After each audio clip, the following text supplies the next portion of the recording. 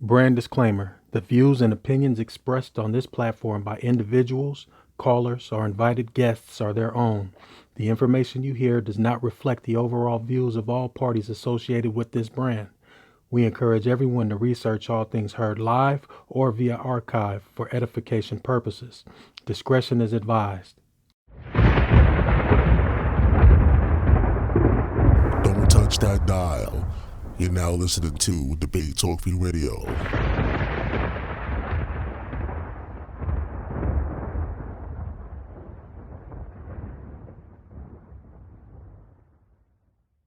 Help keep the show on the air. If you want to help, you can send your donation to PayPal. The email is debatetalkforyou@gmail.com or through Cash App, $Sal Showtime.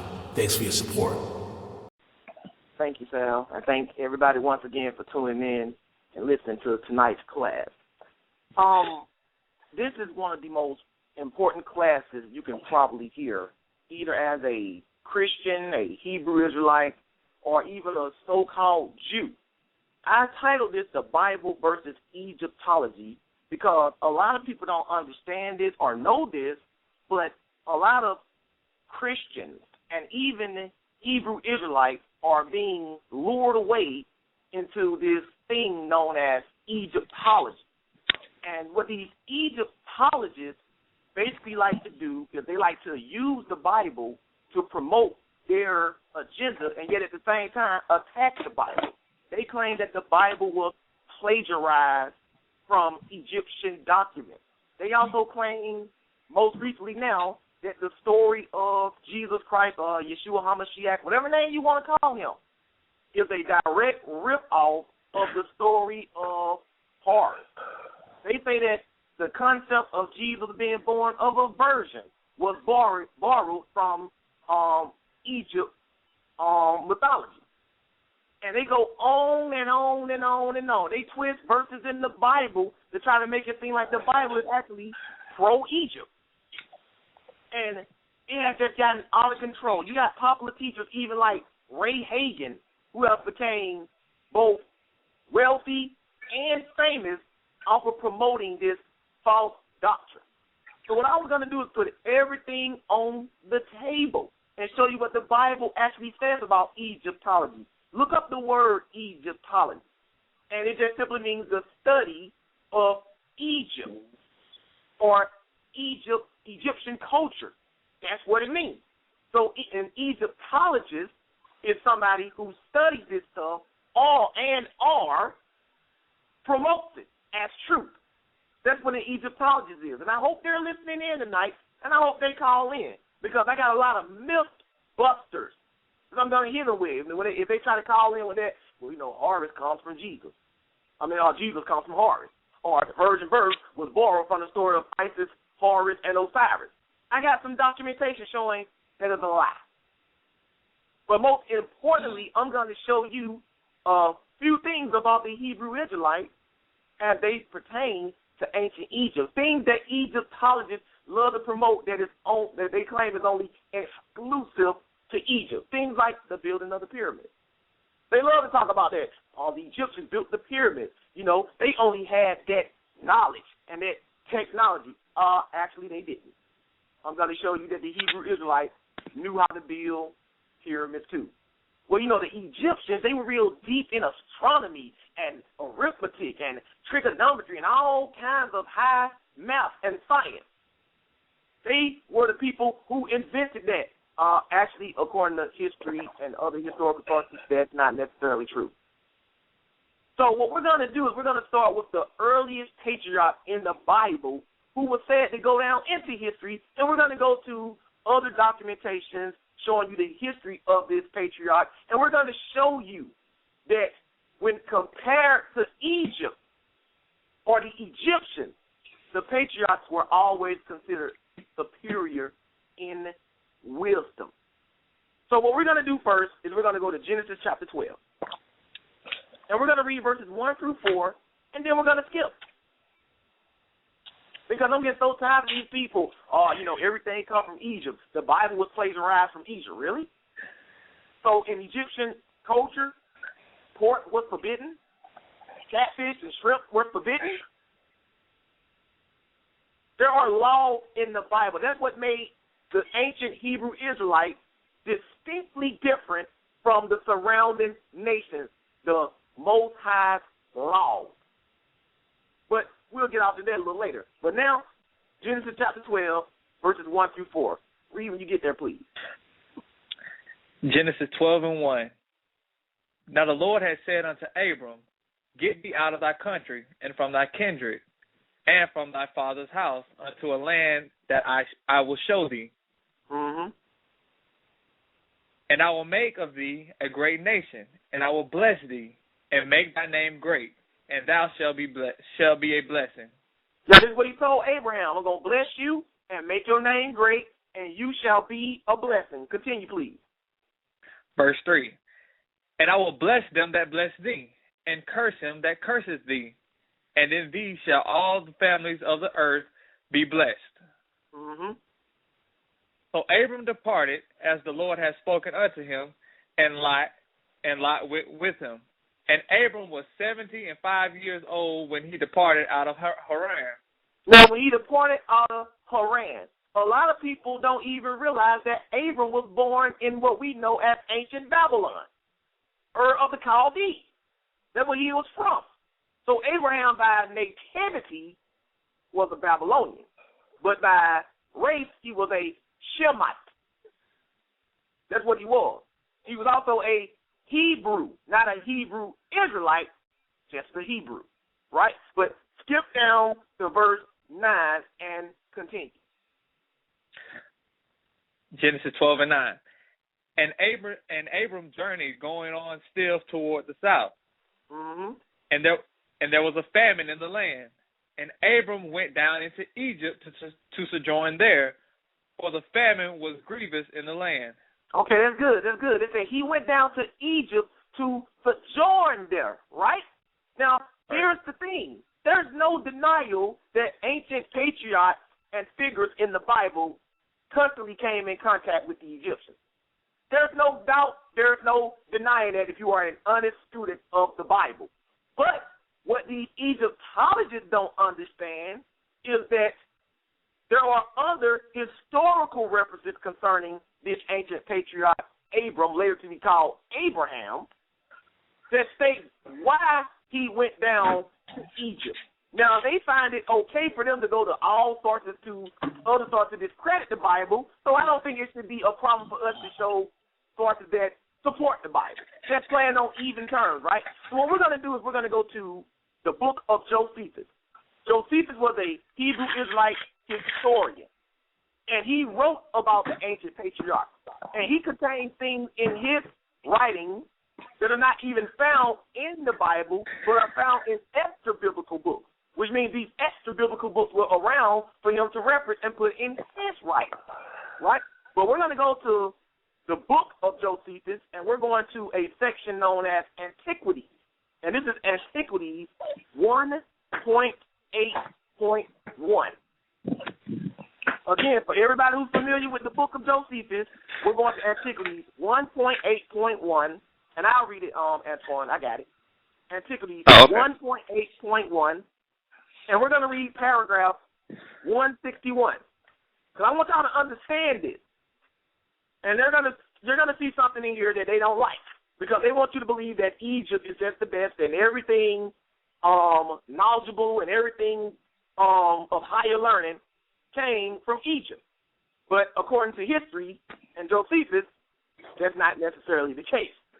This is Antiquities 1.8.1 in paragraph 161, and it reads, Now after this, when a famine had invaded the land of Canaan, and Abram had discovered that the Egyptians were in a flourishing condition, he was disposed to go down to them, both to partake of the plenty they enjoyed, and to become an auditor of their priests, and to know what they said concerning the gods. This is about the same famine that you're reading about in Genesis chapter 12, when you read verse 10, right? So Abraham went down there to be an auditor of the priests. That means to hear what they have to say concerning the gods. Why? Designing either to follow them if they had better notions than he, or to convert them into a better way if his own notions proved the truest. So Abraham went down there to hear what they have to say about the God and said to himself, hey, if what they say makes the most sense, I'm going to follow their God. But if I believe what I believe makes the most sense, I'm going to try to convert them over to my God, right? But now we're going to go to Antiquities 1.8.2, and we're going to see what happened when Abraham actually came in contact with the Egyptians concerning this knowledge. And we're going to run it all the way down from Abraham to the New Testament, because these Egyptologists are slick, and if you are not grounded in your word, they will convince you that, hey, the Bible is nothing but a plagiarized document of Egypt. So I don't have to follow it. I just become an Egyptologist. Hey, why follow the copy when I can go to the original, right? And that's how they get people, but only people who are ignorant, right? So this is Antiquities 1.8.2, and we're going to read paragraph 166 to 168 to show you something. And look what it says right here. Whereas the Egyptians were formerly addicted to different customs and despised one another's sacred and accustomed rites, and were very angry one with another on that account, Abram conferred with each of them, and confuting the reasonings they made use of. So Abraham was a gifted debater and speaker. He was refuting the doctrinal and religious beliefs of the Egyptians. Because remember, said he went down there to hear what they say concerning the God. And anything dealing with the worship of God is religion. So he's refuting their religion. Look what it said right here. It said, Abram conferred with each of them, and confuting the reasons they made use of, everyone for his own practices, demonstrated that such reasonings were vain and void of truth. That's what he was saying concerning their God. Whereupon he was admired by them in those conferences as a very wise man. So the Egyptians admired Abraham. They weren't like, oh, this is some old crazy Hebrew believing in a false God.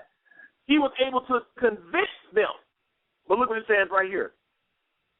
It says, and one of great wisdom, when he discoursed on any subject he undertook, and this not only in understanding it, but in persuading other men to assent to him. So Abraham was not only gifted in understanding wisdom, but he was also gifted in persuading people to follow him or agree with what he was saying.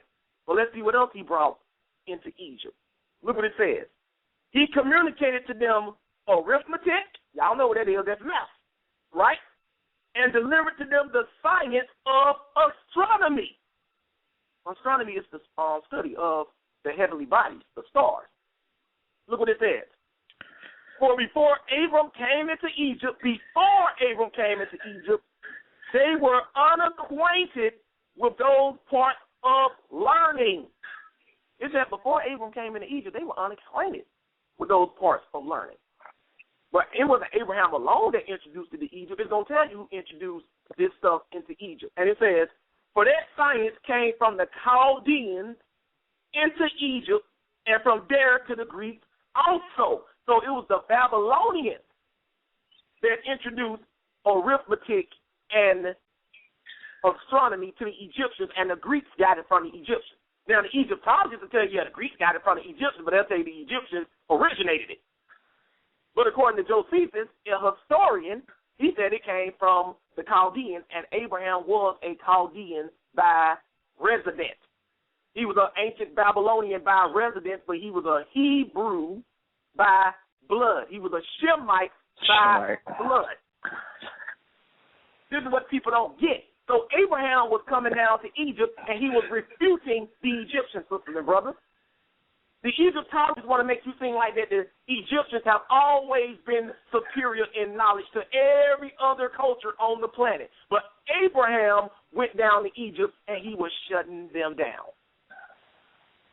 He was refuting their notions, and he introduced some stuff to them from the ancient Babylonians that they didn't even know about at first. Josephus is considered a valid historical document. But I'm going to show you stuff from the Bible as well. And I also have other few, we'll just call them hidden secret weapons, just in case one of them want to call in and try to dispute what I'm saying. Because I really hope that they do. I really hope that they do. When they try to go on that whole little Horus was the original Jesus Christ. Your Jesus Christ story comes from Horus. Please call in and try to promote that. Or better yet, set up a debate. And I will show everybody listening that you are teaching false doctrine. But we're going to keep this moving. Now, let's go back to Genesis. Because we're dealing with how the early patriarchs dealt with Egypt, right? We're going to Genesis 39. See, they're not going to tell you all of this stuff. And these Egyptologists are sweeping the nation. Almost every Egyptologist you come across was a Christian or a Hebrew Israelite first. That's a fact.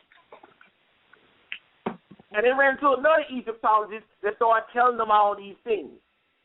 And they said, you know what, that make a lot of sense. And before you know it, our people have gone back to Egypt, something the Bible tells you don't do. But this is Genesis 39, and we're going to read verses 1 to 4.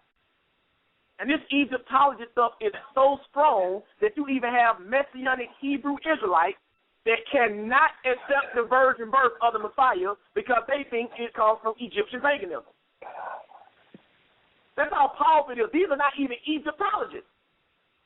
I got a brother right now that's going to debate me on the virgin birth in an upcoming debate, and the first thing he's going to say when he debates me is, I don't believe the virgin birth because it's pagan. Why is it pagan? Because it comes from pagan cultures, Egyptology, Horus, or Nimrod, and Semiramis, and Tammuz, or Isis, Horus, and Osiris. That's going to be what he throws at me. I already know this. But where did he get the idea that the virgin birth was pagan? From this propaganda that these Egyptologists push. See, they got to twist it even though you're not one of them. But like I said, I got a lot of documentation showing that according to Egyptian literature, Horus was not born of a virgin. Horus was conceived under normal circumstances as far as intercourse is concerned. Well, not normal, but sex took place. I'll tell you that. Sex definitely took place. It tells you that. But this is Genesis 39, verses 1 through 4, and then read that. Go ahead. Genesis 39, verse 1. And Joseph was brought down to Egypt, and Potiphar, an officer of Pharaoh, captain of the guard, an Egyptian, bought him of the hands of the Ishmaelites, which had brought him down thither. So Joseph was sold into Egypt. So now we have another patriarch in the Bible coming in contact with the Egyptians. We already seen how Abraham measured up against the Egyptians as far as wisdom was concerned. We already see that, right? Go ahead and read. Right. And the Lord was with Joseph, and he was a prosperous man, and he was in the house of his master, the Egyptian. And his master saw that the Lord was with him, and that the Lord made all that he did to prosper in his hand. Mm-hmm. And Joseph found grace in his sight, and he served him. And he made him overseer over his house and all that he had put into his hand. So God was blessing Joseph while he was in Egypt. Like I said, I'm not denying that the ancient patriarchs came in close contact with the Egyptians, and later on, during the times of the prophets and the kings, they wanted to keep going back to Egypt. The Egyptians did. You follow what I'm saying? But I'm trying to show you what these Egyptologists will try to throw at you to try to throw you off and make you think your Bible is a plagiarized document, right? They have even gone as far as telling people that the Hebrew name Israel stands for Isis, Ra, and the Canaanite deity El. They will tell you that. See, it's Israel. Isis, Ra, El. Your Bible is incorporating Egyptian deities into the name of the Hebrew Israelites. So every time you call yourself an Israelite or say you are from Israel, you're saying you're from Isis, Ra, and El. They say that, sisters and brothers. That is nonsense. I'm going to show you that. It's all lies, sisters and brothers. Nothing but a trick of the devil to try to get you back to worshiping these pagan deities and thus worshiping the devil himself. Because the Bible tells Right. you that when you worship pagan deities, you are actually worshiping the devil. Right. The devil is shrewd, sisters and brothers. He's not going to come to you and say, hey, I'm the devil. Come worship me. Most people going to be like, no, you're the devil. He knows it wouldn't go down that easily. So the devil has to trick you into worshiping him, sisters and brothers. That's how he operates. He has to trick you into worshiping him. And that's what's going on with these Egyptologists. They have allowed the devil to trick them into worshiping him. And they ambush unsuspecting Christians and Hebrew Israelites and make them think that the Bible is nonsense. I know a handful of people right now who have fallen for the okie doke. They have fallen for this deception. But you know what? They ain't never called me up. They ain't never said, hey, Josh, I believe that, the Egyptology is the truth. But they haven't ever called me up and tried to present it to me out of fear that I'll refute it. See, a lot of people want to get off in the stuff, and they don't want anybody messing with it because that's what they want to do. They want to study that stuff. But if you really were studying with absolute Bible truth or any other Hebrew Israelite account, and you believe that Egyptology was the truth, then why wouldn't you bring it back to the place where you came from and see if it could stand up to scrutiny rather than just believing it and walking out? It doesn't make sense. So what I want these people to do is to call in and see if the Bible can stand up to scrutiny of Egyptology. I want them to bring up some documents showing that Horus was born of a virgin, that Horus had 12 disciples. They have even gone as far as referring to Isis as Isis Mary or Isis Miriam, even though not a single Egyptian document contains Isis Mary or Isis Miriam. The only thing they're trying to do is fuse the worship and honor of their Lord and Savior with paganism. This is going on since day one. But we're dealing with Joseph. Now, go right over to chapter 41. And I want you to read verses 37 to 39, then we're going to skip. Y'all need to know this, sister and brother. This thing is sweeping the nation, especially in New York. They deep on that stuff up in New York. Oh, yeah, man, Egypt, man. You need to get down with Egypt, man. It's all about Egypt, man. Everything came from Egypt. Yes, everything did come from Egypt. All this paganism that we got today came from Egypt. You're right. I agree with you on that. But what the problem is, they're telling you there's nothing wrong with it. And if you really want to get technical, it's a combination of Egypt and Babylon. So they really came from Babylon.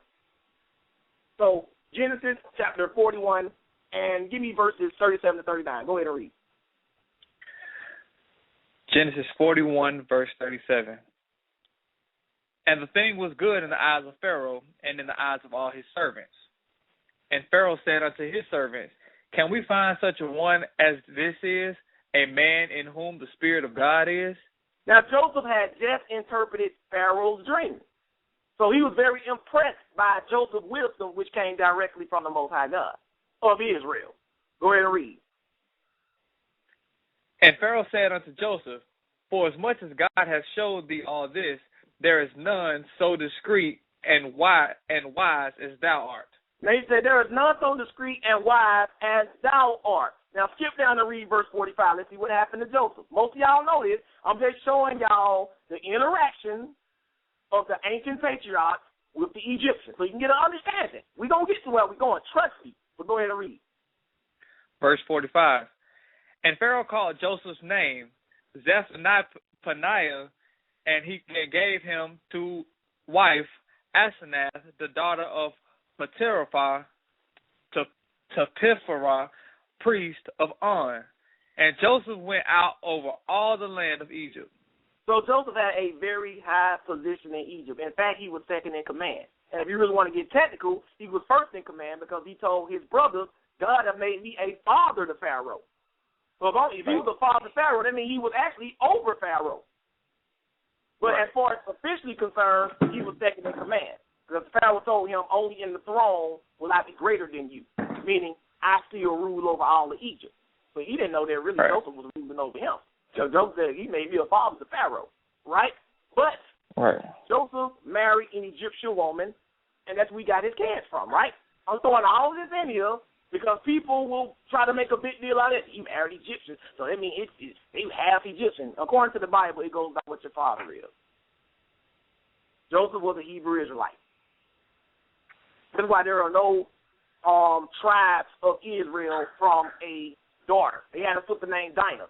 She could not have a tribe because she was a woman. Tribal inheritance has to have a male progenitor. You follow what I'm saying? That's how it is. That's why there's only 12 tribes and not 13, right? But let's move on. Now, let's go to the book of Jasher. For all of y'all that are not familiar with the book of Jasher, it is mentioned in the book of Joshua and in the book of 2 Samuel. What people don't understand is that this book of Jasher that we're reading from is actually a historical document based off of Hebrew Israelite ancient belief and tradition. So it gives you a understanding of what the Hebrew Israelites believed concerning their patriarchs, and particularly how they came in contact with the Egyptians. Now we're going to read a story here about Joseph while he was in Egypt and when his brothers came to visit him. This has something to do with the wisdom and the knowledge, right? I'm showing you that all these things that the Egyptologists make a big deal about, ancient extra biblical documentation shows you that the Israelites knew this stuff too. So they love to go on that knowledge, those pyramids. See, nobody else can build those pyramids. The secrets of all knowledges are in those pyramids. Let's go on YouTube and go, and if you say in New York, you know what I'm talking about. And listen to them just go on and on and on about the wonders of Egypt, and you even mention the word Bible, you are ridiculed and laughed at. Right. Because they think Hebrew Israelites didn't know anything. But I'm here to show you, sisters and brothers, that the Hebrew Israelites were very knowledgeable in things like math. Because if Abraham knew it, he taught his son Isaac, and Isaac taught his son Jacob, and all the 12 tribes knew about this stuff. That's how knowledge works. You hand it down from generation to generation. No way is Abraham going to drop all this knowledge and science on the Egyptians, but don't tell his own people. Come on, y'all. So if the Babylonians brought it to the Egyptians, and Abraham was a Babylonian by residence, then of course he's going to tell his own seed about it. You know that. So this is Jasher chapter 53. I'm going to read it, Antoine. This is Jasher chapter 53. Do you have a Jasher, by the way, with you? I'll have to go get it. Don't worry about it. We good. All right. This is Jasher chapter 53, and this is verses 16 to 21. Jasher 53, verses 16 to 21. Now listen to this. And Joseph swore to them, and he pressed them hard, and they drank plentifully with him on that day, about him and his other 11 brothers.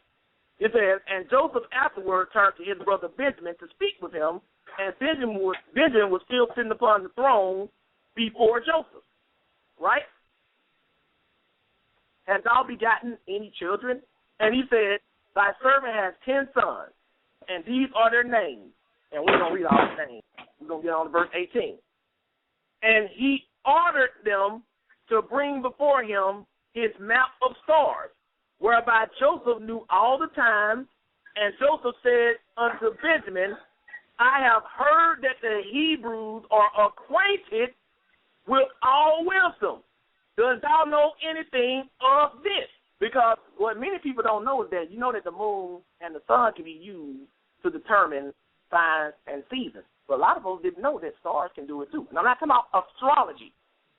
I'm talking about astronomy. You can tell if you go outside at night by where certain constellations are when you look up what time of the year it is. Like if it's springtime, the constellation Orion, if you walk outside your front door, it don't matter where you are on the planet. In springtime, if you walk out on a clear night and you see the stars, depending on what time of year, if it is spring, it might be right in front of your door. And you walk out during the wintertime on a clear night and you see that same constellation of stars, and it's always to the far right. So stars can be used to determine signs and seasons too. It told you that in Genesis 1. It said, let them, the sun, the moon, and the stars, be for signs, seasons, days, and years. So don't get all thrown off when they say he used the stars to determine signs. That's astrology. He's using stars. You know, that's witchcraft. No, stars were used to know what time of the year it was too. That's a scientific fact. It has nothing to do with religion or believing in spirituality. But we're going to continue reading, right? Now, he asked Benjamin, do you know anything about this? Because we already know that Abraham introduced astronomy to Egypt anyway, right? So the Egyptians were well, like what Benjamin said. And Benjamin said, thy servant is knowing also in all the wisdom which my father taught me. Benjamin's father was Jacob or Yaakov. Yaakov's father was Isaac. Isaac's father was Abraham. So if Benjamin was taught it by Jacob, that means Jacob learned it from Isaac and Isaac learned it from Abraham. See how it's all lining up? He said, my father taught me this stuff. Look what he said. And Joseph said unto Benjamin, look now at this instrument and understand where thy brother Joseph is in Egypt, who you said went down to Egypt. So he had a map of the stars, which was a reflective print of where everything is located in Egypt.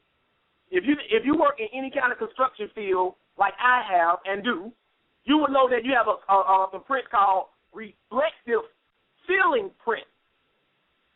In other words, where everything is located from a bird's eye view.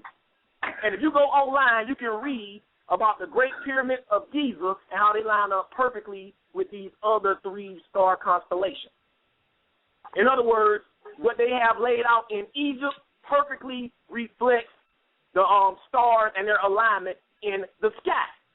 It's like a mirror of it from the ground to the sky. And this is what you're reading about right here.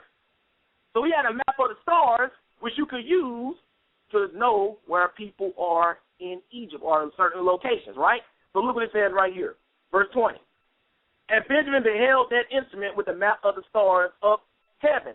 I don't know what the instrument was. Maybe it was a compass or a compass and a square. I don't know, right? But look what it says.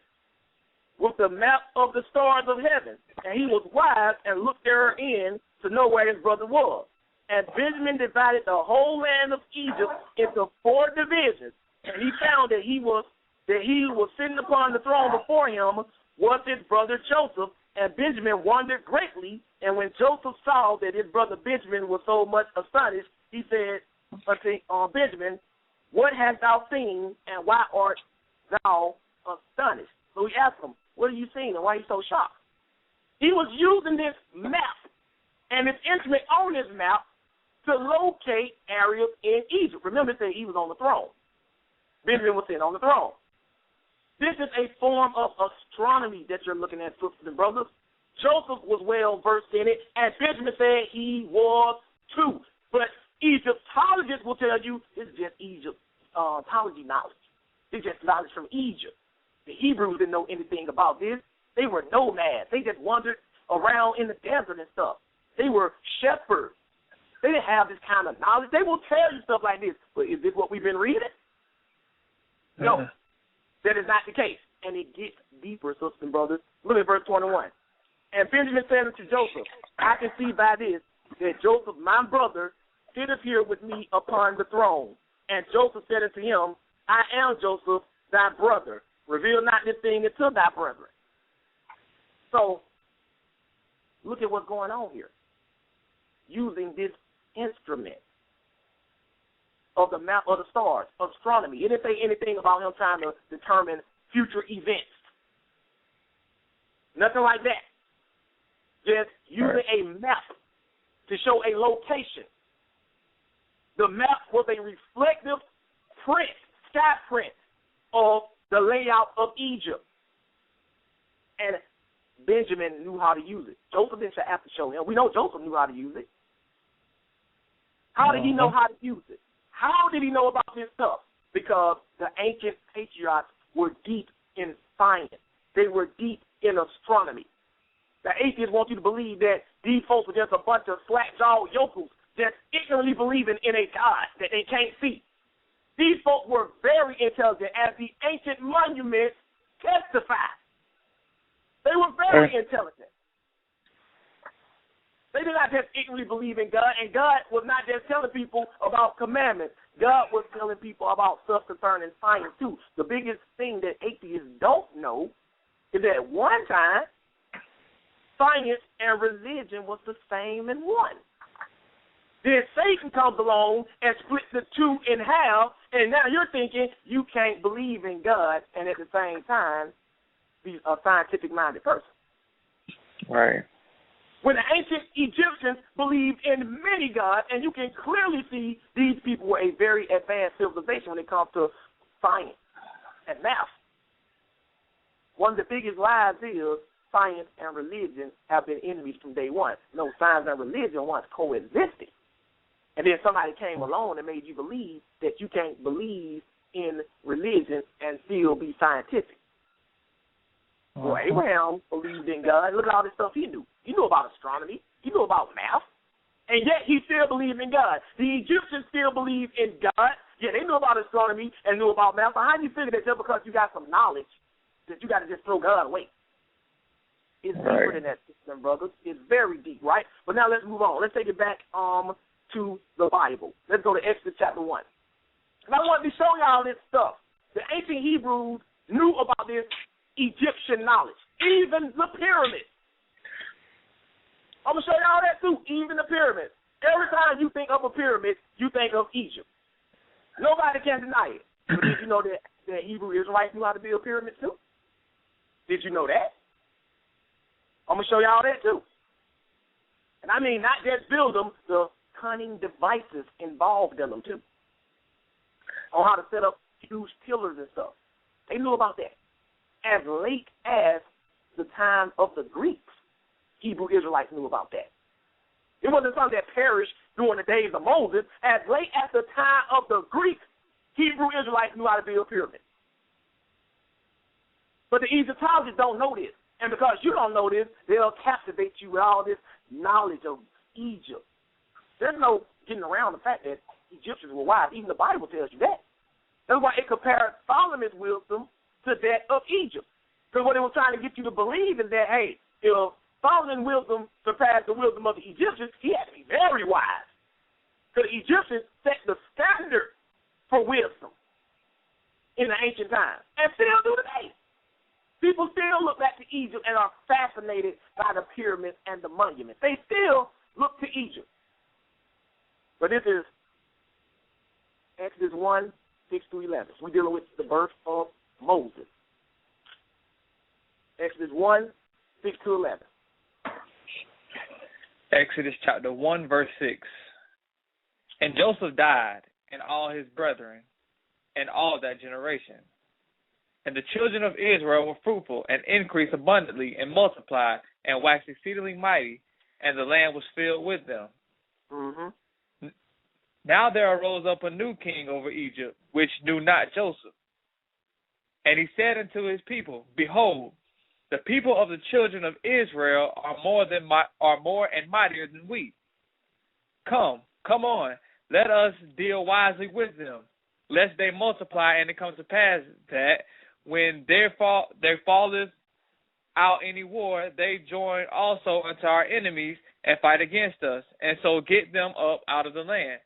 So the Egyptians decided to do this to prevent the Hebrew Israelites from overthrowing them, right? So what did they decide to do? Go ahead.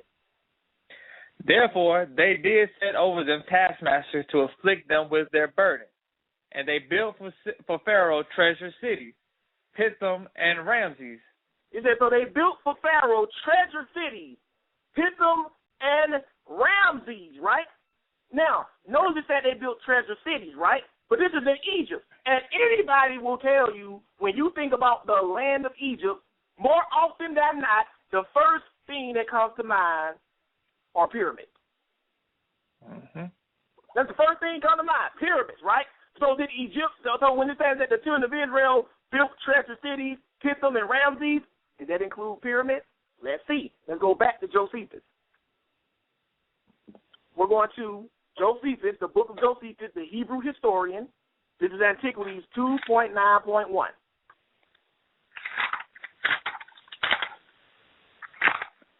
Antiquities 2.9.1. If you are not familiar with Josephus, that is fine. You can listen to this class again in the archives, get these references, and then go look at the book online. You can get the book online for free, or you can order it, and you can go to these references. This is Antiquities 2.9.1, and we're reading paragraph 201 to 203. Once again, Antiquities 2.9.1 and paragraph 201 to 203. Oh, you got it, one? Okay, you can read it. Go ahead. Go ahead. All right. Antiquities 2.9.1, paragraph 201. Now it happened that the Egyptians grew delicate and lazy as to painstaking, and gave themselves up to other pleasures, and in particular to the love of gain. They also became very ill affected towards the Hebrews, as touched with envy at their prosperity. For when they saw how the nation of the Israelites flourished, and were become eminent already in plenty of wealth, which they had acquired by their virtue and natural love of labor, they thought their increase was to their own detriment, and having, in length of time, forgotten the benefits they had received from Joseph, particularly the crown being now come into another family, they became very abusive to the Israelites and contrived many ways of afflicting them. Okay, stop for a second. Now, this is the same story that you just got through reading in Exodus chapter 1. Josephus is just going into more detail, right? Now, we read in Exodus that they built treasure cities, Pithom and Ramesses, right? Well, go ahead and read. Paragraph 203. For they enjoyed them to cut a great number of channels for the river, and to build walls for their cities and ramparts, that they might restrain the river and hinder its waters from stagnating upon its running over its own banks. They set them also to build pyramids. Hold on, they set them to build what? Pyramids. Build what? Pyramids. If you ask any Egyptologist right now, did anybody know how to build the pyramids in ancient Egypt? Other than Egyptians, they'll say, well, other than the Mayans and some other people, because pyramids appear all around the world, for one thing. So they kind of had to abandon that argument. You follow what I'm saying? Because now people are finding pyramids all over the world. You know what I'm saying? But they'll tell you that the Egyptians originated it, right? But it just told you right here that the children of Israel were building pyramids. They set them to build pyramids. Common sense would tell anybody that if the children of Israel were ordered to build pyramids, they had to know how to do it. This is construction, sisters and brothers. I work in the construction field. You're not going to tell me that your foreman is going to put you on a project and not show you how to do it. All right. You have to know how to do it. So did the ancient Hebrews know how to build pyramids? Yes. Did they build in the pyramids? Yes. Keep reading. Yes. And by all this wore them out, and forced them to learn all sorts of mechanical arts, and to accustom themselves to hard labor. It said they forced them to learn all kinds of mechanical arts. Mechanical arts concerning what? The construction of these pyramids, sisters and brothers. So this Hebrew Israelite, from as early as the time of the death of Joseph, knew how to build pyramids. It was a trait and a knowledge prevalent in Israel. So why didn't they ever build any pyramids? Because they didn't want to learn any of the semblance of Egypt. But later on, some of them still did. And we're going to read that. They knew how to build pyramids, sister brothers. So far, everything we're reading that the Egyptologists try to bring up to make Egypt sound so special, Israel could do it too. That's my point. They could do it too. Well, the Egyptians built pyramids. The Hebrews knew how to do it too. Well, the Egyptians had knowledge of math and astronomy. The Hebrews did too. Nothing you can show me from Egypt can really impress me at this point. But that's how they get people, because they lure you in. They captivate you. See, look at all this stuff right here. The Egyptians, they did this. They did that. Egypt, Egypt, Egypt. But if you do a little research, you'll say, wait a minute. I can still be a Christian and like pyramids. Why? Because the Hebrews, they knew how to build pyramids. They built pyramids through forced labor, but I'm going to show you later on that one Hebrew Israelite did it voluntarily. We're going to read that now. Let's go to the Apocrypha. We're going to 1 Maccabees. You got your Septuagint with you? Got it. We're going to 1 Maccabees. They don't tell you this stuff.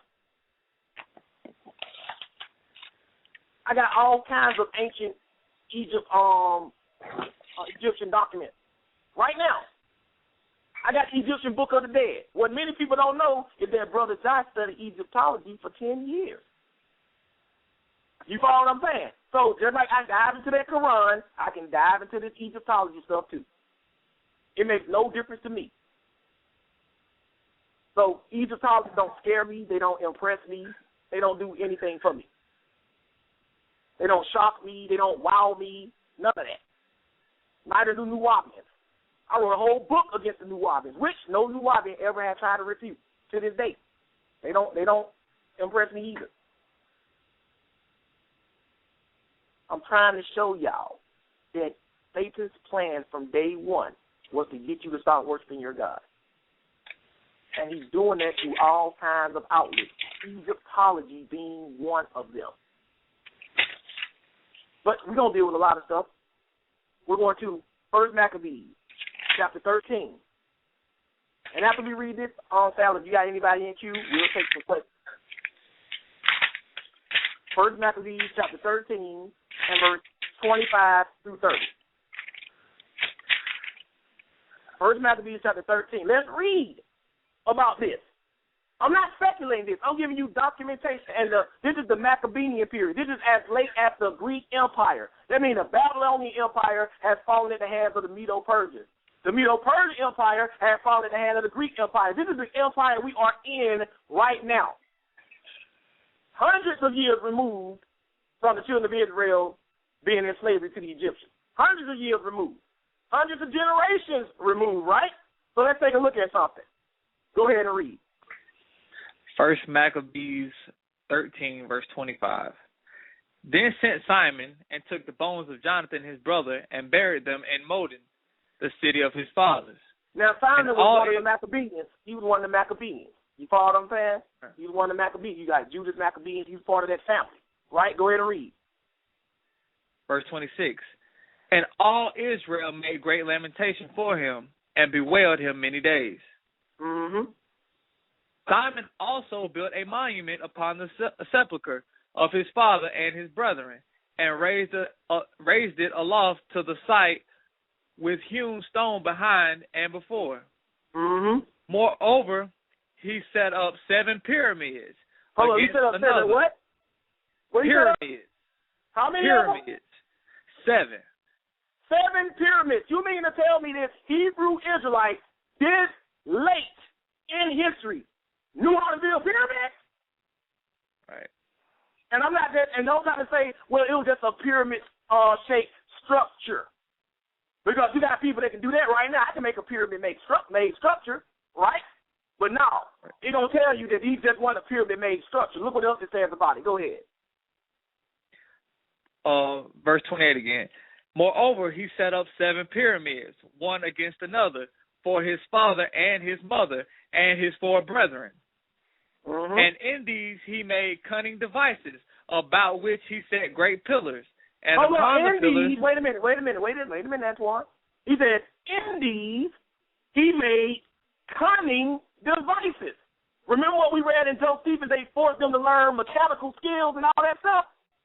Right. It said, in this he made cunning devices. He made cunning devices about the which he set great pillars.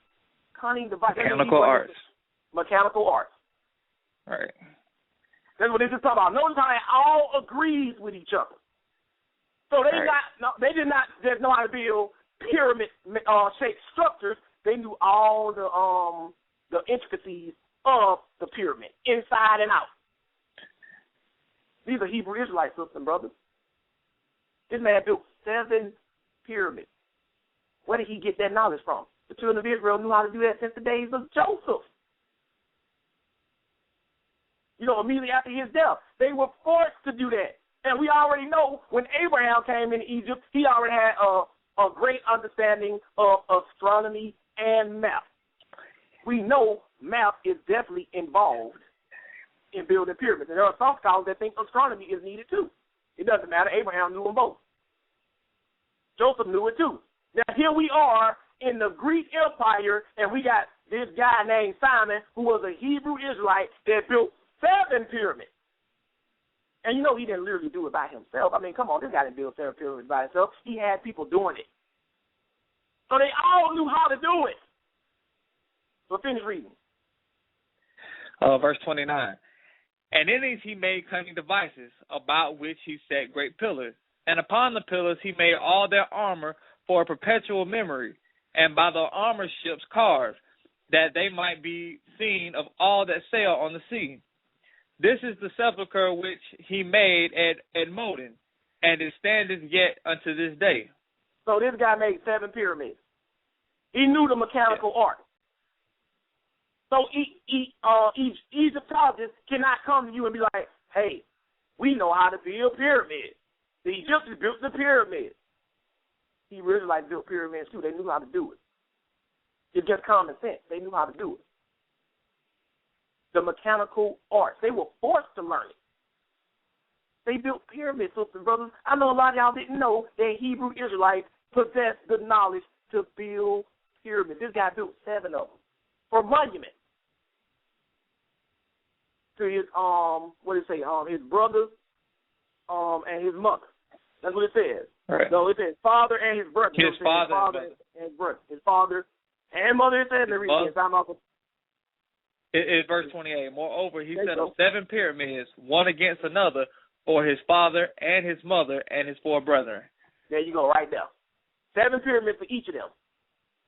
Right? So he knew how to do it. They knew how to do it. So no more being all captivated by the fact that the Egyptians built the pyramids. Big deal. The Hebrews knew how to do it too. But now, do we have anybody in queue right now? Yes, we do. Once again, you're now listening to Debate Talk for You Radio, Season 3, the title of this class, The Bible Vs Egyptology. Once again, the title of this class, The Bible Vs Egyptology. The number is 646-716-7320. If you have any questions or comments, press the number 1. Once again, the number is 646-716-7320. This is the public Q&A time, where you, the people, call in with your questions, your comments. So we're going to get to your questions right after these messages. Stand by. Okay, we are back. Once again, you're listening to Debate Talk for You. This is the public Q&A time, guys. My favorite part of the show, where I hear from the listening audience out there. Feel free to call in with your questions. Let your voice be heard. The number is 646-716-7320. All right, let's go to the first person with a question. 631-418. You're live on Debate Talk for You. Any questions or comments? Good evening. Shabbat Shalom to everybody that recognizes the Most High's Shabbat. This is Joseph from New York. Being from New York, you know, I had to listen to this show live. Couldn't even wait for it to be in the archives. I just want to ask Brother Josh, I just want to make sure I heard you correctly. Did you say that you wrote a book against the Nuwabians? That is correct. It's called Take Heed That No Man Deceive You. I changed the title. It was 361 questions to ask a Nuwabian, but I changed it to like 101 or 102. But yes, I wrote a book. Yes. About 8 or 9 years ago. Okay, so it's called Take Heed That No Man Deceive You. That's the first. That's like you know how they have like a book has like a little heading in the main title. It's actually called Take Heed That No Man Deceive You. The official first title was 361 questions to ask the Nuwabian. It's like split up in volumes. I just did volume 1, and volume 1 has like 102 or 103 questions. Okay, brother. Thank you. I appreciate you. Keep teaching. Great class. Praise God. Yeah, I appreciate your call, my brother. Appreciate your call, man. Representing New York, no doubt. All right, let's go to the next person. Look at the next person. 315-863. You're live on Debate Talk for You. Any questions or comments? Yeah, shalom, Josh, Antoine, and Sal. This is Sal mine. Hey, What's up, shalom, Sal, Sal. man? Not much. I was just wondering how you felt about. I heard that the giants had something to do with these pyramids. I was wondering if that was a heresy, or if you have any information on that. The giants helped build the pyramids. Well, I've heard that as a theory only that was put forth, and also the same theory was put forth with Stonehenge, right? Now, that theory could still be possible, but that does not, negate the fact that the children of Israel knew how to build pyramids as well using mechanical art. While if the giants did it, they just used most like brute strength. That's what the people who adhere to that particular theory believe, because they said some of the stones were impossible to, transport, and for where they were taking them from. They got all kinds of videos on YouTube about it. But one thing we do know is that they were built, and according to Josephus and even the book of Maccabees, we knew it was done by normal human beings with just cunning devices, like mechanical art. Right. Okay, thanks. No problem. Thanks for your call. As usual, once again, the number is 646-716-7320. See, we got more questions in the queue. Once again, feel free to press the number 1 if you have any questions. Let your voice be heard. Once again, the number is 646-716-7320. There's a lot of people out here right now. I really appreciate you guys for tuning in to Debate Talk for You. Let's go to the people. Let's see what they got to say. 203-954. You're live on Debate Talk for You. Any questions or comments? Sure. Can y'all hear me? Yeah, I can hear you, brother. Yeah. Clear. Hey, Shabbat Shalom, brothers, Brother Antoine and Brother Josh. It's the sword of the flock, man, from the room. How y'all doing? Hey, Shabbat Shalom, bro. Hey, man. Hey, this lesson was extraordinarily timely, man, because I was actually just thinking about this. But my question is, I ain't trying to derail y'all class, but at some point y'all going to deal with the Hyksos, because you get some Egyptologists that want to say that, the Hyksos period conflicts because it doesn't link up with Manetho's timeline. So I know Josephus touched, or he talked a lot about this. So if y'all get ready to talk about it, I don't want to derail y'all. Well, see, there's the thing, right? Egyptologists would have to admit that even their own Egyptian scholars cannot come to an agreement on the timeline of Egypt. In fact, the legends of the gods in Egypt, because what Egyptologists love to do, they like to say, your Bible full of contradictions. Did you know there is not a single definitive story of Horus, Isis, and Osiris in Egyptian literature? There are all kinds of conflicting stories. I mean, big conflicts. Not like where there one angel at the sepulchre or two at the sepulchre when they arrived to see Jesus. You follow what I'm saying? After he resurrected. Stuff like the whole circumstance on how Horus was born. You follow what I'm saying? So I didn't plan on dealing with the Hyksos and stuff because it's not really essential to derailing them. You follow what I'm saying? Because they don't even have an agreement on the timelines. And a lot of people who are Egyptologists, right, they are self-proclaimed scholars. They didn't really go to any university or any degree and got any, a PhD in these studies and stuff. They just sat under people like Ray Hagins, absorbed a little stuff from him and looked up a little stuff online and bam, I'm an Egyptologist. You know what I'm saying? Real Egyptologists. YouTube scholars. Yeah, YouTube scholars. YouTube scholars, right. Real Egyptologists admit to these things. Real Egyptologists will tell you Horus was not born of a virgin. Horus was born through conception of sex between Osiris and Isis. They will tell you that. But if you got anybody saying, yeah, man, everything about Jesus came from Egypt, that's a fake Egyptologist, bro. Real Egyptologists who got the degrees and the studies in it, they don't tell you no mess like that because they know that's not what you get when you actually investigate that. Well, yeah, it's like I just figured I'd ask because you get some people out here that want to say, oh, well, since the Hyksos were the Israelites, that don't match up with the timeline. So, Manetho, if y'all saying that the Exodus happened then, Manetho timeline don't line up with y'all. So, I just didn't know if y'all going to deal with that. But if you're saying it's not essential, I mean, you killing them anyway, so it's all good. Right, and scholars can't even, biblical scholars can't even come to an agreement on the timing of the Exodus. So there are countries on both sides of the fence. The Egyptians, the Egyptologists can't agree on exactly the timeline. Neither can the biblical scholars. So, I mean, it doesn't make any sense to debate about something that you can never reach a definite conclusion on. You follow what I'm saying? True indeed, man. True indeed. And people throw stuff out there like that just to derail you from the importance of the things at hand. And I don't care anything about me personally. I don't care anything about the Hickoes or whatever like that. What I'm concerned with is that did it say that the Hebrew Israelites possessed this knowledge? And the history is showing, yes, they did. You follow what I'm saying? Yeah, entirely. Well, hey, I don't want to take up too much time, man. Just want to tell y'all doing a great job, and I'll see y'all tomorrow. Praise God. Praise God. Good hearing from you. Once again, you're now tuned into Debate Talk for You. The title of this show, The Bible Vs Egyptology. The Bible Vs Egyptology. The number is 646-716-7320. Let your voice be heard. Feel free to call in. The number is 646-716-7320. Let's go to the next person here. 252-822. You're live on Debate Talk for You. Any questions or comments? Peace, Brother Sal. This is Brother Raheem Ali. Peace, shalom to Brother Josh and Antoine. How y'all doing tonight? Hello. Hey, shalom, Raheem.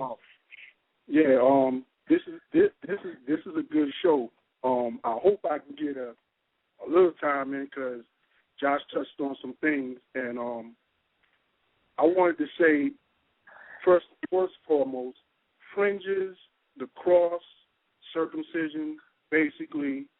What they have found is those predate anything that happened with Jesus and so forth. I can deal with that.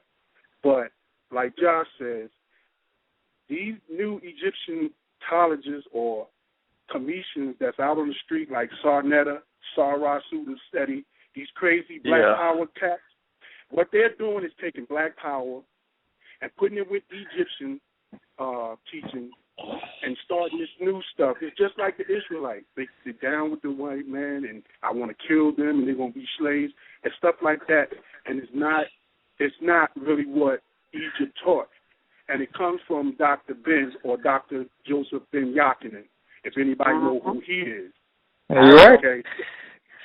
So I wanted to go on. I wanted to go down the line because Josh said some very interesting things.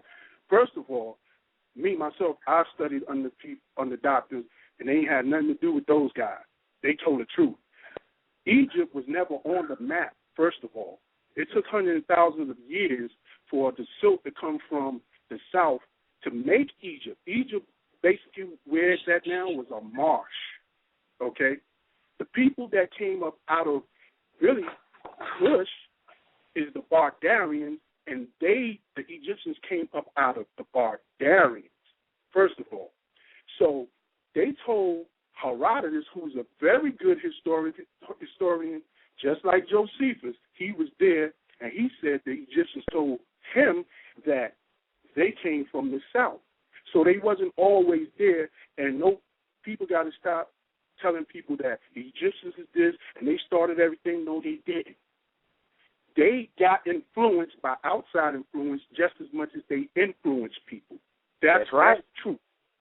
You get what I'm saying? The Virgin Mary thing, Dr. Yamaguchi, Ray Hagen's a funny guy. Ray Hagen, I'm going to tell you a little story. Dr. Yamauchi said the virgin birth was not that. What they trying to put out as like what the Quran or the Bible say, because they say the Bible and the Quran plagiarize Egypt. So it's just not Christianity. This is what it says. I'm going to read you a spell from one of the coffins, spell 148 from the coffin. O you gods, I am Isis, Osiris, who judged the slaughterings of the two lands. His seed, there's a seed, is within my womb. I am Isis, one more spirit like the August than the gods. The god Horus is within this womb of mine, and he is the seed, that was seed, of Osiris. And I got more, but I don't need to read them. But right there, it shows you it's not a virgin birth. But what they have tried to do is clean it up and saying, now the virgin birth is a clean birth. Every child that comes out is supposed to be clean. So I'm like, yeah, you try to clean it up, but it's not like what the Quran and the Bible is saying. So that's what's going on. Ray Hagen. Come on here, Raheem. Ray Hagen is, listen to this, y'all. Ray Hagen is a professed Christian for 30 years. He switched over to being a comedian. He got his rights done by Ashraf Kwesi. I don't know if anyone is familiar with him, but he's like one of those top scholars of that. And he said that version, the version from Christianity and Islam comes from Egypt, which he's wrong because there wasn't no version. Exactly. And I was at a debate where he tried to debate Dr. Wesley Muhammad in New York, 2009. I got it on video and it's on YouTube. I was there. He ain't had nothing to say. His own people, the Egyptians, got mad at him because of this. Okay?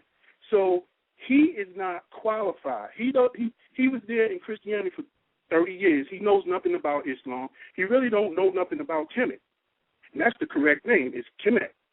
Yeah, and they had slaves. The commission had slaves. They raided them from Nubia.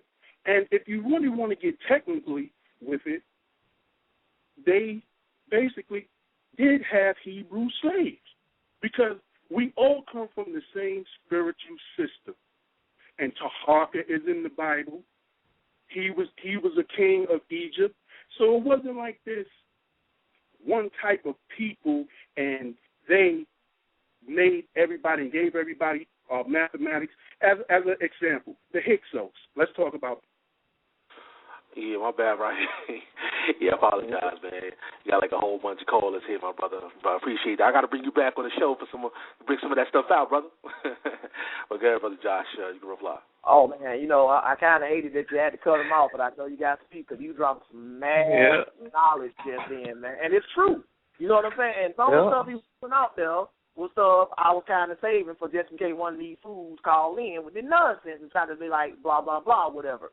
You know what I'm saying? But he read an excerpt from a document about, proving that there was sex involved. So I want to put one out there for the people. This is called A Hymn to Osiris from Dynasty 18. And it's Stella at the Louvre Circle. It's at C286, right? It narrates her actions in the form of two scenes. One, Isis searches and her care for the body, because Osiris' body supposedly got chopped up.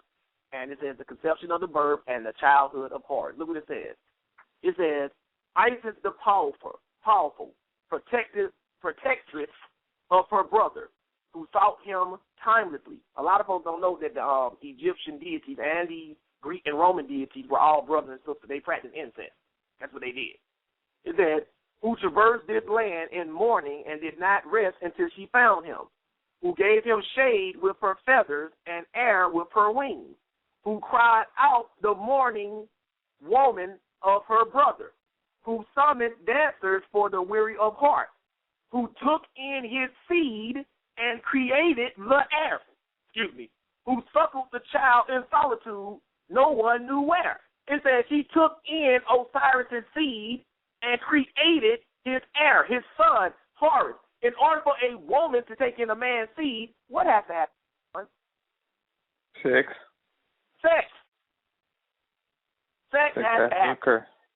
So this is not a virgin birth.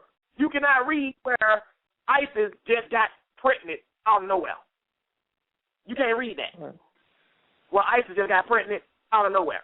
And then all of a sudden, here comes Horus. No, Osiris and Isis had sex to conceive Horus. This is why a lot of Hebrew Israelites don't believe in the virgin birth as stated in the New Testament because they have been taught by their elders that the virgin birth comes from pagan customs and cultures, so they can't accept it because they've been influenced by the Egyptology nonsense and don't even know it. But you can go to the next caller, Sal. Yeah, by the way, just to let people know, Raheem is going to be back on the show actually next Tuesday, October 8th. So make sure you tune in to Debate Talk for you. Let's go to the next person. And once again, those people that actually ask questions already, do me a favor. Let's press the number 1. If you want to ask another question, press the number 1 twice. All right, so let's go back to the people. Let's see here. 770-648. You're live on Debate Talk. If you have any questions or comments? Yeah, I have a question and comment. This is Brother Ward. That was a great class. I just want to ask Josh, did you say that the Egyptians built pyramids? Yeah, I said the Egyptians, they built pyramids, and they had forced the children of Israel to build pyramids. Okay. Where did you get that information from? I'm just curious about the Egyptians building. Huh? That the Egyptians built pyramids, it is a recognized belief among documents gathered that the Egyptians built the pyramids. Although there are some theories about giants building the pyramids and things of that nature, but it is recognized that the Egyptians built their own monuments, and they also forced other people in some situations to build monuments for them. Even if they didn't build them themselves, they gave other people who they enslaved or hired the knowledge to build it for them. That's what's recognized. Okay. All right. Thanks, bro. No problem. All right, once again, if you have any questions, feel free to call in. It's your time, guys. 646-716-7320. Don't be shy. Call in with your questions. It's like thousands of people right now that's listening to the show. Once again, I really appreciate all of you guys for tuning in and Debate Talk for you. I think Raheem is back. Hold on for a second. What's up, Raheem? Yeah, what's going on? Yeah, you want to add something, brother? Yeah, give me some more time. I wanted to add something real quick. Like I was saying, the Hyksos are the ones who introduced to the so-called the powerful God, the Egyptians who have everything. They introduced them with chariots and horses. The Egyptians didn't have chariots and horses before them. You see what I'm saying? So they got outside influences from other places, just like they influenced other people. You understand? And I have documentation where they raided for slaves. They took Nubians and made them slaves. And all those people, the Israelites, the Nubians, the people of Moreau, they the same people. So they did take the slaves. I just want to read one thing. I don't know if John know about Meneptah. He had a stele, and on that stele, it mentioned Israel. On that stele, I have it right here. Okay, and it talks about the Assyrian invasion into Palestine and the exile of the 10 tribes of Israel. And they are in hieroglyphics, the word Israel, and there's a bunch of the documentation that I have. But people are not putting out that information about Egypt because this is the big point. It's connected to Masonic. And there you go. They don't want that type of information out there, and I'm going to leave it right there. Josh knows what I'm talking about, and I'm going to leave it right there. All right, man. Appreciate you, my brother. See you on Tuesday. And once again, the number is 646-716-7220. You're now listening to Debate Talk for you. But those that just joined in, the title of this class, The Bible Vs Egyptology, The Bible Vs Egyptology. Once again, the phone line is open to anybody. If you got something to say against this type of lesson, of course, feel free to call in. You know the number, 646-716-7320. All right, go ahead, Brother Josh. All right, and I appreciate it again, Raheem. And yeah, we ain't gonna go there tonight. You know what I'm saying? We'll take that for another show. You know what I'm saying? Oh, okay. Somebody actually pressed number 1, but they pressed it again. But go ahead, you got it.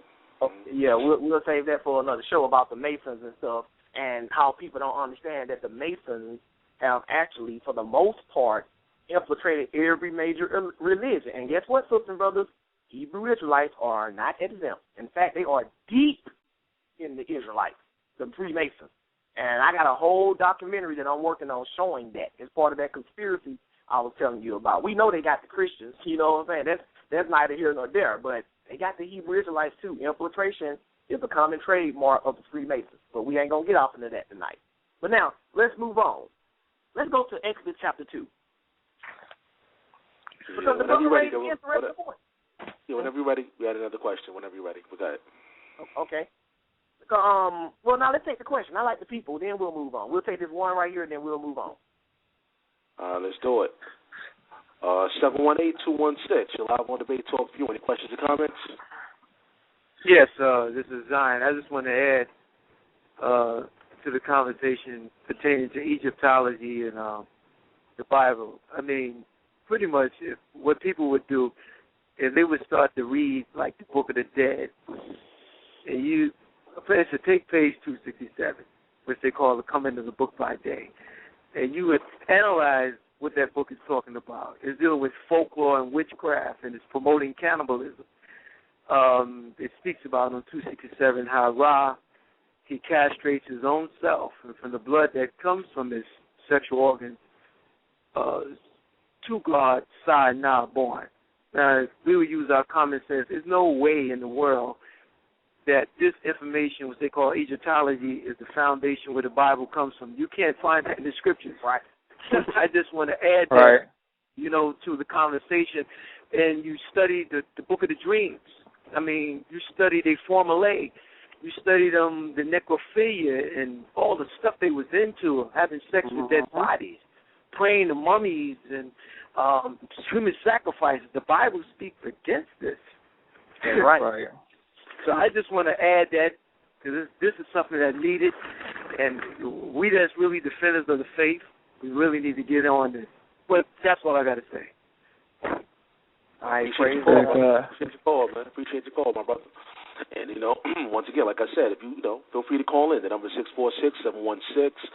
646-716-7320. Once again, I get a lot of emails right now, too, about this show, and I appreciate everybody that's sending me emails at debatetalkview@gmail.com. If you have any questions, I will read them out, but I'm seeing pretty much a lot of comments, so I really appreciate you guys for sending me the emails. Again, Brother Josh. All right, and it's funny he mentioned the Egyptian Book of the Dead, because I'm actually holding it in my hand right now. I have this book, and I have a few of the other books on my computer, because, you can download some of these books for free offline. But I wanted to actually own a copy of the Egyptian Book of the Dead, and the brother is telling the truth. It has some pretty warped-out stuff in there, and I'm saying to myself, how do they figure the Bible plagiarized this stuff when the Bible speaks against this stuff? Like, it's a lot of necrophilia and stuff, and when you say necrophilia, necro actually means anything that has something to do with the dead. A necrophiliac is somebody that has sex with the dead. You follow what I'm saying?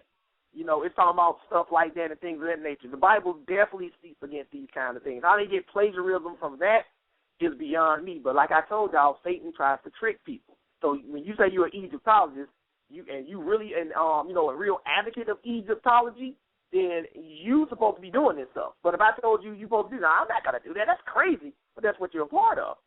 You follow what I'm saying? But let's continue. Exodus 2. And I appreciate all the input people are adding, because this stuff, like you said, it needs to be taught. Exodus 2. And we're looking at the birth of Moses, verse 10. Just read that one verse. Exodus chapter 2, verse 10. And the child grew, and she brought him unto Pharaoh's daughter, and he became her son. And she called his name Moses. Go ahead. And she said, because I drew him out of the water. See, and for all y'all that, just in case you didn't know that, Moses is an Egyptian name. The Hebrew transliteration of it is Moshe. But Moses is an Egyptian name, right? But we see that Moses was raised in the house of Pharaoh. Let's see what he got for that. Let's go to Acts chapter 7. The children of Israel, they knew about this stuff. They knew about pyramids. They knew how to build pyramids. They knew about math and astronomy. They were not just ignorant farmers and shepherds. They had knowledge. They had people sitting in tents, with scrolls and writing apparatuses, doing mathematical equations and stuff of that nature.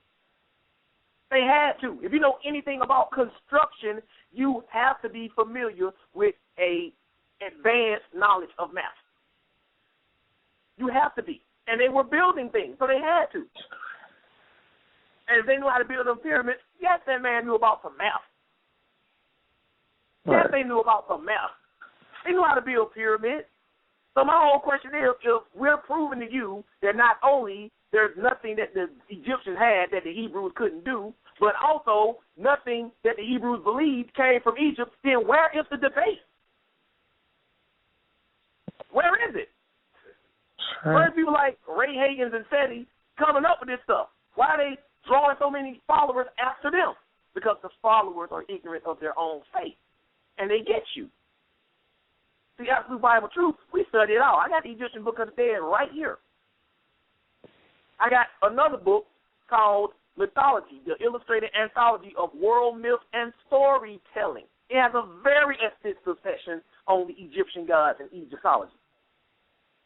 So if anybody call in with what they think, we got actual document to prove what really went down based on what's been researched. But this is that's to let you know, Brother Josh. I'm actually on my Facebook page right now, and I'm seeing a challenge that's being put forth right now on this topic. So, you already got a challenge there right now. This brother named Pharaoh Simeon. Yeah, he's already, we're going back and forth right now about this topic. He's listening right now to the show. So I'm just letting you know, put it out there. Press one. Tell him to press one. What you on the Facebook page for? Press one. Yeah, you already told the brother. But, actually, we had a question in the queue right now. Let's see what this is. Ready? You want to take this question? Yeah, let's do it. All right, let's go to the people. Once again, the number 646-716-7220. It's Debate Talk for You Radio. The title of this show, The Bible Vs Egyptology. Feel free to call in. Let's go to the people. Let's see what they got to say.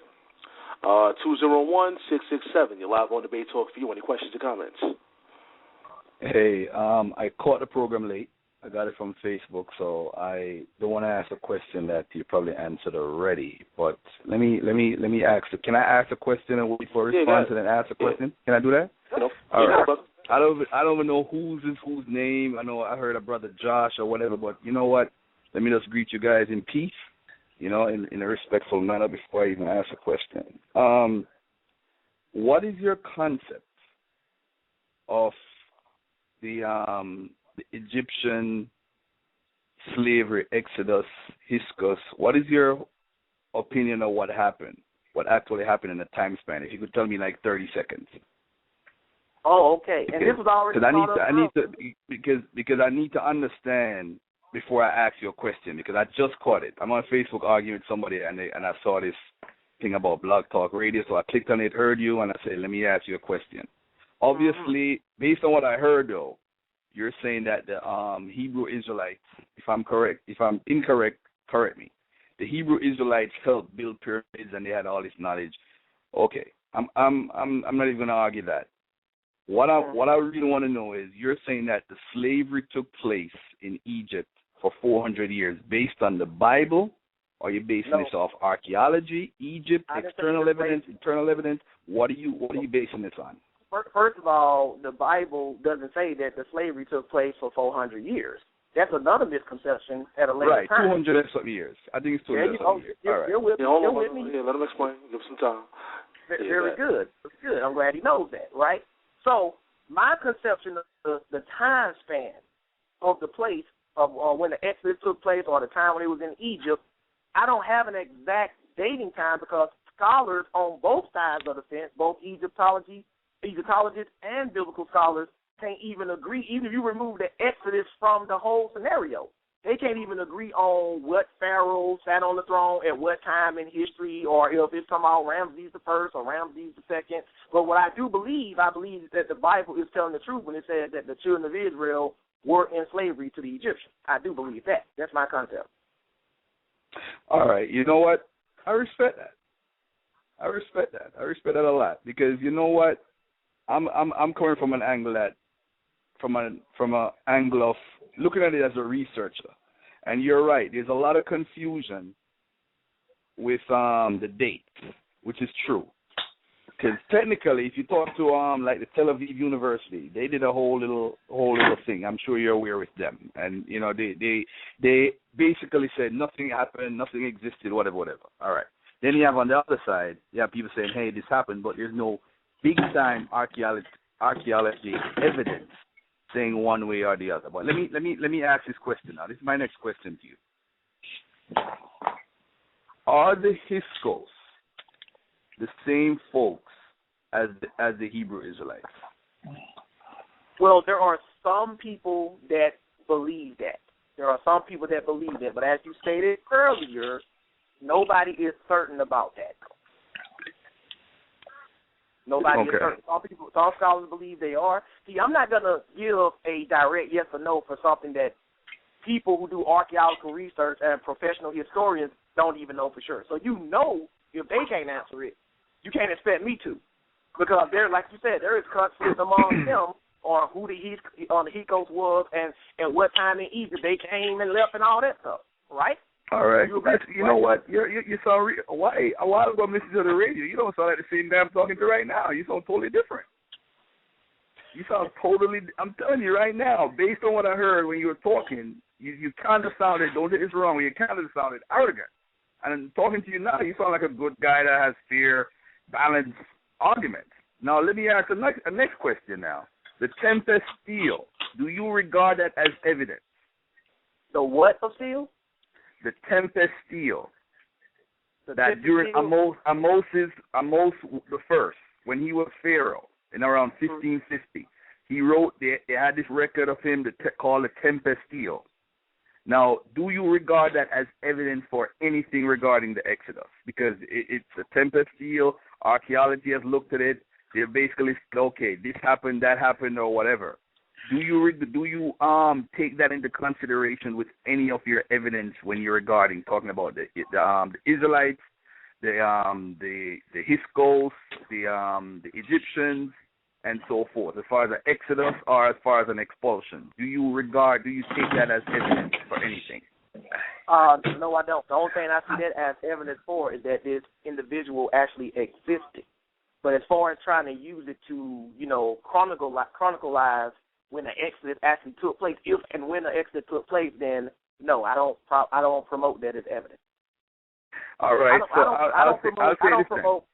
I don't promote any archaeological finding or lack thereof. If you really do the research, and you have, I can tell you have, biblical and Egyptologists all agree that dating the Exodus in itself is almost an impossible task. And even if no. I think I'm sorry. I don't mean to cut you off, my brother. I'm not. I think you misunderstand what I'm saying. The Tempest steel. I know the Tempest steel. I know. But the Tempest. I'm not talking about the dates. Would you take the Tempest steel as evidence for anything regarding the issue? I've never used it or even thought about using it as evidence. I think honestly, I think you should. I think you should. If you're going to be fair, because if you're going to use the Bible. Because I could go into the next time. I need to find out where you are on Facebook so I could track you whenever you are and have, because we need to talk. Because there's a lot of, you're coming from an angle which I love on the phone, but when I was listening to you a while ago, I didn't like how you sounded. You didn't sound like the same guy I'm talking to now. You were listening to my teaching voice. I got two type of voices. I got my teaching or my preaching voice, and I got my conversation voice. You're getting my conversation voice right now. By the way, let me say this, because a lot of people probably want to ask this, what is theater. Hold on, brother. Is this Brother Pharaoh? What's your name, brother? Yeah, what's your name? Where you from, brother? Who are you talking to, me or are you talking to somebody else? Talking to you, 2-on-1. Yeah, you can put your name. Yeah. What's your name, okay. My name is Gary. Okay. And I'm calling from New York City. I'm in the Peelan, as the NY guys call it. I'm in the Bronx. Okay. All right. I'm in the Bronx, Boogie Down. I wanted to get something clear here about this Egypt thing, because I don't want the people who are in the audience to listen to like want to jump on you about Egypt. I think what you're saying is very important, because a lot of people, we have a lot of historians in our community, and we take them on as face value, like whatever they say is true. And I can find parallels in Egypt history in Christianity. That's easy. Well, I don't have to say virgin or whatever. I could find parallels throughout the whole of Greek history, throughout the Middle East. Like what? Give us an example. Give us an example concerning Jesus Christ. Give us an example concerning Jesus Christ of a parallel. A parallel. What about the history of Vespasian? Let's use Vespasian. Let's use Glycon. What about Glycon? You ever heard of Glycon? No, I'm talking about Glycon. Hold on. Let me just explain what Glycon was to the audience. I'm sorry, I don't want to cut you off. Can I speak? Yeah, go ahead. Go ahead, bro. Okay. Got the floor. Glycon was a god who this guy named Alexander basically created him. When you research him, you'll see he was a prophet. prophet. Alexander was a so-called prophet. And he created this guy named Glycon, saying he was the Messiah. So basically, he created a whole story based on everything that the Jews believed in. Yes, he was technically... Wait. You say he created it based on what again? Everything all this Jewish Messiah thought that we have, he based it off of that. So this guy named Lucian. You know Lucian that the Christians like to quote as a witness for Jesus? Okay, I just want to make sure that he I heard wrote you and right. studied him and went to him and interviewed him. Wait, And I said, hey, sure I heard you right. and found out it was a fake. Hold on 1 second. I want to make sure I heard you right. This guy Alexander created a god based on the Jewish scriptures. Jewish scriptures and basically tradition, basically the whole Mediterranean virgin birth and all this craziness. So wait a minute. If you study Glycon, my point is, let me get to my point. I want to make sure I'm hearing you right. He showed a yardstick and measure, a prototype. Gary, hold on, one at a time, bro. Yeah.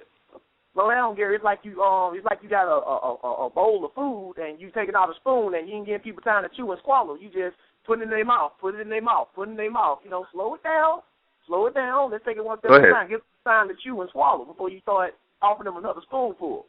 You said that this guy Alexander created a Messiah based off of the Jewish scripture, right? Now, let me change it a little bit. Based on the environment that he was in. Let me change it. Not the Jewish scripture. I'm sorry. Let me take that back. On the environment, he created a whole God. He didn't create, by the way, a Messiah. Sorry. Let me change that also. He created a God-man. A God-man is like what Jesus is. He's God and man at the same time, as the Christians preach. So he created this guy out of nowhere, and the guy actually was a snake. Glycon is a snake. But if you ever Google it, you'll see how easy it is back then to create a religion. That's my point. True. The Bible even tells you that. That's my point. True. You asked me a question. Okay, you said, true. But I point out, too, I asked you when did Alexander do that did something that Jesus did. Okay, let me look at the Emperor of Vespasian. I have 3 witnesses, written witnesses. I said when. I'm contemporary. When. Yeah, hold on. One at a time, brother. One at a time. Brother Josh, you go ahead. I'm going to let you go at 2-on-1 after that. Go ahead. Brother Josh. Right, I'm asking you when. When did Alexander do this? When? At what time in history did this Alexander? Because I'm trying to early 2nd century. I'm sorry, early 2nd century. Early 2nd century. You do know that Christianity predates that, right? Yeah, no, that's not my point. My point is, why would, listen to this, listen to this carefully. Listen to this carefully. Hold on, brothers, hold on. All right, let Brother Gary go right now. Hold on for a second. Okay, I'm listening. You understand? But before Jesus, you had Asclepius. He's somebody that we could use as an example. In Greek history, we have a bunch of folks we could use in Greek history that did what Jesus did as far as a story and written. Remember, Jesus doesn't have any contemporary witnesses. He doesn't have any. He doesn't have any contemporary witnesses. There's nobody alive during Jesus' time that wrote about him. Everybody that wrote about Jesus, it's after he left the earth. Let's be careful here. There's no contemporary witnesses to Jesus. Don't tell me the Bible. You can't use the Bible as a witness. Wait a minute. Whoa. Actually, you can. The New Testament and even secular. Hold on. Let me finish. Contemporary. I said contemporary. I'm going to tell you contemporary. Let me give you contemporary. Hello? Yeah, one at a time, brothers. Yeah. I'm still good. Let me define what contemporary means. First of all, contemporary means somebody who lived during that time that he walked the earth. It doesn't mean they necessarily had to write about it during the time he was there. If I lived during the time that you lived, and I wait till you die before I write about you, I'm still contemporary with you. I'm still contemporary. I agree 100%. So the gospel of... Let me ask you, who is the person that you're going to quote, though? You're quoting from the gospel? Okay, go ahead. Let me hear this. But let me finish. I'm saying Matthew, Mark, Luke, and John.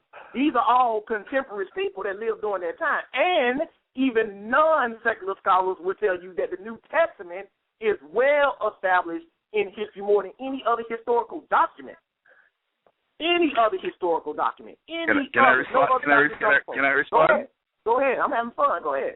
First of all, I'm going to teach you something tonight. Well, not you. I'm going to teach your listeners something tonight. Everything that somebody who believes in the Bible says, never take it seriously. You know why?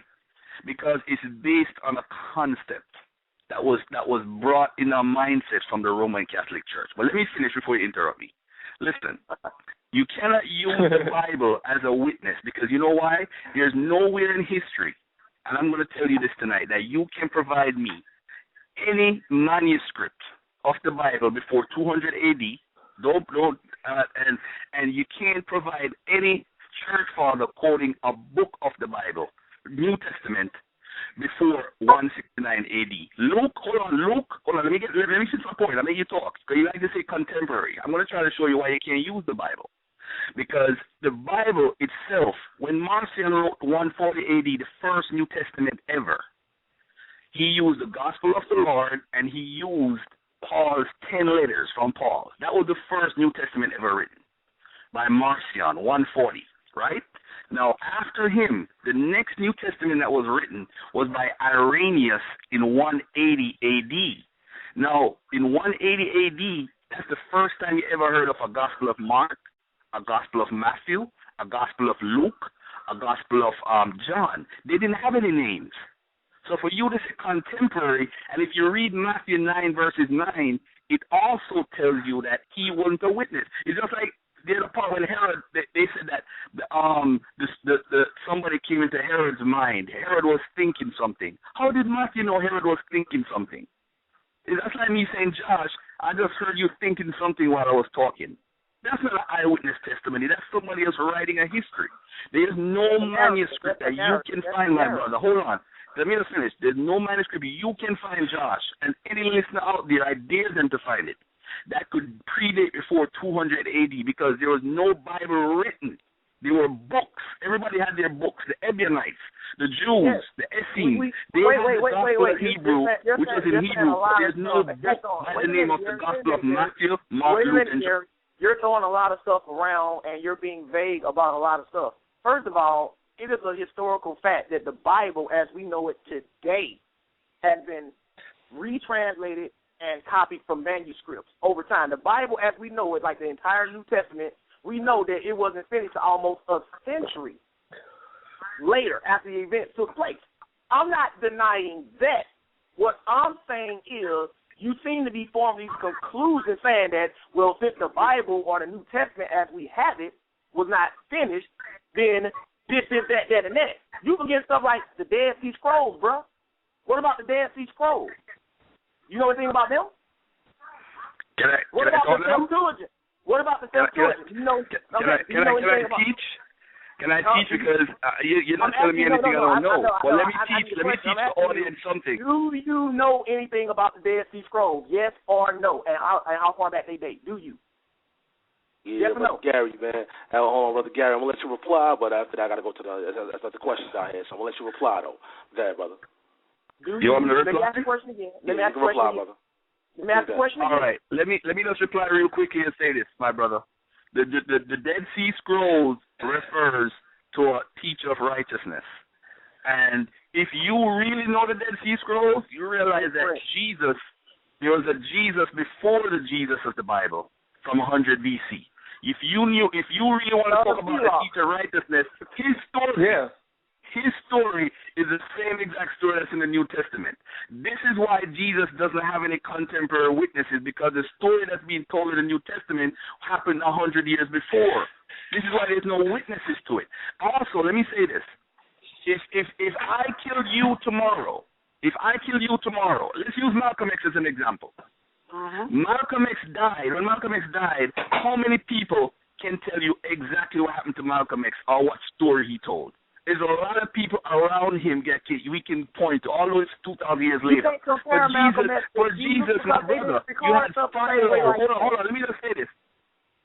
Yeah, hold on, let me finish up and then I'll let you reply, Josh. Let me finish up. Same neighborhood as Jesus. You had so many different writers who documented so much stuff then. Why did Philo, who came from Judea, who wrote about Judea, didn't write about Jesus? Come on, my brother. It's because he is a Jesus that was from before. Come on, man. Tacitus did. Josephus did, Tacitus did. Do you know who they are? Josephus wrote about them. Yeah, brother. Yeah. I'm about to, you got to send me an email, man. debatetalkforyou@gmail.com. Get you on the show, brother. You got a lot of knowledge, though. Appreciate that. But we got some more callers here. But brother Johnson, I'm gonna let you reply, brother. Before we go to the call. Antoine, you got something you about to say? Actually, what I was gonna say is I know this is a little bit off topic, but I really hope people that that listen to the show regularly, some people that call in. I really wanted to just say I really respect the way the brother came on, because, a lot of times people like to call in to make claims and say stuff, and the brother came on humble and was like, correct me if I'm wrong, but did you say this? And if you did say that, I apologize, but listen to this. And that's a very rare thing that you see when you just talking to somebody in general, or debate talk for you, pal talk, YouTube, whatever it is. That's real rare, and I just want to say that I appreciate the brother coming on like that. But that was it. Right. And I wanted to add that when I mentioned the Dead Sea Scrolls and the Septuagint, I noticed a little pause there. Because he said the Dead Sea Scrolls is just talking about righteousness. That is incorrect. The Dead Sea Scrolls is not a document set with an agenda. It is just a recording or a record kept by the Essenes of some Hebrew scriptures, like, Isaiah. They even got some stuff on the Apocrypha in it, showing you that these books actually existed. And then they practically say the same thing that our modern-day Bibles say. But Jesus, he said there's nobody. So it sounds like to me, and he can correct me if I'm wrong, that he's saying that Jesus didn't exist. That's what it sounds like he's going with it. And I got a debate coming up on that. And if you want to debate me on that, I can prove something. Nobody contemporaries wrote about Jesus. You can't use Matthew, Mark, Luke, and John. They were not eyewitnesses. They can't write. If they were disciples of Jesus Christ, and Peter was a disciple of Jesus Christ, that means he followed him. He lived during his time. If he wrote about him, I don't care how long after the fact the book came out. He's still contemporaries with him. Then he want to mention Malcolm X. Malcolm X is nearly 2,000 years removed from Jesus. When Malcolm X was killed, guess what else you had? You had cameras, you had news reporters, and you had people that saw Malcolm X as a great man all over. When Jesus was crucified, the majority of the people were against him and saw him as a common criminal and a deceiver. Nobody's going to make that big of a deal about that. You got to put this stuff in perspective. But I do like his zeal, and I like the angle he's coming from. But what I noticed was how, he's a good brother, but we got away from the whole Egyptology thing. Because I asked him, this guy named Alexander, I'm just recounting what he did. Then he said he didn't create a Messiah. First he said it was a Messiah based on Jewish scripture. Alexander based a Messiah based on Jewish scripture. Then it changed. No, it wasn't a Messiah, it was a God. And it wasn't Jewish scriptures, it was based on his surroundings. Whoa. Yeah. That's quite a cleanup. Don't y'all think so? That's quite a cleanup. Then he said that the guy did it in 200 A.D. Christianity predates that, sisters and brothers. So anything that somebody did after Jesus walked on the scene, you cannot use that to try to say Jesus copied Christianity got that from them. It's the other way around. Right. We got to keep it in context. And also, you could read, historically that there were several other people jumping up claiming to be the Messiah. You can read that in history. That several people were jumping up claiming to be the Messiah. That's why Jesus said in Matthew 24 that many people are going to come claiming that they're me, but what I'm saying, and claiming that they can save y'all, but they can't. What I'm saying, y'all cannot get around what's going to happen in 70 AD, and you can read back historically that people are jumping up doing that. What I'm saying, so there have been people. That even happens to this day. People are jumping up claiming they're the Messiah. What I'm saying? That's very common. Right. And he's trying to make it seem like that the story of Jesus is plagiarized from other figures that came before him. But if history, because see, what people want to do is they want to establish what's considered history, and then the stuff that they quoting and stuff, it don't even come close to how established as a figure in history Jesus Christ is. Even non-secular, even secular historians says that Jesus is the most established figure in history. Even his miracles are established. You got people who wrote about Jesus, people who wrote the Talmud and the Mishnah and the Mishra, who wrote about Jesus Christ. They were his enemies. They even confirmed that he actually performed miracles, though they attributed them to the devil. So why in the world, if he didn't exist, with his enemies. People who don't like him confirm his existence. He existed, brothers. He's an established figure in history as anybody else in history. But, Sal, you can go to the next caller. Once again, we're living a dialogue, like hearing from the listening audience. And once again, the number is 646-716-7320. Feel free to contact the brother. The email, debatetalkforyou@gmail.com if you want to be a part of the show. And once again, the title of the show is called The Bible Vs Egyptology. The Bible Vs Egyptology. We have another question in the queue. Stand by. Hold on for a second.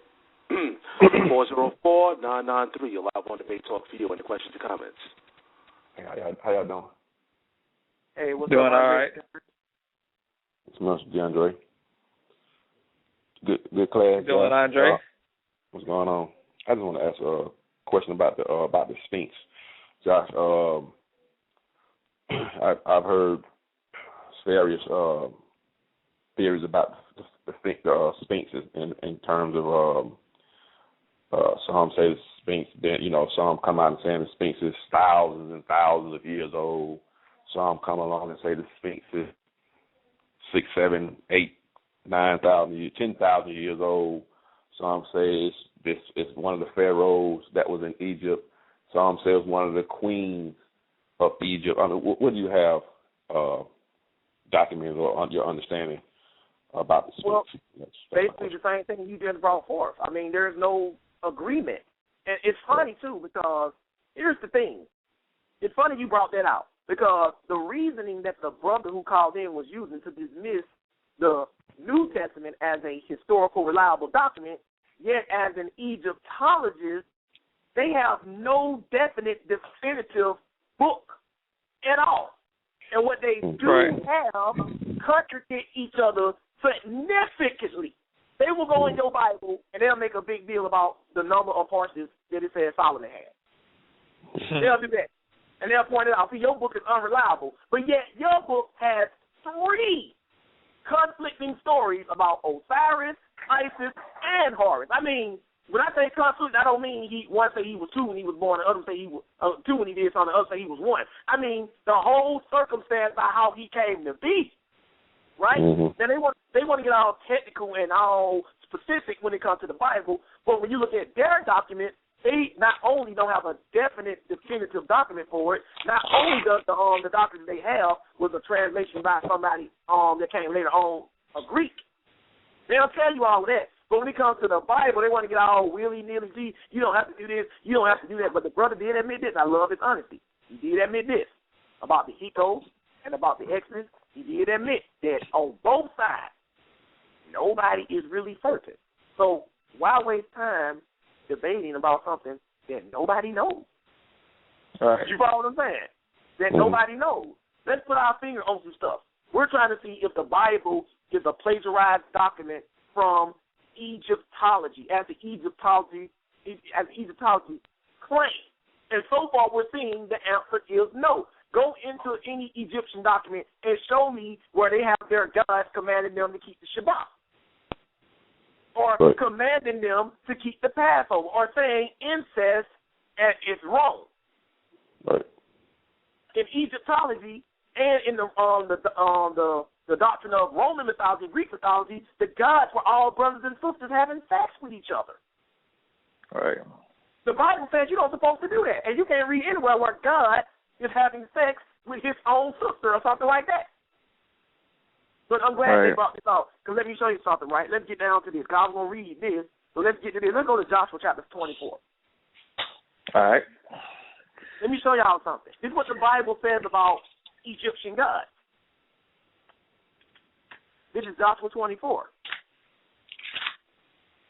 And we're going to read verses 1 and 2, and then we're going to skip.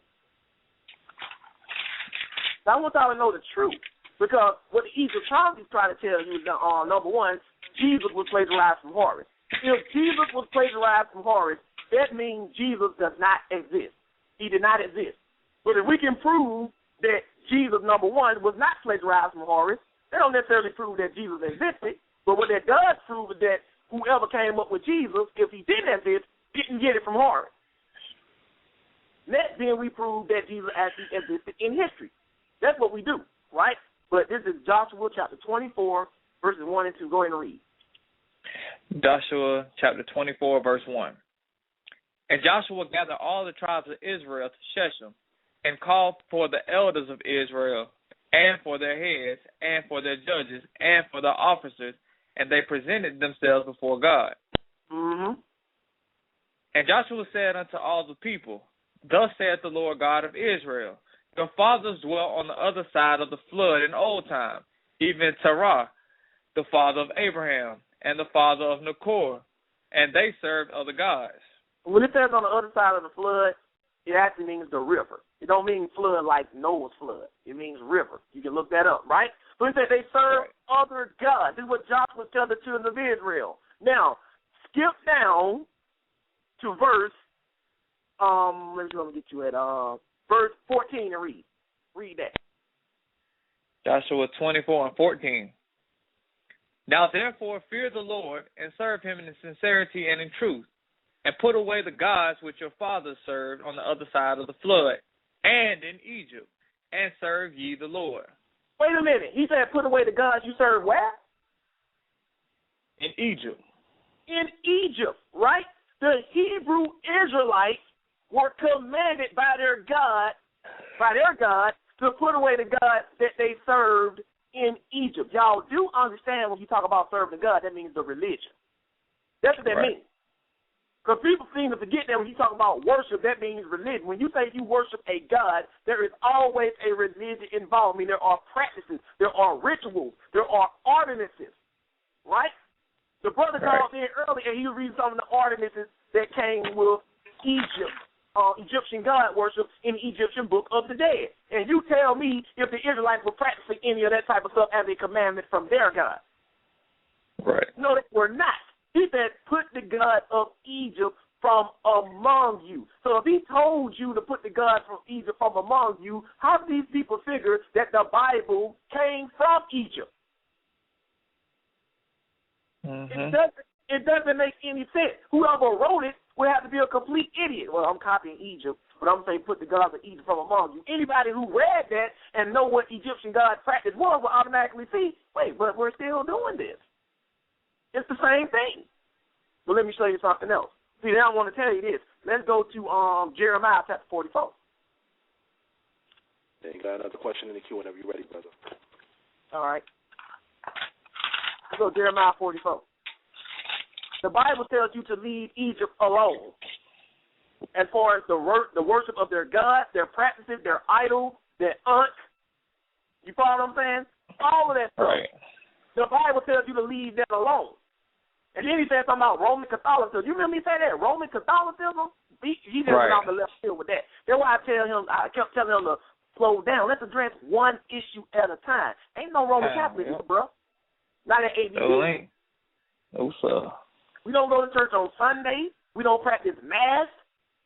All that stuff came from this same Egypt that you claiming we copying. That stuff came from Egypt if you want to get technical. We don't do any of that stuff. You know what I'm saying? The Bible tells us to leave that stuff alone. Jeremiah 44, 1 through 2. Jeremiah 44, 1 through 2. See, people always want to make you believe that Jesus is a plagiarized character. I don't want to hear you. Dude say he's an Egyptologist. I don't want to hear about Rome and Greek. Show us how Jesus copies the Egyptian God. That's what I want him to do. Show me how Jesus is like Horus, and then give us the documentation. You didn't say you were a Greek colleges or a Roman mythology or study of Roman mythology. You said that you coming from the angle of Egypt. So why, when I ask you how does Jesus go back to Egypt, we talking about everything but that? Because this brother is he's a real Egyptologist that I was talking about, that me and Raheem was talking about. He's one of the real ones. You can tell this brother one of the real ones because he know you can't read anything about Jesus in Greek mythology. Egyptology. He knows that. So he wasn't even going to try to insult y'all like that. You got to give him credit for that. But if he would have tried to do that, I got all this documentation up here showing that nope. Horus is represented as a falcon or a man with a falcon head. Jesus is represented as a lamb or as a lion in the scriptures. Egypt is real big on snakes. The snake was never a symbol of Israel until one time when Moses had that bronze snake. And that was a one-time thing because snakes bit them. That is it. That is a symbol of Egypt. The Bible speaks against incest. The Egyptian gods were brother and sister. This is your religion. Remember, a person's religion determines what they believe and how they act. So if you believe it was okay for the gods to have sex with each other, they were brothers and sisters, what would you believe? Sure. They did not have the dietary restrictions of the Hebrew Israelites. They were able to eat crocodile meat and everything in Egypt. That was cool. That was okay. The Israelites were not allowed to eat that stuff. The Israelites were not allowed to sacrifice their children to their God. The Israelites were not allowed to worship their king as God in the flesh. The word Pharaoh means great house. Pharaoh was seen as divine. Hebrew kings were not seen as divine. Only Jesus Christ was seen as divine and a king at the same time. The Hebrew kings were considered human and below the law. They were not above the law. And they were not allowed to be worshipped. You can't go into your religion and point out every religion got similarities in it. I ain't going to deny that. But you can't go and point out a few similarities. Like, see, this is where your religion came from. No. Torah law, sisters and brothers, is what makes Israel uniquely distinct from the rest of the nations. And you will not find Torah law in its entirety in any Egyptian document. Yeah, all the nations had laws about murder and about stealing. All the nations had that. But mandatory Shabbat worship, Passover, Feast of Unleavened Bread, come on, let's be serious now. But Jeremiah 44 verses 1 and 2. Read that. Jeremiah 44 verse 1. Mm-hmm. The word came to Jeremiah concerning all the Jews which dwell in the land of Egypt, which dwell at Migdol and at Tapanhes and at Noph and in the country of Pathros, saying. Now all of these are Egyptian cities. You follow what I'm saying? Right. In Egypt, right? Read verse 2. Verse 2. Thus saith the Lord of hosts, the God of Israel, ye have seen all the evil that I have brought upon Jerusalem and upon the cities of Judah. And behold, this day they are a desolation, and no man dwelleth therein. So he said, you've seen what I did to Judah and Jerusalem for their wickedness, right? But what is he saying here? Skip down and read verses 7 and 8. What does he want them to do? Verse 7. Therefore, now thus saith the Lord, the God of hosts, the God of Israel, wherefore commit ye this great evil against your souls, to cut off from you man and woman, child and suckling, out of Judah, to leave you none to remain. Mm-hmm. And that ye provoke me unto wrath with the works of your hands, burning incense unto other gods in the land of Egypt, whether ye be gone to dwell, that ye may cut yourself off, and that ye may be a curse and a reproach among all the nations of the earth? Look what he asked them. He said, in that ye provoke me into wrath with the works of your hands, burning incense to other gods in the land of Egypt, whither you have gone to dwell. God said you provoke him to wrath when you deal with the gods of Egypt. And if you go into any Egyptologist bookstore, you know they love to keep them incense burning. Y'all ever notice that? They do it on the corners. They do on the corner. They love to keep them incense burning and stuff. You know what I'm saying? The Bible tells us, and I'm not saying it's a sin to just deal with incense in general, but I'm just saying it's just kind of funny that they got these real big things for incense. You know what I'm saying? These Egyptologists, right? But here's the thing. He said, you provoke him to wrath. Remember, worshiping God is a religion. So if you are saying you're an Egyptologist, then do you believe in the gods of Egypt? Do you worship them? Do you follow any of the rituals of ancient Egypt? Do you? Or are you just one of those Egyptologists who just like to talk about knowledge? If you are a true Egyptologist, show me your book, the laws and statutes that your gods require of you, and show me that you do that. Show me that, because I can go to my book and show you what my God wants me to do, and I'm trying to do that. See, they can't do that. They got all these. Go to the Egyptian Book of the Dead and show me the book, the chapter, and the verse. I got one right here. Show me the book, chapter, and the verse on what the gods require of you. What do they want you to do? How do you live a righteous life according to the gods of Egypt? But, Sal, you got another question. Go ahead and go to that. Let's go to the people. Let's go to the next caller here. 347-873. You're live on the Bay Talk for you. Shalom, Brother Josh. This is Brother Kev. I just called in, just to compliment your study of teachings, man. It's really profound, and, it's real edifying. It really helped me a lot on my studies. So I thank you. Shalom. Praise God. I appreciate you calling in, bro. Praise God. Oh, sorry about that, Sal. Go ahead. No, go ahead, brother. Go ahead. Mm-hmm. Yep. What I was saying is, see, when we talk about stuff, right, the book is called, the lesson is called The Bible Vs Egyptology. And the brother admitted, and I love the brother that just called in. And I look forward to debating because I know he's going to get in touch with Sal and we're going to have a great one. That's what I believe.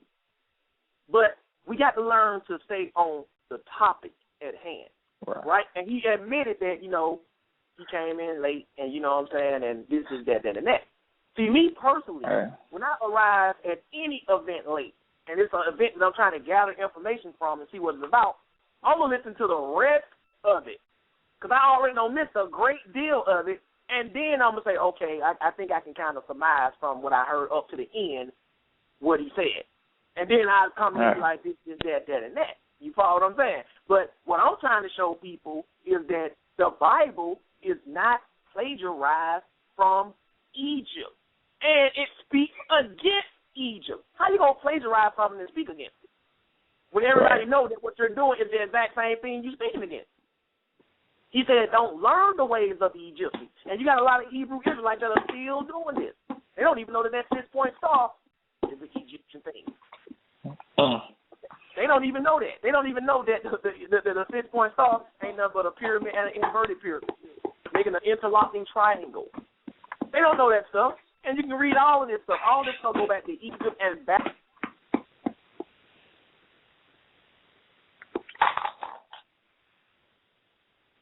So, Sal, you can go ahead. What you about to say, Sal? No. Let's go to the next person. Once again, the title of the show is The Bible Vs Egyptology. There's a lot of people more people joining into the show even now.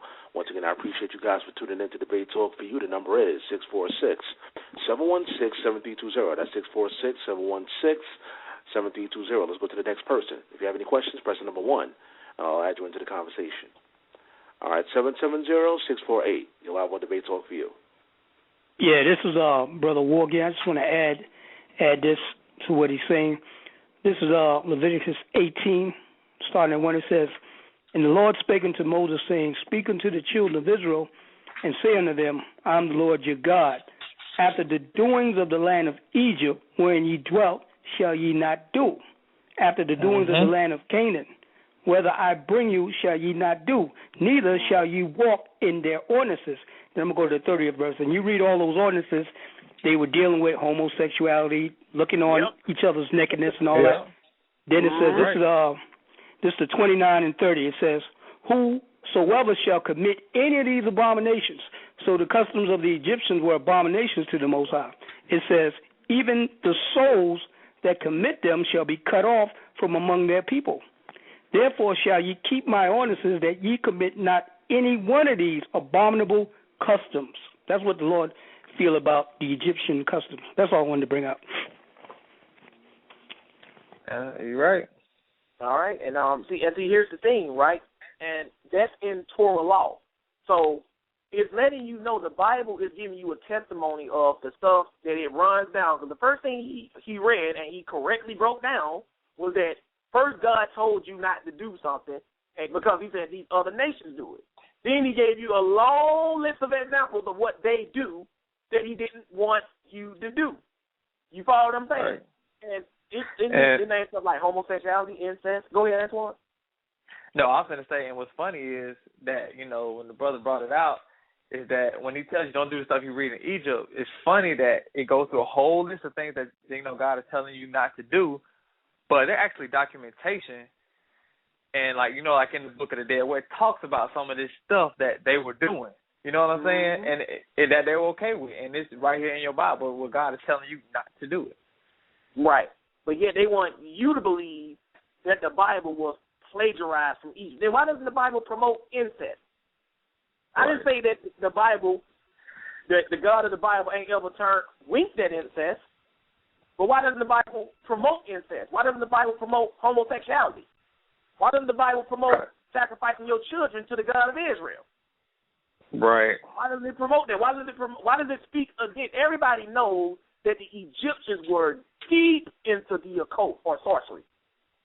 Oh, yeah. Why does the Bible speak against that?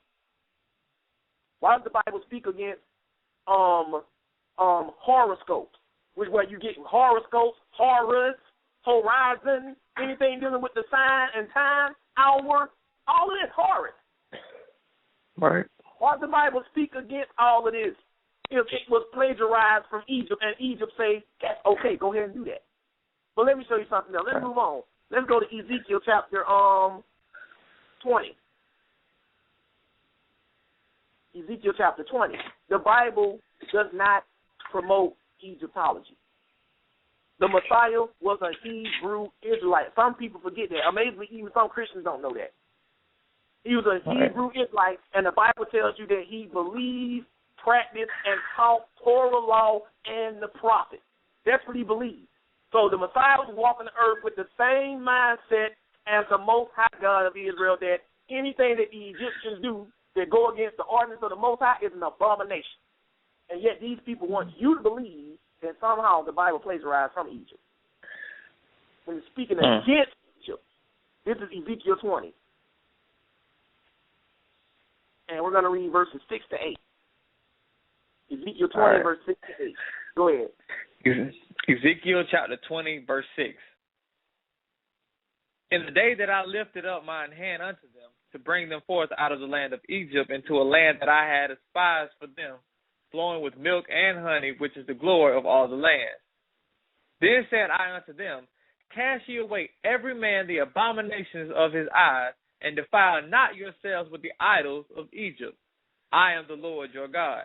He said, defile not yourselves with the idols of Egypt. The Ankh is an idol of Egypt, sisters and brothers. It represents fertility and life. That's why it is the same symbol for the female. Y'all know the symbols for the female, the little cross with the circle on top? That's a feminine symbol. Yeah. Just like the circle with the arrow coming out of it is a masculine symbol. But that feminine symbol is nothing but its Ankh. Right. That's an idol of Egypt. We don't supposed to be wearing that. You follow what I'm saying?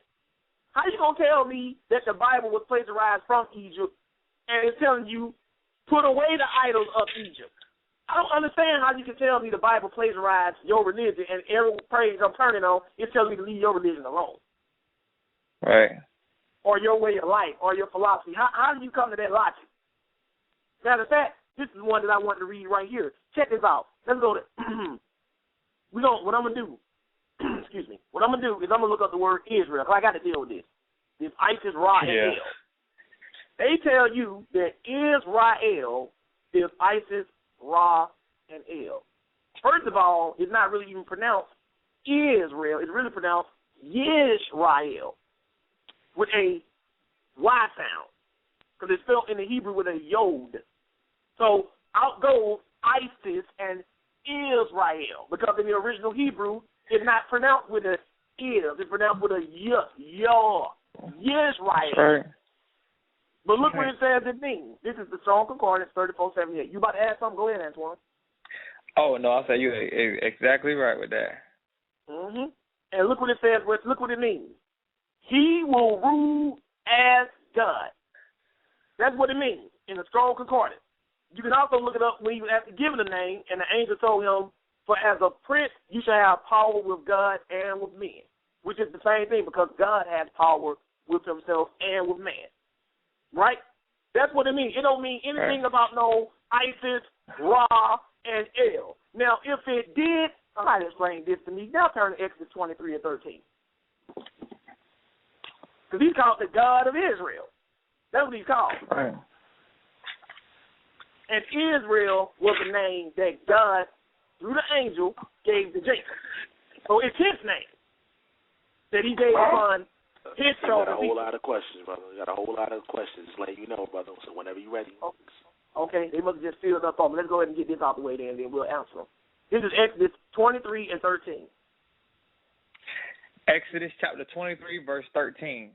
Mm-hmm. And in all things that I have said unto you, be circumspect, and make no mention of the name of other gods, neither let it be heard out of thy mouth. Now he said, make no mention of the name of other gods, neither let it be heard out of your mouth. That means don't you call on the name of other gods. Now, if the name Israel had Isis and Ra in it, then why would God tell them not to call on the name of other gods when the very name he gave to his chosen people got two other deities' names in it? That makes no sense at all. It doesn't mean that. They will tell you this stuff. Isis, Ra, El. No. He will rule as God. That's what Israel means, or a prince that has power with God and with man. That's what it means to be Israel. It means for you to be ruling alongside of God. That's what it means. It has nothing to do with Isis, Ra, and El. And you were not even allowed to call on the name of other gods. That's Torah law. But Sal, go to the phone if you're ready. Once again, you're now listening to Debate Talk for You Radio, Season 3. The title of this show, The Bible Vs Egyptology. My special guest is Brother Josh. The number is 646-716-7320. That's 646-716-7320. If you have any questions or comments, feel free to press the number 1, and we'll add you into the conversation. Let's go to the next person here. 718-216. You're live on Debate Talk for You. Yes, this is Zion once again, just to contribute to the subject matter. The guy made a lot of random statements. In the Vatican, there's a guy by the name of Vallius Paterculus. He was a Roman historian, 19 years of age.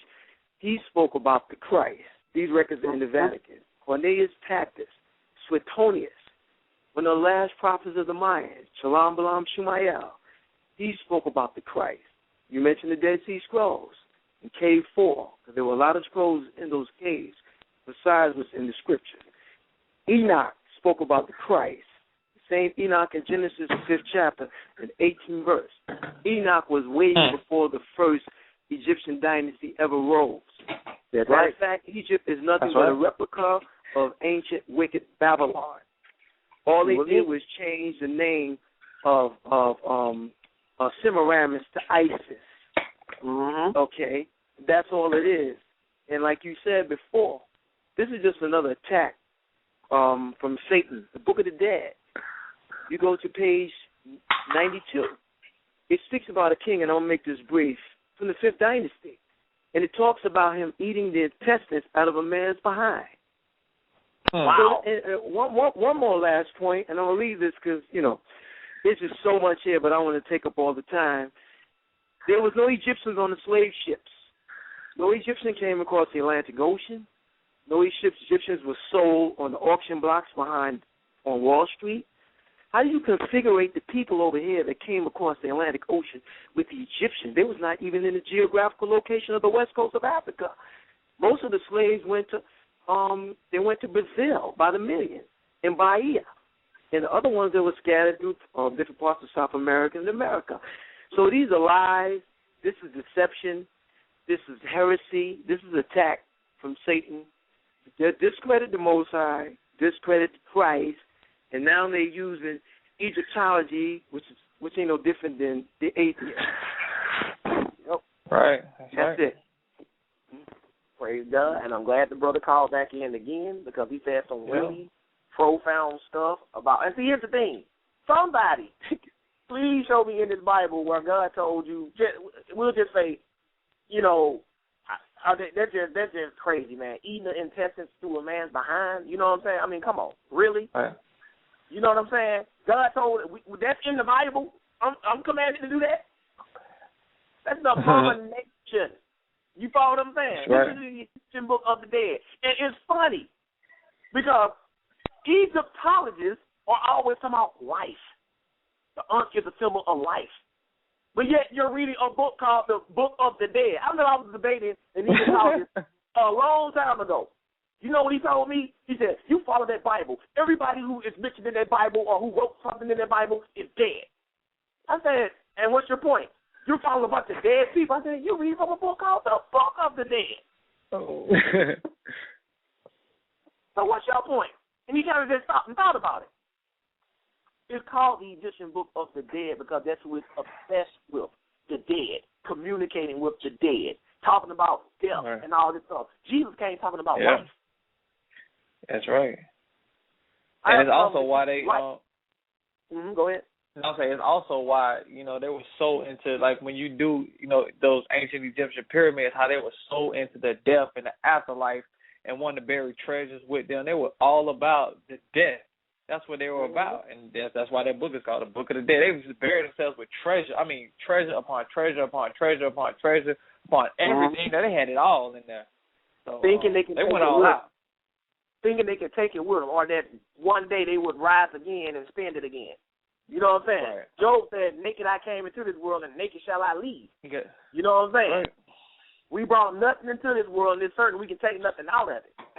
That ain't what the Bible don't teach that. The Bible don't teach embalming people. I'm not saying that's a sin, but the Bible don't teach that. Trying to preserve a dead body to as long as you can. Why? The book says, the dust you are, to the dust you shall return. Why are you trying to delay that once you're dead? You follow what I'm saying? They all about that type of stuff. How anybody can believe that the Bible is placed around Egypt? You ain't reading the Bible, nor are you reading the Egyptian Book of the Dead and other documents. I can do a whole class out of the Book of the Dead and show you that this stuff is talking about. I can go in the Bible and show you the law that condemns it. You follow what I'm saying? But let's move on. Let's go to we already read Ezekiel. Let's go to Hosea 12 because they love trying to use this one. We got more questions whenever you're ready. Okay. Oh, yeah, my bad. I forgot all about that, Sal. Go back to the question. My bad. I'm not thinking he's the only guy. Go ahead, Sal. My bad. Whenever you're ready. Whenever you're ready, brother. It's all right. All right, let's go to the people. Yeah, let's go to the people. Let's get some more calls here. 314-381. You're live on the Bay Talk Field. Any questions or comments? You know, I was just listening to the conversation. Oh, I see you press number 1. Okay. All right, no problem, brother. And, do me a favor, press number 1 again, and that'll take you off the queue. 201-667. You're live on the Bay Talk for you. Yeah, that's basically. I wanted to ask a question, follow up, but I don't want to hog your line. But what's your Facebook page so I could log on that way? So I could because I really need to speak to brother later on because he's saying a lot of stuff that needs to be challenged, and people need to understand. You got to study for yourself, man. Egypt, I don't dwell on Egypt because, you know, you have Sumerian history, you have Nubian history, you have all type of history. Canaanites, before anybody even talk about them, you talk about the Nefertitian culture, which was way before anybody even considered talking about Israel. So and they praised El before. El was one of their many gods. So that's another angle to look at, you know. But Sumerian history, Sargon. You're talking about Moses. My main issue is, oh, by the way, my brother, can you please tell me or announce it when I hang up what your Facebook page is so I could send you a friend request and know when your debate is or if I want to debate you or whatever. Because a lot of the stuff that you're saying. Go through Sal with that. You contact Sal. Actually, I'll give you my contact. You can actually put Sal Showtime on Facebook on the search box, Sal Showtime, and it should pop up, and I'll set all of that up for you. What's the name of it? Talk Showtime. Sal, S-A-L. Okay. Showtime. Okay, I didn't hear you. Okay. Yeah, no problem. All right, but I was gonna say that you quote. Let me ask you this before you get off. This is my question to you because everybody who listens to the Debate Talk, you know me and they know what I believe. My question to you is, what do you believe? Do you have a set religion or you just dabble in everything? What is your angle? What do you believe? Are you an Egyptologist? Are you a Muslim? Are you I'm far from an Egyptologist, but I know a lot of Egypt. I actually went to Egypt. But I'm not an Egyptologist. I would say this though, let's be respectful to everybody in our past, good or bad. In every culture, before I answer your question, in every culture there's good and there's that. In Samaritan history, let me just use that as an example. There were 3 types of people in there, and one of the lowest level was slaves. But they weren't slaves like what was in North America. The different type of slaves. They had rights, but they were slaves. You're right. If I had war with you, if I was living in X and you living in Y, and me and you had a little beef, I'm gonna have POWs, and the POWs just happen to be what? We're gonna use them as slaves. So it was a part of the culture. With the whole Egypt thing, and you're talking about all this stuff. You know, it's hurtful in a sense, and I don't know if it's right, if it's true or wrong. I'm gonna have to research it, you know. But I mean, I'm from the Dr. Ben school, Dr. John Henry Clark, J.A. Rogers, Ashwa Kwesi, Ray Hagen, all the guys that you disrespected. Whatever you said about them. I'm from that line, but I'm not an Egyptologist. I'm not in love with the place like, oh, it better be about Egypt. I'm not like that. Bro, I look at everything and take from it. You know? But you I'm sorry. Let me put that out there. Let me put that out there. You didn't disrespect them, but you kind of challenge what they were saying on a regular basis. Right. Let me put it in that man. I'm sorry. Let me apologize to anybody that's listening. I don't want to put out misinformation about the brother. Okay. But I will say this though. You do quote from the Bible, and I do challenge folks that use the Bible. I usually say this to them. Do you have a copy? What's the oldest copy of the Bible that you have? I always ask people this. The Septuagint, it doesn't exist anymore. People talk about the Septuagint. What? The Septuagint doesn't exist. It doesn't exist. There's no original. There's no original. There's no original. There's nothing. What you have. There's no original. There's no original nothing, Gary. There's no original Egyptian documents. You got the original. Hold on. I'm not talking. Don't put Egypt on me, my brother. Don't put it on me. Whatever you believe, do you have the original Quran? Do you have the original whatever? I don't believe in no religion. What I do is I study for myself and have a direct connection to my Creator. I don't need no intermediary, Jesus, Muhammad, whatever. I don't need no intermediary. That's religion. So basically, what you want to do. So it sounds like to me what you're saying is you study these things and you take from them whatever you see fit and you disregard whatever you don't like. That's what I'm getting from you. No. It's not about what you don't like. It's good to know your history. It's good to know Samaritan history. It's good to know about Sargon and that he had a similar story like your Moses. I've asked everybody this. Can anybody prove to me? Can you prove to me today? Hold on. Can you prove to me today, right now, that Moses, M-O-S-E-S, existed? Can you prove that to me right now while I'm on the phone?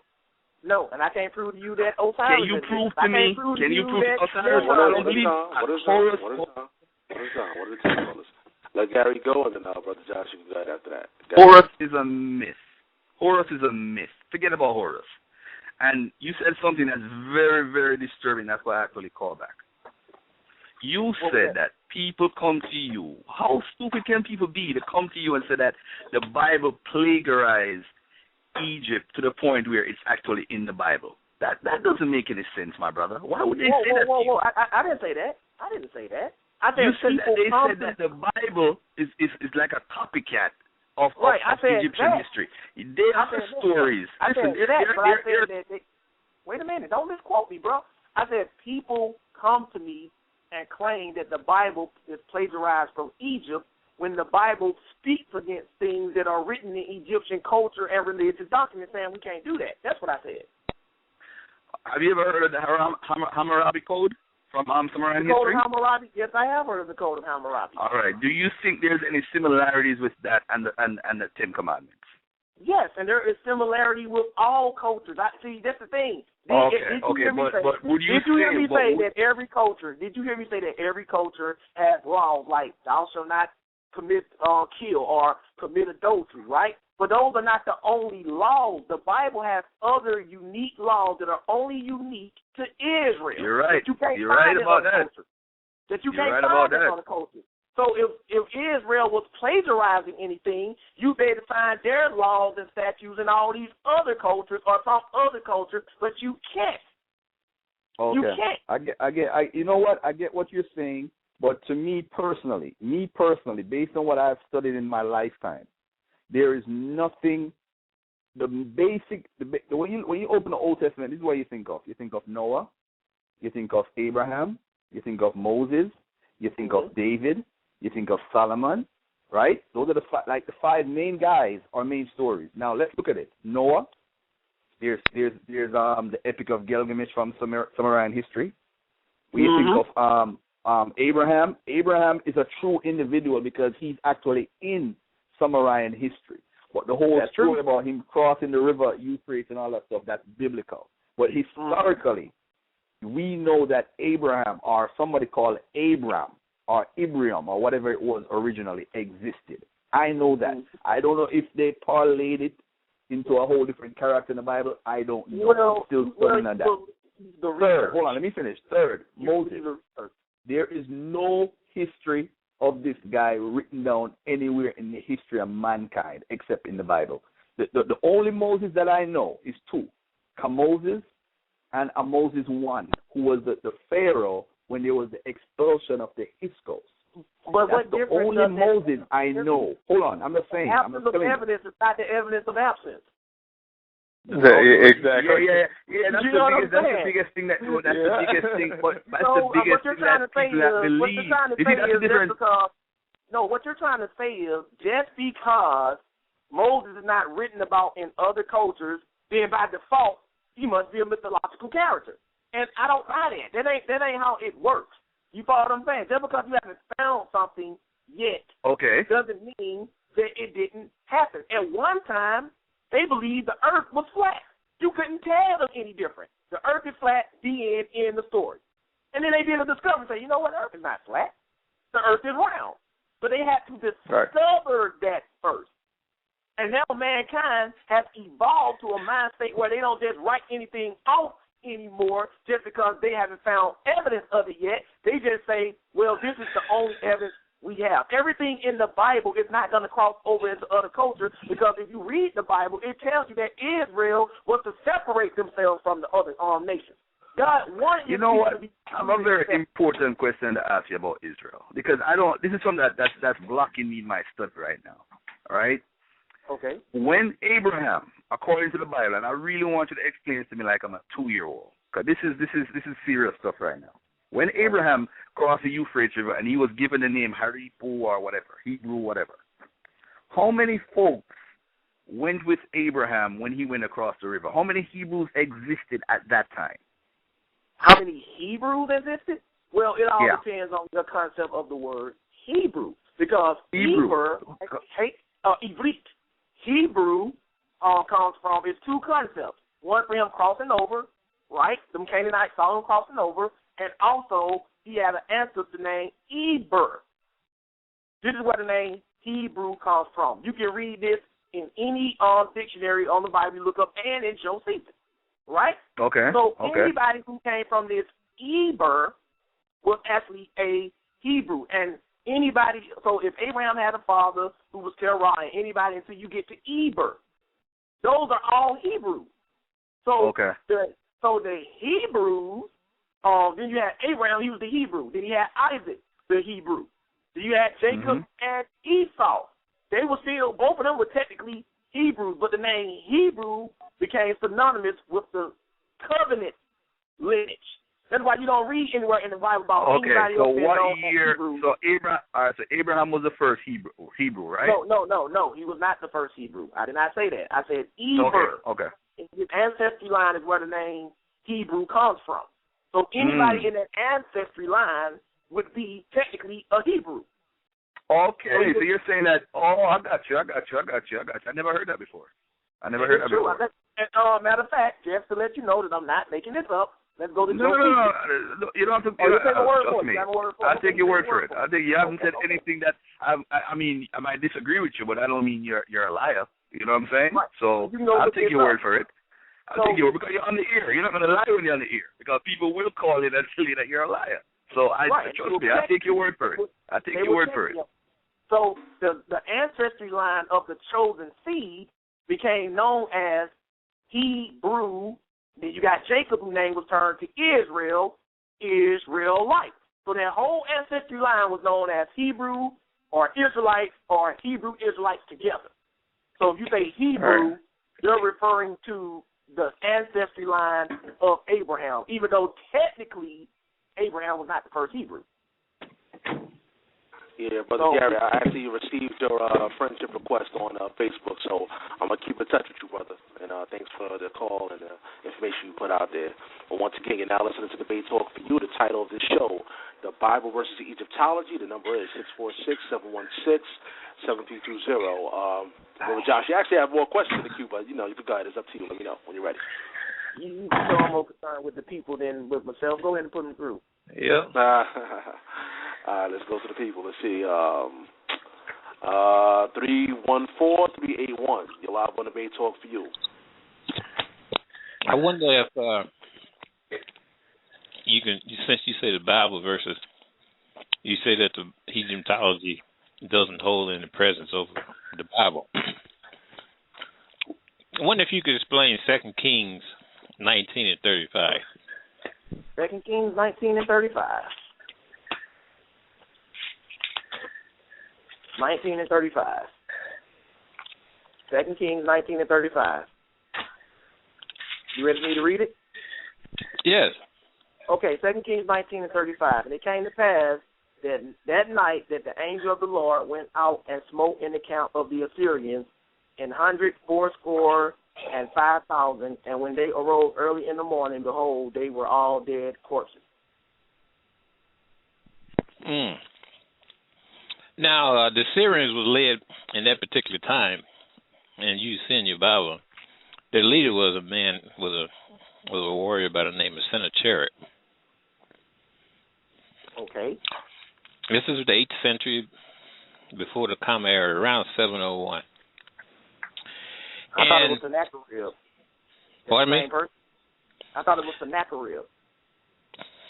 I can't hear you. I said I thought it was Sennacherib. Sennacherib is his name. Sennacherib. Okay, we pronounced it differently. Okay, there I said Sennacherib, Sennacherib. Okay. The Assyrians' god was Ashur. The Hebrews, and Hebrews is a language. Abraham came from Chaldea. He would have been a Chaldean. Yeah. By residency. Hebrew was a language. The alphabet is the Semitic alphabet, which is identical to that of the Kemetic alphabet, by the way.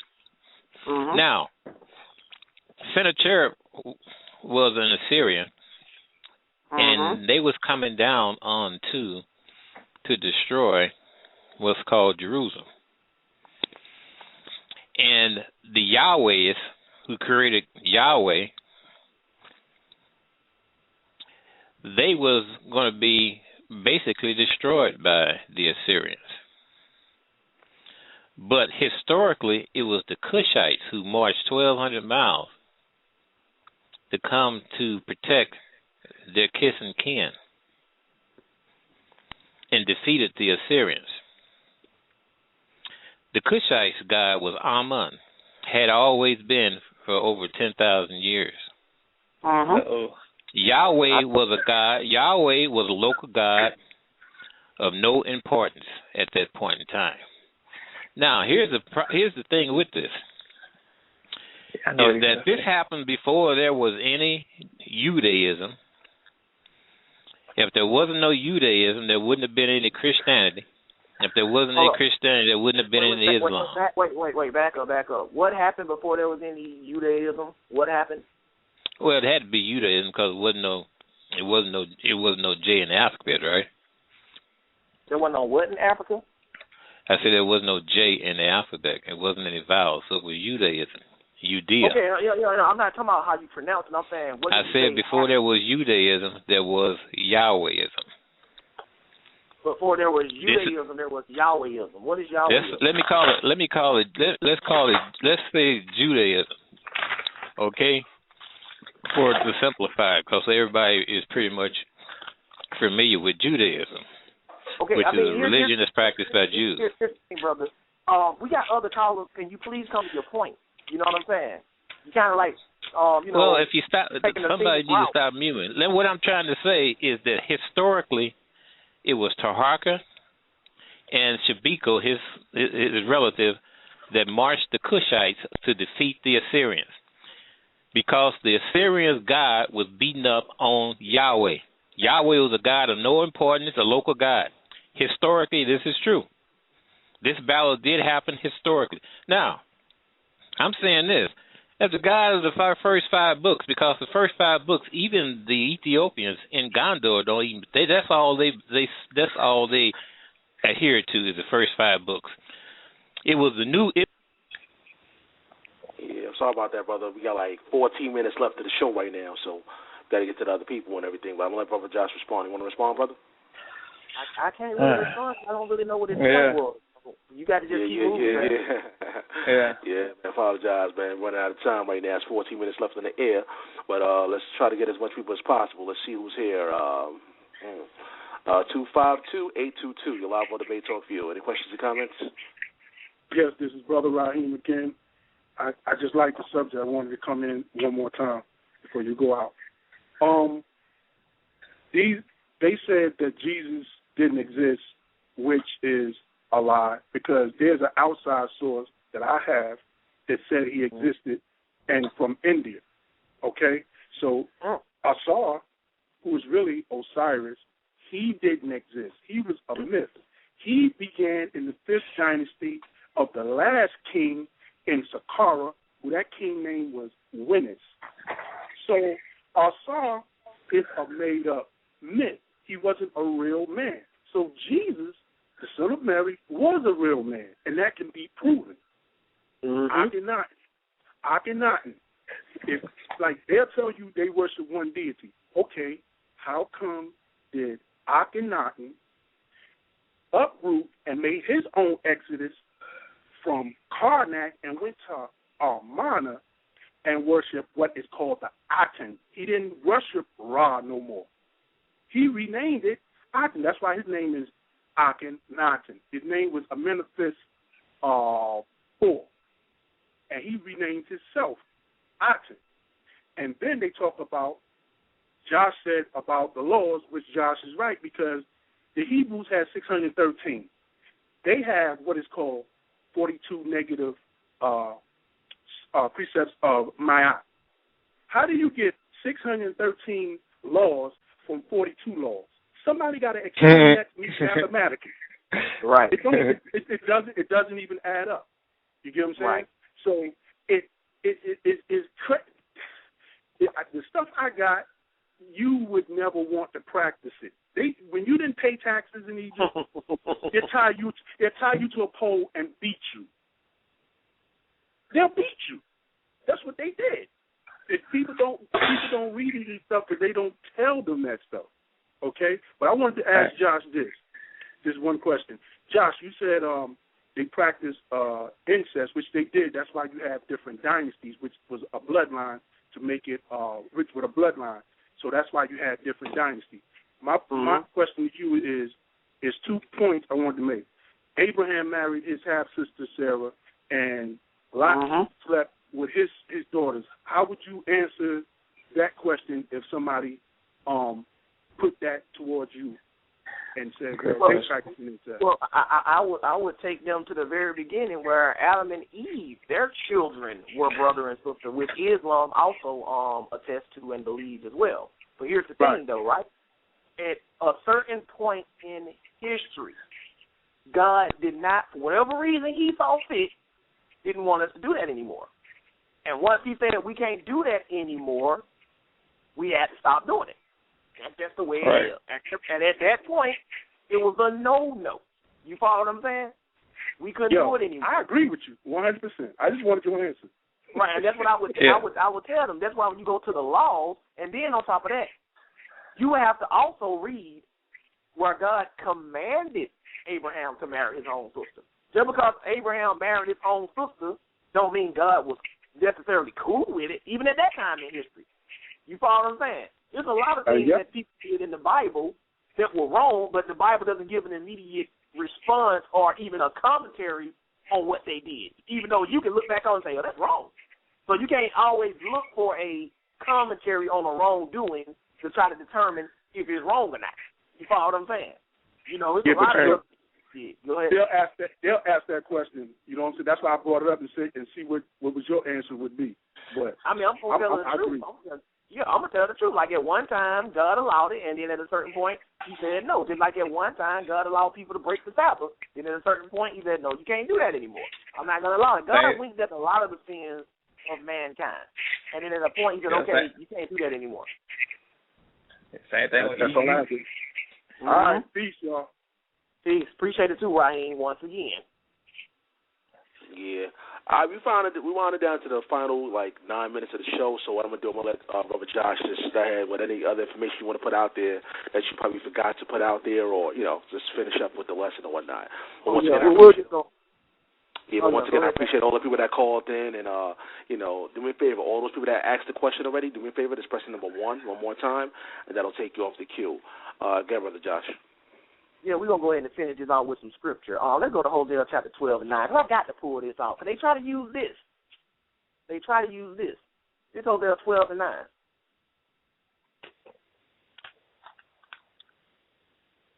And this deals with that scripture twisting class that I did.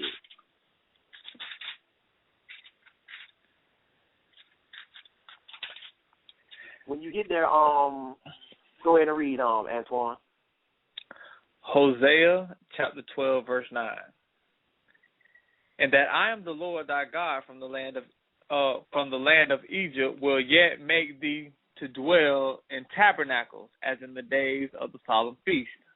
Now they will read that and they'll say, see, your God says he's the God of Egypt. You follow what I'm saying? He's the God but he said, I'm the God from the land of Egypt. He just letting you know that I'm that same God that brought you up out of the land of Egypt.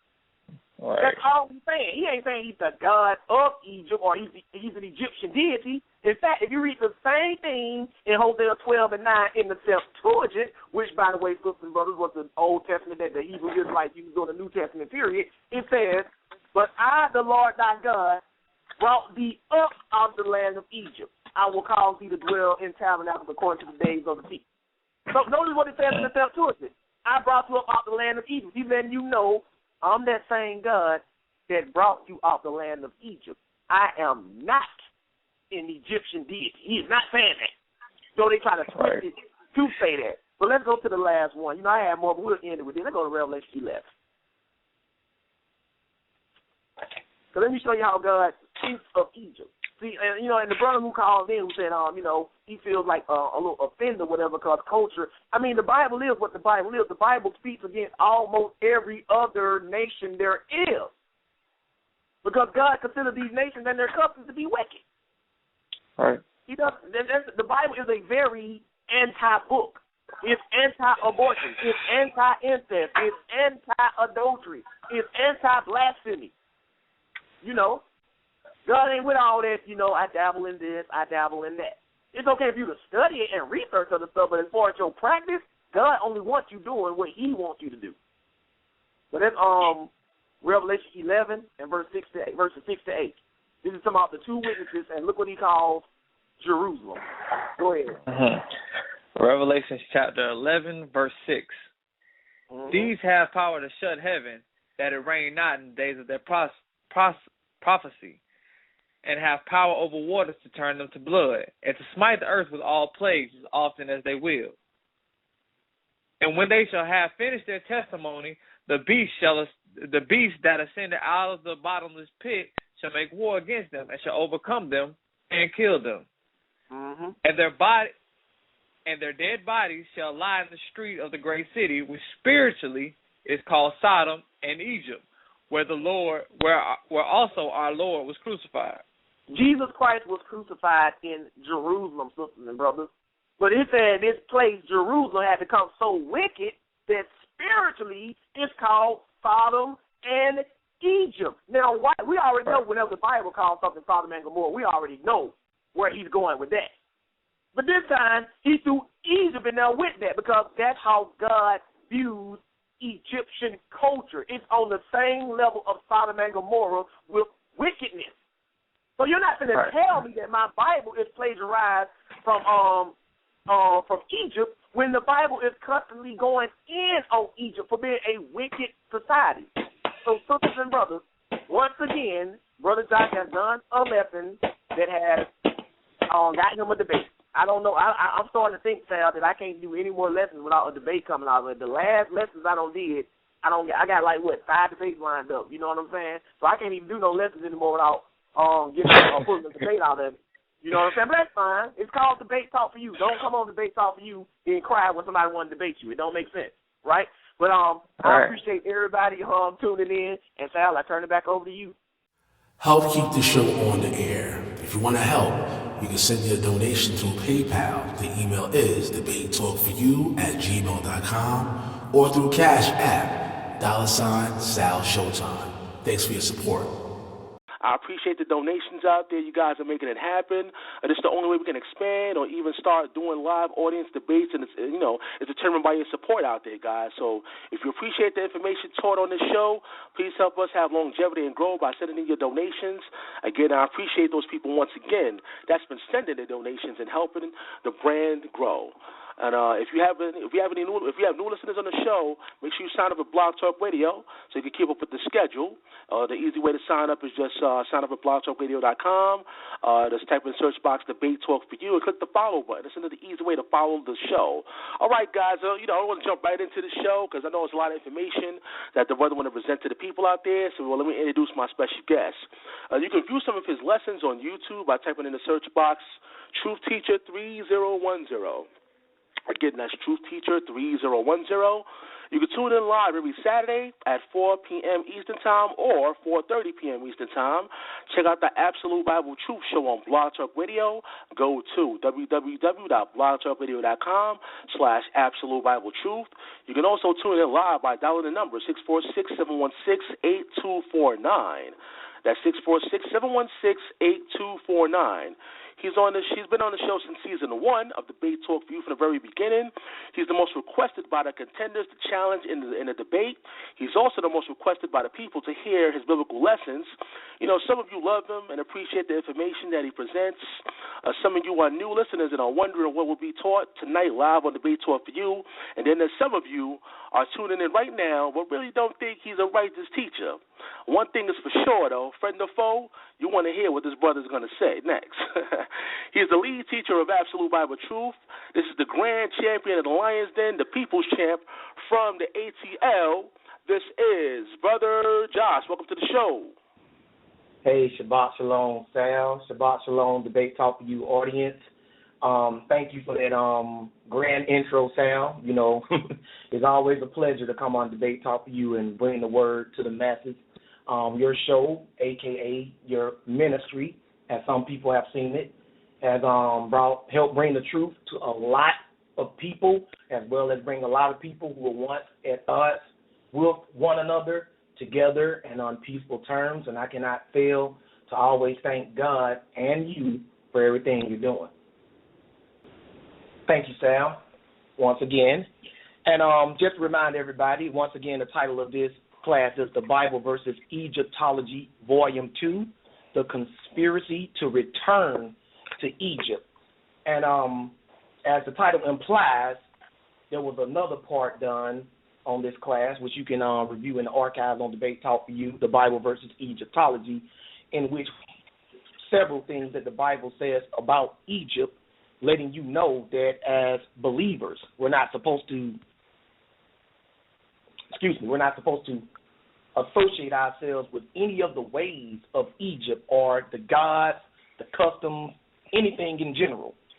But I decided to do a volume 2 to this class because many of you already know that if there's anybody who the conscious groups and the Egyptologists, particularly people like Polite and Sarnetta, yeah, I'm naming names, and if they listen, they can call in, because I welcome all challenges from the opposition, but particularly people like this, and then you got people like Malachi York and Ray Hagan. One group of people they like to attack more than anybody are the Black Hebrews. And the reason why they like to go after the Black Hebrews is, number one, 90% of most Egyptologists, many people don't know this, but about 90% of them were Hebrew Israelites. They are former Hebrew Israelites. So as many people who convert from one way of thinking to another tend to do is go back and attack that previous way of thinking. We've all done it. When I first learned about the Sabbath day and these pagan holidays, first thing I did is went back to my previous understanding and people who still adhered to that and attacked it. It's natural human inclination, nothing wrong with it, because what you're trying to do is bring people out of your deception or what you thought was deception. So when it comes to the Egyptologists, if you go on YouTube, go on Facebook, the people you see them attacking more than anybody are the black Hebrews. But another reason why they attack the black Hebrews is because, and there's no denying this, excuse me, I'm a little under the weather, no other group out there teaches more straight Bible than the black Hebrews. You got to give credit what credit's due.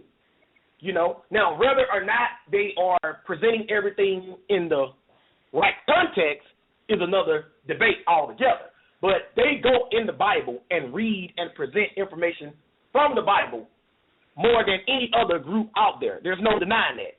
The black Hebrews also have a strong black presence in the community and on YouTube and Facebook. So, of course, the Egyptologists, who also have a strong black presence, want to be at odds with them because they are competing for the soul's attention, and let's just face it, the money of the black people. That's just how it is.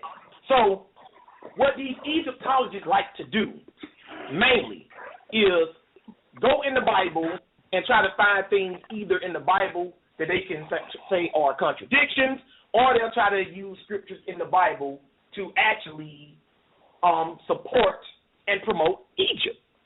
And we're going to deal with some of the stuff they go to, but when it comes to the fact that most Egyptologists are former Hebrew Israelites, anybody with common sense would say, well, who's to blame for that? The answer is easy. Hebrew Israelites. And one of the things that drive people to becoming Egyptologists is this whole sacred name movement. And see, people don't know that the same arguments that the sacred namers use to win you over to using a specific name, whether it be Yahweh, Yahuwah, Yahshua, or Yahushua, or Yahusha, whatever name you want to use, these same arguments that they throw at you to persuade you to accept these names is used in a conspiracy to get you to return to Egypt. And of course, when I say return to Egypt, I don't mean literally, I don't mean physically, I mean spiritually. And see, when they use these arguments, these sacred namers, when they use these arguments and they play on these words, and they say, see, when you say this, you're really calling on this God. They don't understand that once they get you, an Egyptologist comes creeping along and say, I see that you stopped using that old pagan name, Jesus.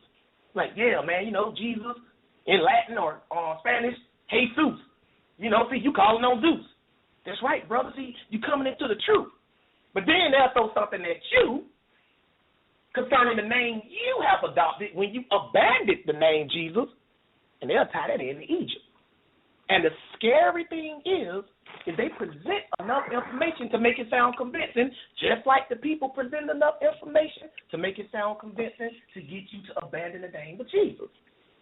So you, in all honesty and integrity, and not wanting to appear to be a hypocrite, will say, wow, well, there it is right there. It's the same logic that I use to get rid of Jesus, Lord, and God, being thrown to me to get rid of Yahweh, Yeshua, Yahuwah, Yahusha.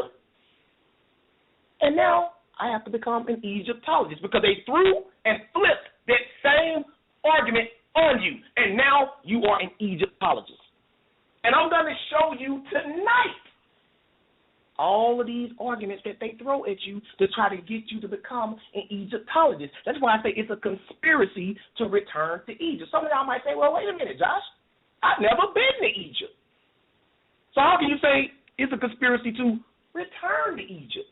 Well, if you believe you're a Hebrew Israelite, you know Israel came out of Egypt. And I'm going to show you that Israel has been, since that time period, genetically predisposed. It has been breeded into Israel's DNA. If you are a Hebrew Israelite, this is part of your DNA. It was breeded into you to want, to yearn, to return to Egypt. That is why it's so easy for these Egyptologists to get a lot of Hebrew Israelites. That's why they target specifically Hebrew Israelites. It is a conspiracy to get you to return to Egypt. And the sad thing is, the conspiracy, as most conspiracies are, is from within. It's from among other Hebrew Israelites. Because the first time the foundation is laid, the first time the trap is set, is when somebody who's a sacred namer comes to you and tells you, you need to stop using that and start saying this. As soon as somebody said the trap has been laid, and the moment you fall into that trap, you have become fresh and primed for the picking to become an Egyptologist. I know this personally.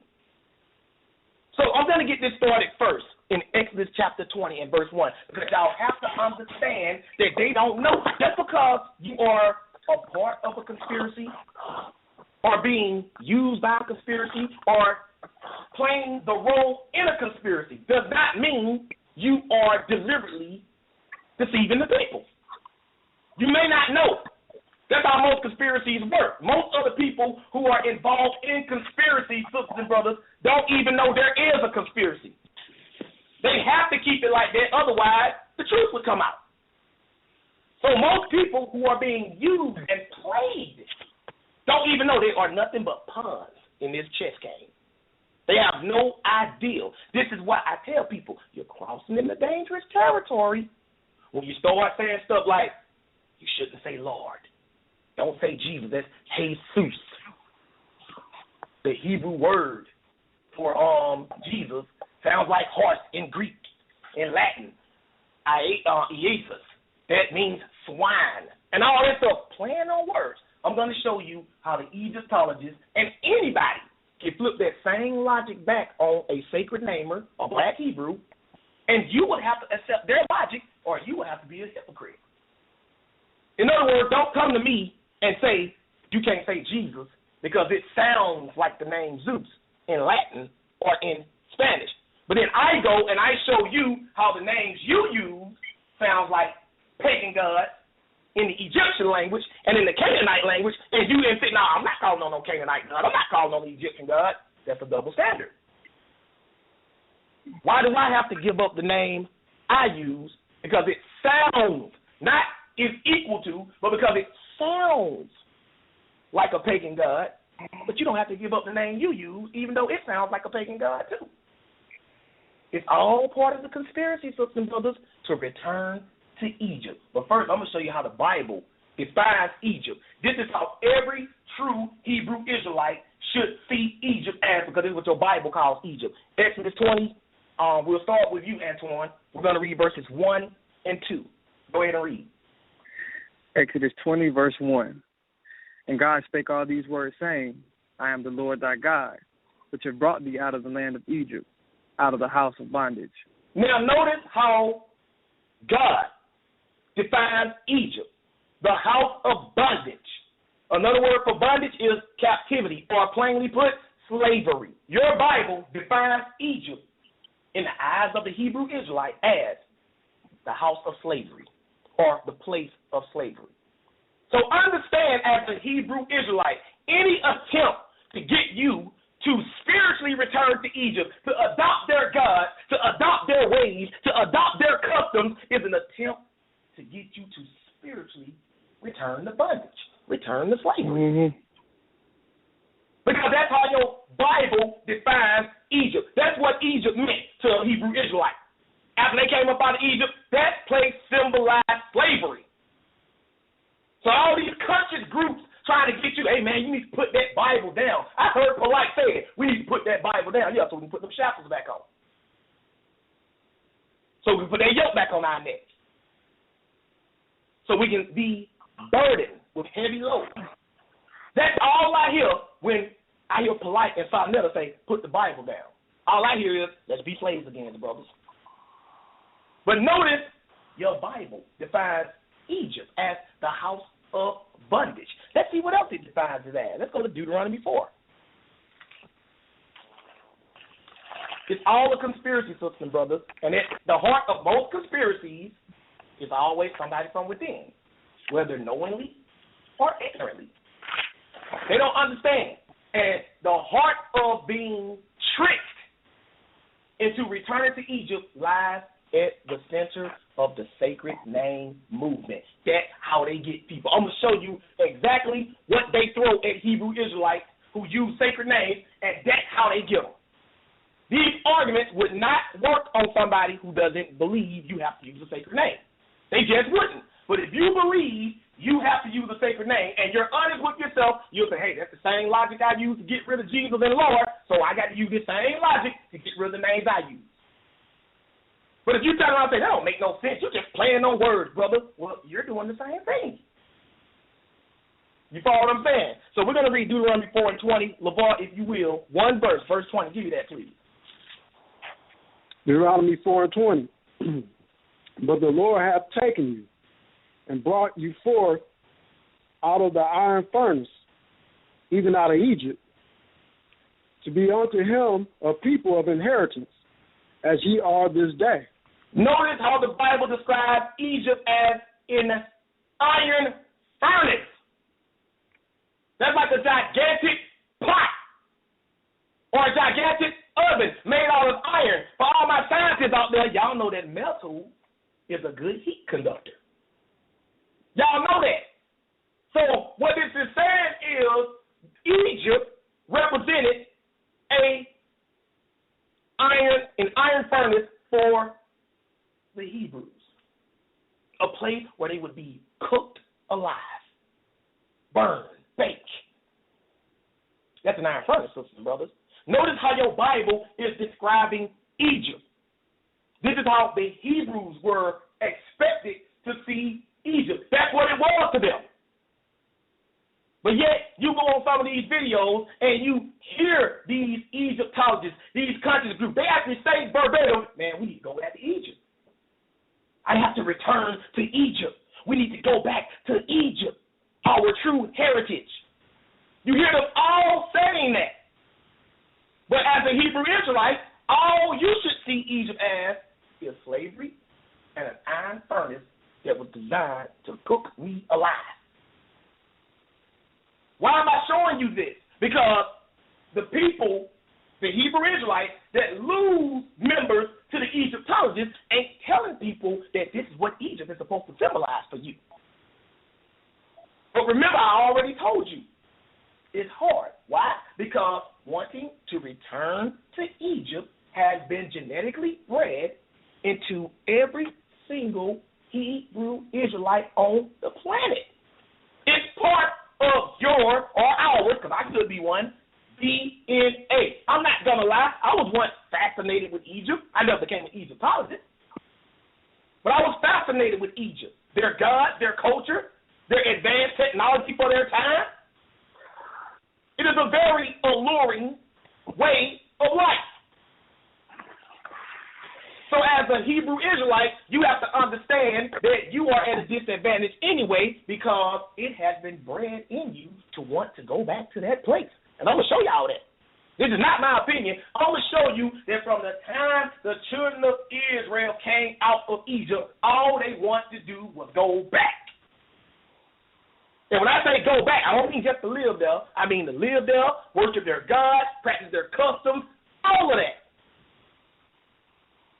So now today we come along and we find out that we are Israel or possibly Israel, and we start keeping the commandments of God, and then somebody who has that gene strongly inbred in them will come and say, you know what? Y'all need to stop saying Lord. Because that's a pagan name meaning Baal. The second they say that, the trap has been laid. The second they say, you need to only use this name, the trap has been laid. And I'm going to show y'all that. It's a trap. They say, no, it's not. That's just what you say. When I show you this information, y'all tell me. If you are listening, if you have already pressed 1, and I show this information by the time we open the phone, if you have heard them use that before, please call in and say, Josh, you tell the truth. They don't use that before. I've seen it myself. But Egypt, for us, represents, and since absolute Bible truth agrees with the view that the Bible gives of Egypt, absolute Bible truth, Hebrew or no, teach that that's what Egypt represents. Slavery and an iron furnace cooking you alive, holding you trapped. You can't escape. That's what Egypt should represent to every believer from a culture and worshiping theology perspective. That don't mean you walk around, I hate Egyptians. No. I can't stand Africa because that's where Egypt is. No, I'm not saying that. I'm talking about adopting their religion. That's what their religion is supposed to represent to you. Slavery and burning you alive. You follow what I'm saying? And incidentally, if you adopt that religion, you will be burnt alive in the lake of fire. That's kind of ironic, ain't it? But let's move on, because I'm going to show you how they've always wanted to go back to Egypt. Let's go to Numbers chapter 11, Antoine. And at the heart of this conspiracy, sisters and brothers, the root of it, the very core of it, sacred namers. Sacred namers. They are the people that lay the most traps. They're not the only, but they are the most. They lay that trap. Once they come to you and they tell you, you can't say this. Jesus is Zeus. Lord is Baal. Once they start saying that stuff, the trap has been laid. Because the moment you believe that stuff, somebody else going to come along a few months, few years later, and they're going to show you something connected to the name you adopted. And they're going to connect it to Egypt. That came from Egypt. And then you say what? I say, who come in a close second place? What's that? Is what I've seen is our non-messianics. They'll come and tell us, say, see, your Messiah come from this in Egypt, blah blah blah. Number 2, you're gonna become a non-messianic. You're gonna deny the Messiah and the New Testament. Paul was the liar. All that stuff. That's number 2. All of that is part of that conspiracy. See, people don't understand what this sacred name movement creates. It creates division, and it also creates non-belief. It drives the pagan. It's not the only thing that does that. I'm not saying that's the only thing or that's the only reason. I'm letting you know that the second this sacred name movement came on the scene, all of a sudden, membership of these conscious groups and Egyptologists skyrocketed. If you don't believe me, talk to an Egyptologist. They will tell you that when you say Amen, you're really calling on the God, the Egyptian God, Ammon. Every time you end a prayer with Amen or Ammon, they'll say that. I'm going to show you that's some bull. Do y'all understand what I'm saying? It all starts with these play on words. Because you can go and look up Amen. Spelled A-M-U-N. It's also spelled A-M-E-N.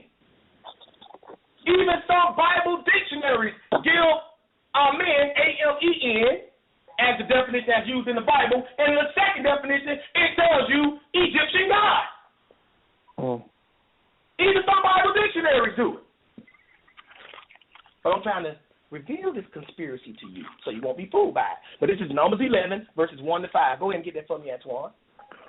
All right, Numbers chapter 11, verse 1.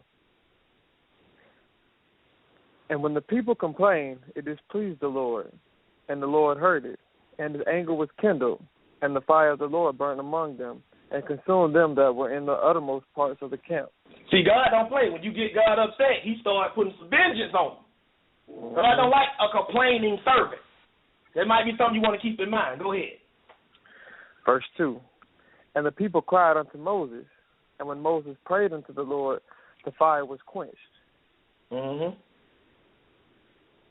And he called the name of the place Taberah, because the fire of the Lord burned among them. Mm-hmm. And the mixed multitude was among them, fell a-lusting. And the children of Israel also wept again, and said, Who shall give us flesh to eat?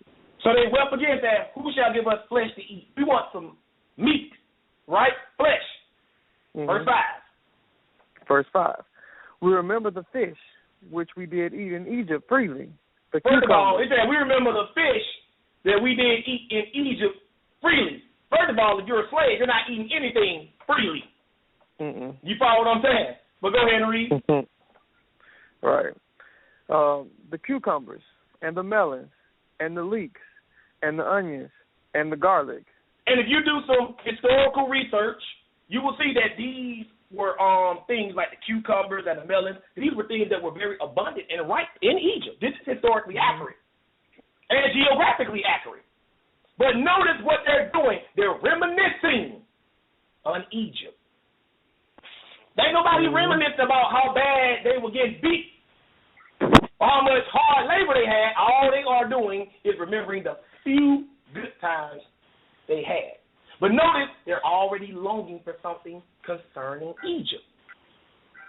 It's already on their minds. This is thousands of years ago. This attitude, this desire, this longing was bred into the Hebrew people, and throughout the ages, they all had a longing to return to Egypt. And if you are a Hebrew Israelite today, it has been passed down to you. You just have to deny it. Just like you deny any other sin you are tempted to commit. But that's in us, sisters and brothers. That desire to want to return to Egypt is in us. It's always been in us since the day God brought the children of Israel out of Egypt. And it's our Hebrew forefathers that passed down that mindset to us. Which is why you see the Egyptologists attacking the Hebrew Israelites the most. Why do they attack the Hebrew Israelites the most? Because those are the ones they want. The people you attack are the people you attack the most are the people you want on your team the most. Why do you think a lot of people go after A.B.T? Because they want A.B.T people to start believing them. They know that Brother Josh, Antoine, LeVar, Elder David, they know that we persuade a lot of people to believe the way we teach. So they go after us the most because they want the people who believe us. So when the Egyptologists target the black Hebrews the most, it's simply because they want to convert the black Hebrews to Egyptologists the most.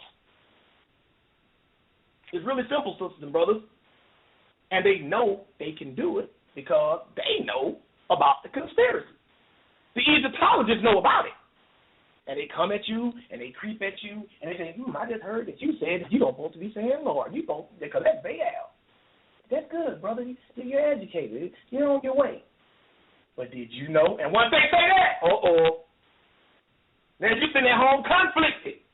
You mean to tell me my whole Bible comes from Egypt? You mean this Bible is nothing but a rip-off of Egypt? You mean everything in it derived from Egypt? So what do I need the Bible as a middleman for? I'm going to go to where the Bible came from. I'm an Egyptologist. That's all they do, sisters and brothers. It's really that simple. But because our elders are not prepping us for this, and because these guys who are these sacred namers are part of this conspiracy, we're losing more and more Hebrew Israelites to these conscious groups. We even got Hebrew Israelites rubbing elbows with conscious groups. Joining conscious groups.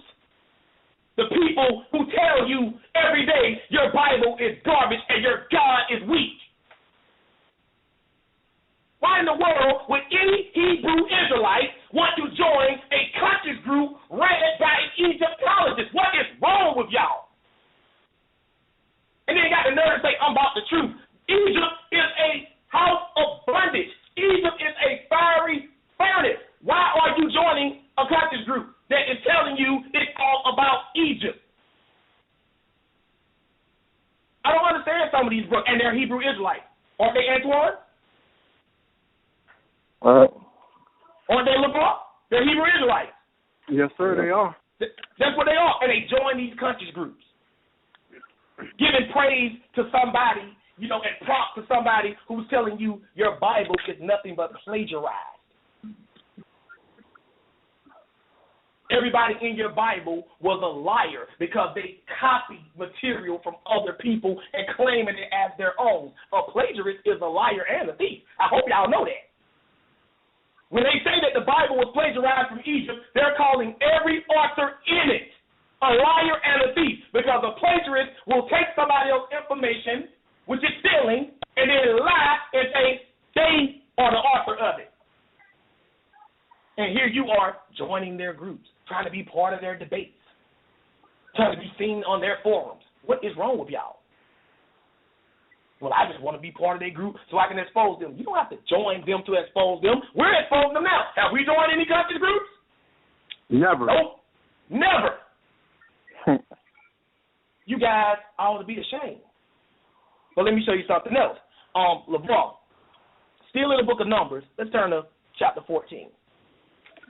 I don't care if you get mad. You're wrong.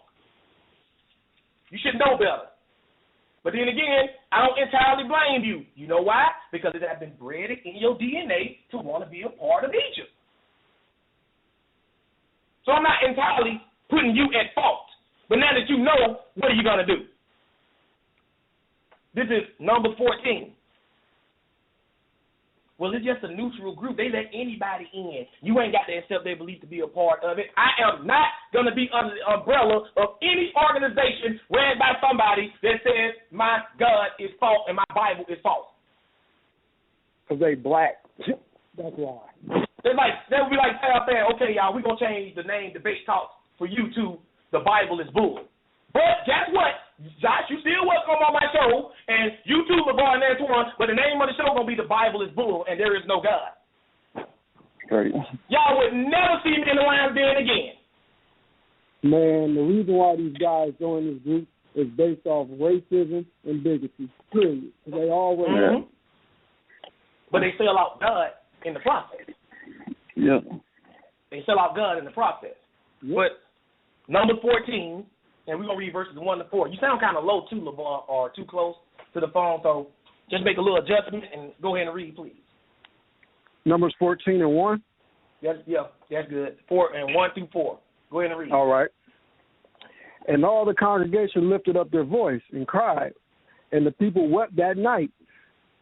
And all the children of Israel murmured against Moses and against Aaron. And the whole congregation said unto them, would God that we had died in the land of Egypt, or would God we had died in this wilderness? Now look, when they say would God, what they're saying is God willing, or I wish that God would have let us die in this wilderness, in this desert, or in Egypt, because they don't like their current conditions. So they're just saying, man, we wish God would have let us die in Egypt, or let us die after he brought us out to Egypt into the wilderness. That's what they're saying, right? But read verse 3, go ahead. And wherefore hath the Lord brought us into this land to fall by the sword, that our wives and our children should be a prey? Were it not better for us to return into Egypt? Look what they said. Were it not better for us to return to Egypt? Look at the mindset of these ancient Hebrew Israelites. They all desire to go back to Egypt. Why do you think the number one converts to Egyptologists, black Hebrew Israelites? Why do you think the main people, who do y'all see polite and Sarnetta calling out the most and challenging to debate the most? LeVar, Antoine, who do y'all see challenge? Who they challenge?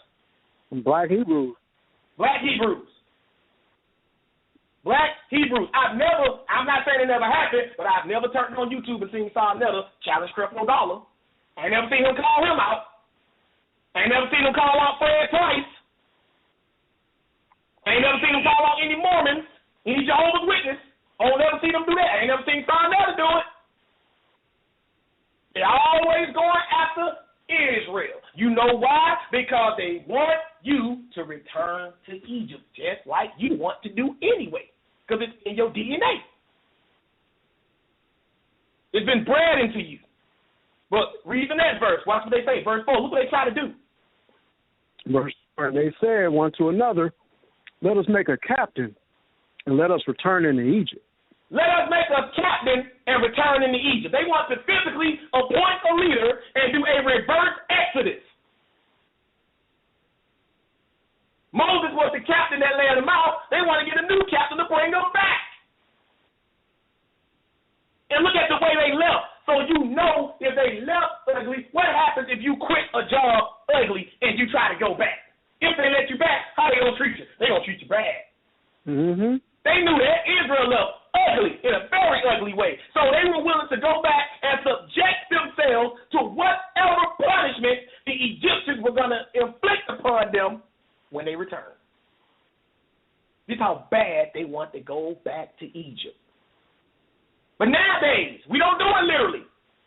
You are part of a Hebrew Israelite camp. You want to go back to Egypt. A captain is nothing but a leader. So what do? You find a leader, i.e. teacher, that was appointed, and they'll take you back to Egypt. They ain't got no problem doing it. That's where Polite, Malachi York, Ray Higgins, Finetta, that's what they come in at. Those are the appointed captains to return you to Egypt. And you don't even understand that you've been wanting to go anyway. You just didn't know it. This is what Israel always wanted to do. Let's appoint a captain. Let's go back. Oh, we missed the food in Egypt, the melons, the garlic, the cucumbers, the fish. Egypt, Egypt, Egypt. Let's go back. Let's denounce being Hebrew Israelites. Because if you go back to Egypt and officially stay there, you eventually forget who you are. You become Egyptian. See, they don't look at it like that, though. They're not warning you about this stuff. Instead, they're prepping you to get ensnared by this stuff. Excuse me. And like I said, I'm going to show you that the black Hebrews are at the core of this conspiracy, specifically the sacred namers. I'm not talking about black Hebrews in general. I'm talking about these sacred namers. These sacred namers are the ones that are going to get you back to Egypt. Because they're going to lay that trap, and then that same trap going to be laid again. And you going back. You don't believe me? Talk to any Egyptologist that was a former Hebrew and ask them what eventually made you convert. They're going to say, man, I thought saying that Amen was really Aman, and after a while I was just convinced that everything in the Bible comes from Egypt. Israel, Isis, Ra, El. I'm telling you. I'm going to show it all to y'all tonight. This is what they throw at you. Well, what made you think that? That's ridiculous. Isis, Ra'el, you just playing on words. Well, too late, because you already played on words with Jesus. If they can get you with the Jesus, then they can get you with the Isis, Ra'el. Ra'el. It's a game, sisters and brothers. It's a trick. It is a conspiracy to return to Egypt. So I'm going to show you even more. Let's go to Joshua chapter 24. I think you will, Antoine, if I'm not mistaken. All right. We're going to touch on a few things. I want to show y'all this, man. That's why y'all these sacred names come on here and do the same lesson over and over and over again. Talk about the same thing over and over again because they part of that conspiracy. Trying to get you back to Egypt. They don't even know it. Hey, the only thing I'm trying to get you to do is call on the Most High name. I'm trying to proclaim the name of the Lord, like he told me to. You think that's what you're trying to do. You don't know you're being used. You don't know that you don't fail for a trick. Even if you don't fall for the conspiracy to return to Egypt, you are being used to make others go there. You may never fall for that. But anybody else who heard your spill or your breakdown or your reasoning behind why you should abandon Lord and Jesus is going to eventually come into Polite, Finetta, Ray Higgins, Malachi York. And they're going to hear them do a similar breakdown on why you should get rid of the name that you gave them. And their breakdown is going to lead them back to Egypt. Then what? Well, I ain't got nothing to do with that. That's on them. No, actually, you are responsible.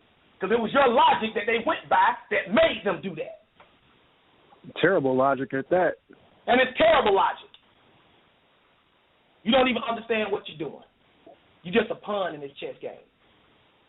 That's why I try to warn everybody against this sacred name stuff. I'm not saying it's wrong to use a name. Like so many folks have accused us, they're anti-Yah. Do y'all even know what anti-Yah means? Let me break down what anti-Yah means. Yah is the God of this Bible. That's one of his names. It's pronounced Jah in the King James with a J. And some Rastafarians still call him Jah, right? That's part of their religion. So Jah, Yah, same thing.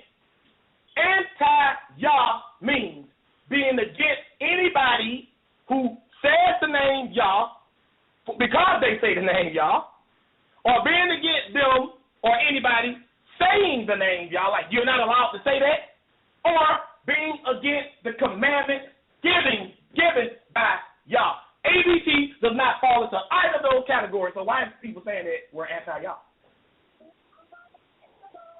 We don't have a problem with anybody saying Yah. We don't have a problem with anybody speaking the name Yah. We don't have a problem with saying Yah ourselves. And we're not teaching anybody to go against the commandments of Yah. So why are people lying saying we're anti-Yah? Bad spirit. Because that's their spirit. That's their conspiracy. They don't want you listening to us because we're going to make sure you don't go back to Egypt. That is my job, to keep y'all from returning to Egypt, because a lot of y'all going to go. A lot of y'all already don't win. I hope some of y'all that have already returned to Egypt is going to exercise a second exodus and get up out of there and never even look back. Because a lot of them have already been appointed captains and have returned you to Egypt. They've already done it. Right? I don't mean it's too late. This is Joshua 24. This is verses 1 to 2. Give me that, Antoine, please. Then we're going to skip. Right, Joshua 24, verse 1. Joshua gathered all the tribes of Israel to Shechem and called for the elders of Israel and for their heads and for their judges and for their officers, and they presented themselves before God. Mm-hmm. And Joshua said unto all the people, Thus saith the Lord God of Israel, Your fathers dwelt on the other side of the flood in old time, even Terah, the father of Abraham, and the father of Nahor, and they serve other gods. It's plainly letting you know that Terah, Abraham's father, served other gods. Mm-hmm. It's telling you that. You follow what I'm saying? Serve other gods. Abraham's father did not serve the Most High God of Israel, at least not his entire life. Your Bible just told you that, right? And when it says flood, it don't mean flood like Noah's flood. This word is translated actually means river. You follow what I'm saying? On the other side of the river. So don't get confused. But now, skip down and read verse 14 and go ahead. All right, verse 14. Now therefore fear the Lord and serve him in sincerity and in truth, and put away the gods which your fathers served on the other side of the flood and in Egypt, and serve ye the Lord. He said, put away the gods which your fathers served on the other side of the flood or river and in Egypt, and serve ye the Lord. Put away the gods of Egypt.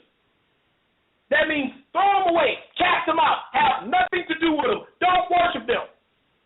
That means don't wear an ankh, the symbol of life. That's an Egyptian idol. You don't supposed to be wearing that. You don't got some Hebrew Israelites don't start wearing that. They ain't even became Egyptologists. They wear ankhs. That is a symbol of Egyptian goddess worship. The womb, the symbol of life. Why do you think Polite said that the black woman is a goddess?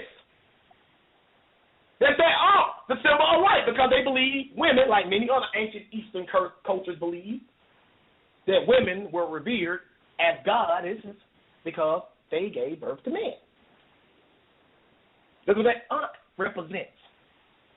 You got some people that wear the ankh as a fashion statement. They don't have a clue what it means or where it came from. They just like it.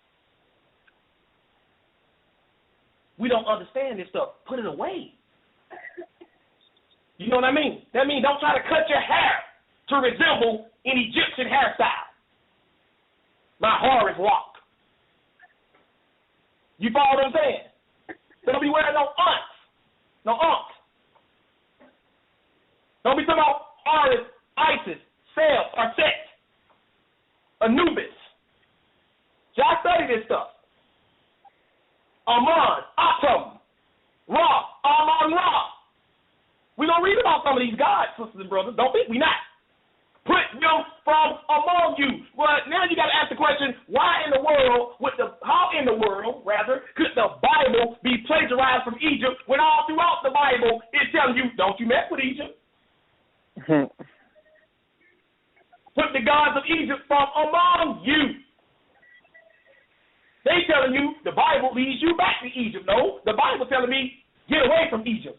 It is the house of slavery. It is the iron furnace. That don't sound like a place I want to be. Who want to go to a house of slavery or be trapped in an iron furnace cooking? Who wants that?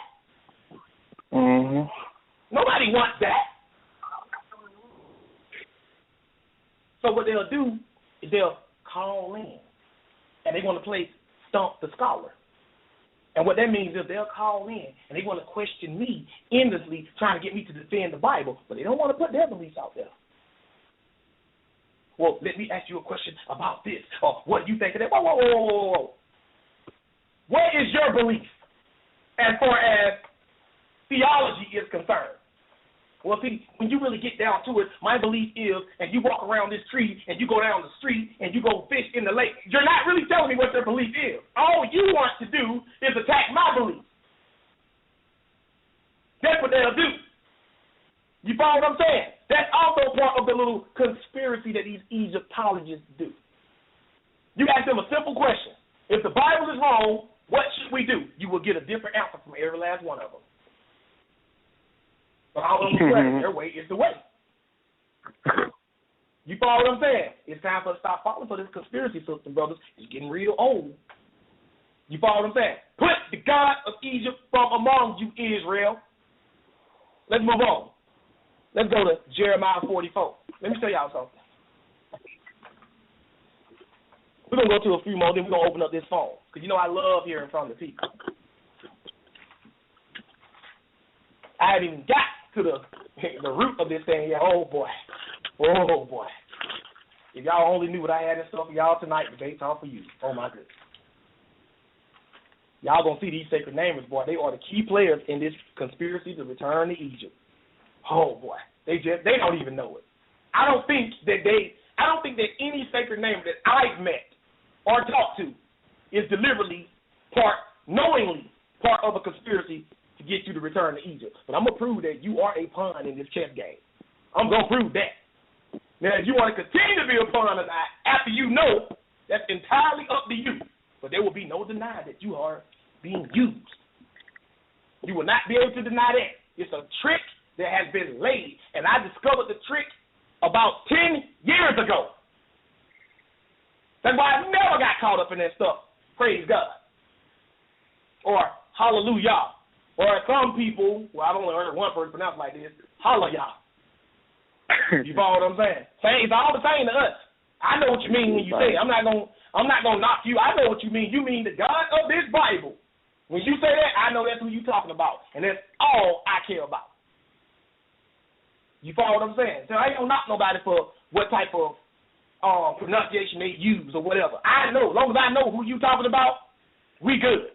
Now, if you talking about some name you using and I can't identify based on what you're saying or how you worshiping, then we got a problem. But if you say hallelujah and you reading some Torah law to me and you saying we're supposed to be keeping these Torah law commandments, then you good in my book, at least on that part. You follow what I'm saying? Because you got these guys, because you got Hebrew Israelites that like to attack each other. I saw a brother on Facebook one time. This is funny. I got to tell y'all this. He attacked another brother because he spelled shalom different. He said, you're spelling it with an O. It's supposed to be a U. This is how crazy it's gotten. What? Now we ain't even saying shalom right? sisters and brothers, you follow what I'm saying? All part of the conspiracy. Somebody standing at the top of the totem pole who's pulling the strings and just sitting back just laughing. They just watching us just go at each other. They just laughing. You follow what I'm saying? But little did they know, they got one problem. About 34 years ago, a woman named Rosie gave birth to a boy who later became named as Joshua. Known as Joshua. That's the only problem. You follow what I'm saying? And many people like me who gonna see this for what it is, a conspiracy to return to Egypt. And if you don't believe it's a conspiracy to return to Egypt, just live in America. What do you see? Egyptian gods all over the place. The Washington Monument, an obelisk, your dollar bill. What's on the back of it? A pyramid with the Eye of Horus. All of this is a conspiracy to get you to return to Egypt. That's all it is. And now, unfortunately, the black Hebrews, the very people who God chose to expose this stuff, are the main people helping it happen. That's sad. The devil always used something that God meant to help and benefit people to hurt people. The devil don't ever try to come. The devil ain't got no originality. Y'all got to understand that the devil is the biggest plagiarist in the world. You follow what I'm saying? There's nothing original about Satan. All Satan does is take God's creations and plagiarize them and pervert them. That's all he does. God created Eve to help man. Satan didn't go into the Garden of Eden and create another separate woman on his own and say, okay, I'm going to use this woman to deceive Adam. No, he used the very woman that God created to be Adam's downfall. The book says she's supposed to be a helpmeet. She ended up hindering him. Every time God does something to benefit man, Satan used that same something, or he tries to hurt man. So God chose Israel to expose all this folly about Egypt. And what is Israel doing? Driving people to Egypt. Nothing changes, sisters and brothers. I mean, y'all know that. This is Jeremiah 44, verses 1 to 3. Let me show you something here. This is you, LeVar. Jeremiah 44, verses 1 to 3. Go ahead and read. The word that came to Jeremiah concerning all the Jews which dwell in the land of Egypt, which dwell at Migdol, and at Taphanes, and at Noph, and in the country of Pathros, saying, all these are places in Egypt. All of these are places in Egypt. Jeremiah is speaking to Jews, Israelites, living in Egypt. This is long after the Exodus, sisters and brothers. They're living in Egypt. Remember, I told you, it was bred in their DNA to want to return them.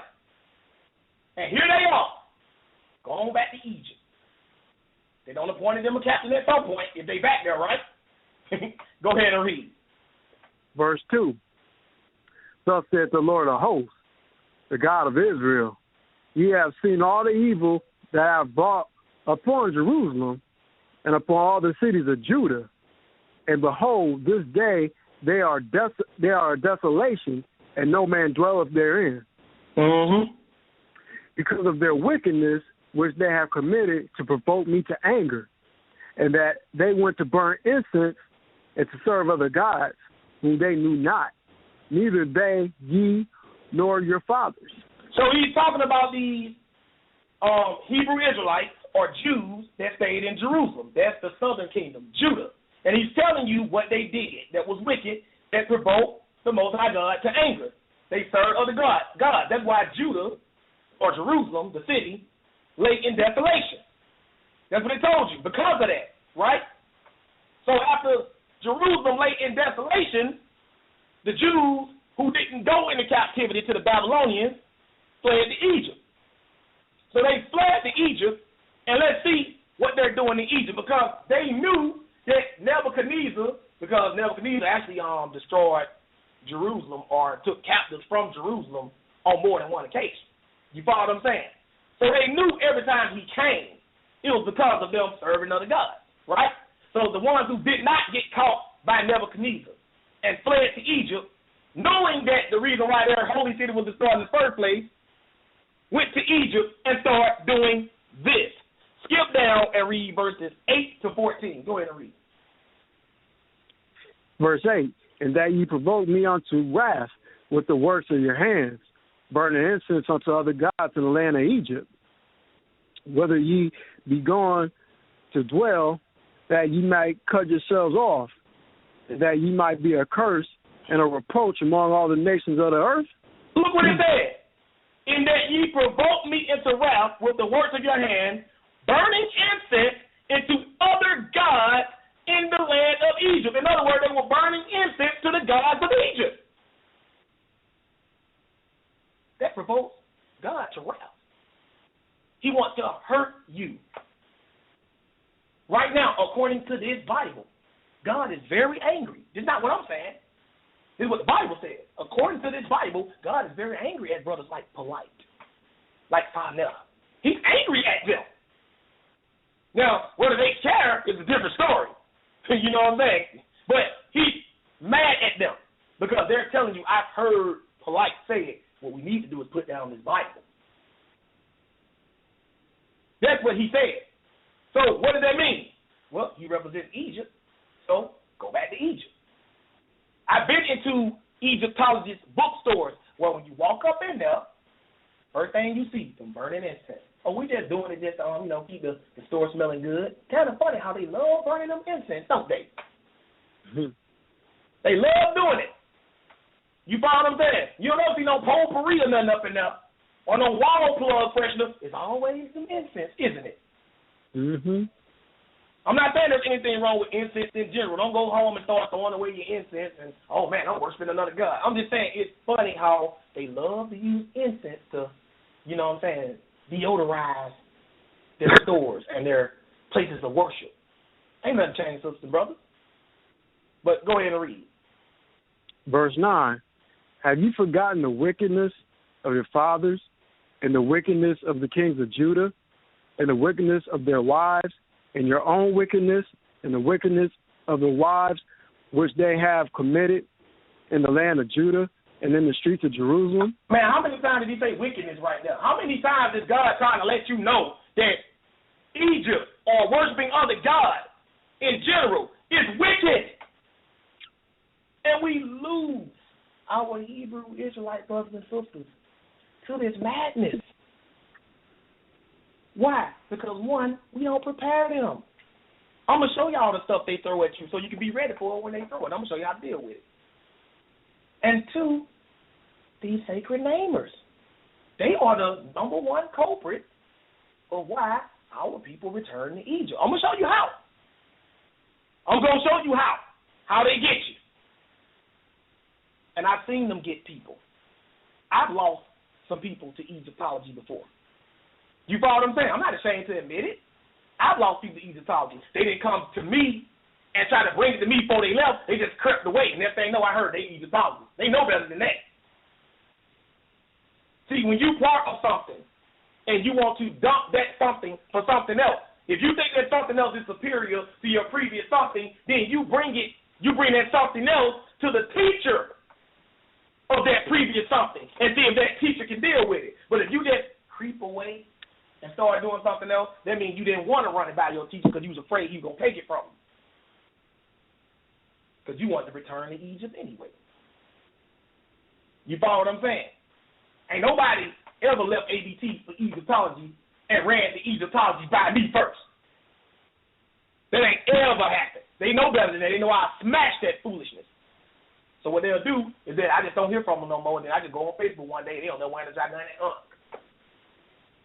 and don't change their name to an Egyptian name. Ain't said nothing to me because they know better.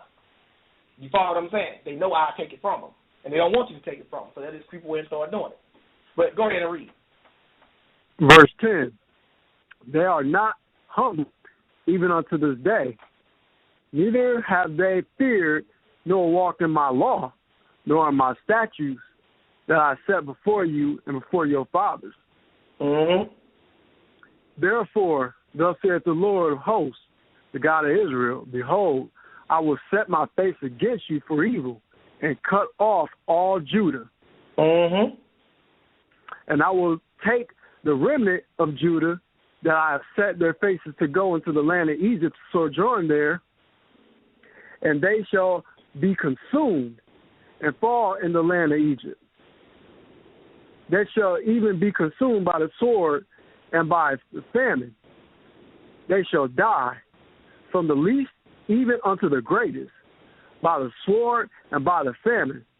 And they shall be an execration and an astonishment and a curse and a reproach. Do you see what God says he had in store for every Jew that was living in the southern kingdom who went to Egypt and started practicing the ways of Egypt? And yes, this did happen already. In fact, God sent Nebuchadnezzar to destroy Egypt and everybody in it. That's history. He said he was going to do it, and it happened. That's documented history. Babylon conquered Egypt. Mm-hmm. But why did God do that? Because his people were in Egypt. See, this is what people don't understand. This is how the God of Israel works. Where his people are, if his people get caught up in the nonsense of that place, to get his people's attention, he'll destroy that place. Oh, you think this place going to protect you? How about I destroy this place where you fled? Maybe then you'll understand that nobody can protect you from me. Your only option is to return to me. This is exactly what these conscious groups and these Egyptologists have done. They are fleeing to America because they think America can protect them. Well, what do you mean by that, Doc? I ain't never heard them say they don't believe that. They're in a place where you can freely profess to be an Egyptologist. Ain't nobody going to arrest you because you say you don't believe in the Bible over here. You got freedom of religion. You follow what I'm saying? Nobody's going to do anything to you. They feel protected over here. Do you really think them brothers go over to the Middle East where they practice Islam saying that nonsense? No. They'll be dead in an hour. So they over here when they're protected, but they don't know that God can destroy America too. And if they keep it up, if we keep it up, that's exactly what's going to happen. You follow what I'm saying? And there will be nowhere for you to run. That's what Israel thought. Israel actually thought they could run from God. They didn't believe that God. Jonah thought he could. He was a prophet. If a prophet is somebody chosen specifically by God to be his spokesman. If somebody like that can believe they can run and hide from God, you don't think a common person would believe that? There were plenty of times Israel ran because they didn't trust in the protection of God, or they tried to get away from God. And God will go and destroy the place where they ran. You follow what I'm saying? That's what he did. We're going to look at some of that stuff, right? But keep reading, Lamar. Well, we have verse 13. For I will punish them that dwell in the land of Egypt, as I have punished Jerusalem by the sword, by the famine, and by the pestilence. See, God doesn't change. We're supposed to learn from this. Every time Israel tried to return to Egypt, God punished them. Every single time. And what are they trying to do today? Get you to return to Egypt. That's what they're trying to get you to do. Put that Bible down, man. It's plagiarized anyway. Your whole Bible comes from Egypt. Really? Because I read somewhere where the Egyptians said it was okay to be homosexuals. That's from Egypt. I read somewhere. Oh, and by the way, I got a documentary coming out. I'm gonna prove all this to y'all. I ain't gonna give it y'all tonight. I can't give it all to y'all tonight. I read somewhere where the pharaohs married their own sisters. That's from the Bible. The Bible preaches that. The Bible tells you to do that. No, the Bible ain't ever told nobody to do that. But what about Abraham and Sarah? You can't read what God told Abraham to take Sarah. That's who he happened to be with when God approached him. You follow what I'm saying? The Bible speaks against stuff like that. I read somewhere where Egyptians ate pork. The Bible tells you to eat pork. The Hebrew Israelites didn't eat pork. That was forbidden. That came from Egypt. I can show you this stuff in Egyptian documents and put it right by the Bible, and you trying to tell me this is plagiarism? It ain't different as night and day. This ain't come from no Egypt. Your Bible is telling you to get away from Egypt. Don't even try to go there to find security. But go ahead and read, Lamar. Verse 14. So that none of the remnant of Judah, which are gone into the land of Egypt to sojourn there, shall escape or remain, that they should return to the land of Judah, to the which they have a desire to return to dwell there. He said, I ain't going to let nobody that went to Egypt from Judah, who started worshiping these other gods, return back to Jerusalem. Because that's the land of Judah. That's Jerusalem. I ain't going to let you go back. Just like when this final exodus happened in the end. All of y'all caught up in this Egyptology, part of these conscious groups. If it turns out you a Hebrew Israelite, he ain't going to let you come back in the final exodus either. Because trust me, when they have this, everybody don't want to go back there. Oh, man, this Bible stuff for real. That means all the good stuff that he said about returning to the land got to be true, too. Because the other stuff he said coming true, I want to go back to. Nah, you've been worshiping your God. You ain't coming back. And guess what? Everybody who influenced the people to stumble and worship these Egyptian gods, they ain't going back either. And the number one culprit are the sacred namers. Oh, I'm going to show you that. Let's move on. I want to get to these phones in a minute. Let's go to Ezekiel chapter 20. Israel always wanted to go to Egypt, y'all. It's in our DNA. I'm sorry. I have to be the one to break it to you, but it's in our DNA. Just like sin. So this brother saying wanting to go to Egypt is in our DNA. I don't believe that. The Bible tells you that sin is in our DNA. It said, by one man sin entered into the world, and death passed on to all men, for all have sinned in the similitude of Adam. Or not necessarily exactly what he did, but Adam brought sin into the world, and now everybody sins. So don't that mean that sinning was genetically put into our DNA? Yeah, but you can deny it. That don't mean that we're predisposed to sin. That don't mean you cannot sin. That don't mean you can't stop yourself from sinning. You can stop yourself from sinning. Yes, you're going to be tempting to do it. But you can stop yourself from doing it. Just like you're going to be tempted to return to Egypt. But you can deny that. The book says resist the devil and he'll flee from you. Don't think you have to resist something as if it's tempting you. You follow what I'm saying?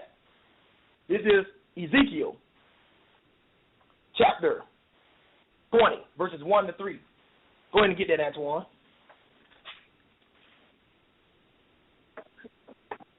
Ezekiel 20, verse 1. Mm-hmm. And it came to pass in the 7th year, in the 5th month, the 10th day of the month, that certain of the elders of Israel came to inquire of the Lord, and sat before me. Then came the word of the Lord unto me, saying, Son of man, speak unto the elders of Israel, and say unto them, Thus saith the Lord God, Are ye come to inquire of me? As I live, saith the Lord God, I will not be inquired of by you. See, you had the elders of Israel that came to Ezekiel the prophet, and they want to know or learn about God or know what God's will is from Ezekiel. So God told Ezekiel to tell them, I ain't telling you nothing. That's all that means right now. I'm not telling you anything because you're wicked. Let me show you why he's not telling them anything. Because you got people who want to know what we think of something. But at the same time, they can't stand us. You follow what I'm saying? They always trying to attack us, but they want to know, like Sal said, friend or foe, they want to hear what we got to say. Whenever somebody wants to hear what you have to say, they are inquiring of you. Inquiry means question, curiosity. That's what that is. They're curious about what you're about to say. If you read all through Ezekiel, God was telling Ezekiel, don't even deal with these people because they like hearing what you say. You sound like you got a beautiful voice, like an instrument. They hear your words, but they will not do them.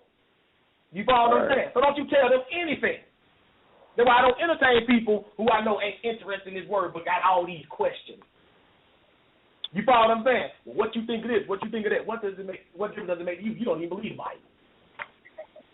But you got all these questions about the Bible. I see Polite do that a lot. Polite have said on the record many times he don't believe the Bible. But every time I turn on YouTube, he's standing out in front of somebody teaching the Bible, got all these questions. Somebody need to tell them, look, you don't believe in God, so I will not be inquired. He will not be inquired by you. He'll get the point and he'll go away. but they entertain them. Look, you don't even believe the Bible, bro. Go about your business. You know what I'm saying? I'm only interested in talking to people who believe the Bible. If you don't believe the Bible, don't call in asking me any questions about it. Well, I don't believe the Bible, but I have a question about Exodus 3. You just said you don't believe the Bible. Why are you interested in something you don't believe in? You know what I'm saying? I don't believe in the Quran, not all of it. So, but you don't see me on any Muslim websites or radio broadcasts asking all these questions about the Quran. You feel me? So if you don't believe the Bible, why are you asking me about it? But skip down and read verses 7 to 9. Go ahead and read. Ezekiel 20, verse 7. Then I said unto them, cast ye away every man the abomination of his eyes, and defile not yourselves with the idols of Egypt. I am the Lord your God. That's what God told Ezekiel to tell them. So you got all these questions for me, but you're still worshiping the idols of Egypt. Same thing with these conscious groups, my Hebrew brothers and sisters. When they come to you, you tell them, I ain't got nothing to tell you. I ain't got nothing for you as long as you worshiping those idols, as long as you associating yourself with Egypt, as long as you claiming Egypt as your culture, as your theology, I have nothing for you as far as what you want to know about the Bible. I'm not going to debate with you. I'm not going to entertain you. Now, don't get it twisted.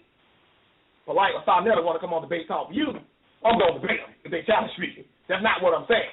But I mean, if they just on the street and they just want to keep repeatedly questioning you, no, you don't entertain that. And I will only debate them to show y'all the truth, not any self-glory on my part, because I'm trying to prevent you from falling into the conspiracy to return to Egypt. And if we just dealing with this Bible, I can show you this Bible don't want you to go back to Egypt. Every time somebody went to Egypt, God punished them. But, like to worship their God. Not just visiting Egypt or saying you want to move there. I'm about to worship their God. Keep it in context. But keep reading. Verse 8. But they rebelled against me and would not hearken unto me. They did not every man cast away the abomination of their eyes. Neither did they forsake the idols of Egypt. Then I said, I will pour out my fury upon them and accomplish my anger against them in the midst of the land of Egypt. So I will accomplish my anger against them in the midst of the land of Egypt, right in the place where you are, worshiping these idol gods. He's going to accomplish his anger. Anybody with half a brain can see that America is a spiritual Egypt. You can see the Egyptian gods all over the place. Statue of Liberty. You know what I'm saying? The justice statue, the blind eye of the justice where the woman's holding the scale, that's pagan. That goes back to Egypt too. After going from Rome, going back to Rome first, I already mentioned the Washington Monument. Half of the presidents that signed the Declaration of Independence were Freemasons. Freemasons will tell you themselves it goes back to Egypt. You are surrounded, Israel, by a conspiracy to go back to Egypt. You're surrounded by it everywhere you look. Every time you pull out a dollar bill and pay somebody or pay for something, that conspiracy right there in your face,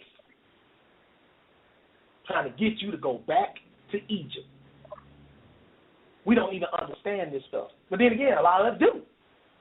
But then we turn around and we become sacred namers. And bam, the trap has been laid. Don't y'all understand that Satan, once he sees he can't get you on one angle, he ain't going to give up. He's going to try another angle. Satan is like a thief, desperately trying to get in your house, or a murderer, desperately trying to get in your house to kill you. He's going to try every opening. If he can't come through the front door, he's going to try the back door. The back door locked, he's going to try every single window. He ain't going to try one door and say, you know what, that's a route, I give up. No, he's going to try every possible opening to get up in there. So just because you got him checked at one side does not mean you can get lax and say, well, we all good. No, he's going to try another way.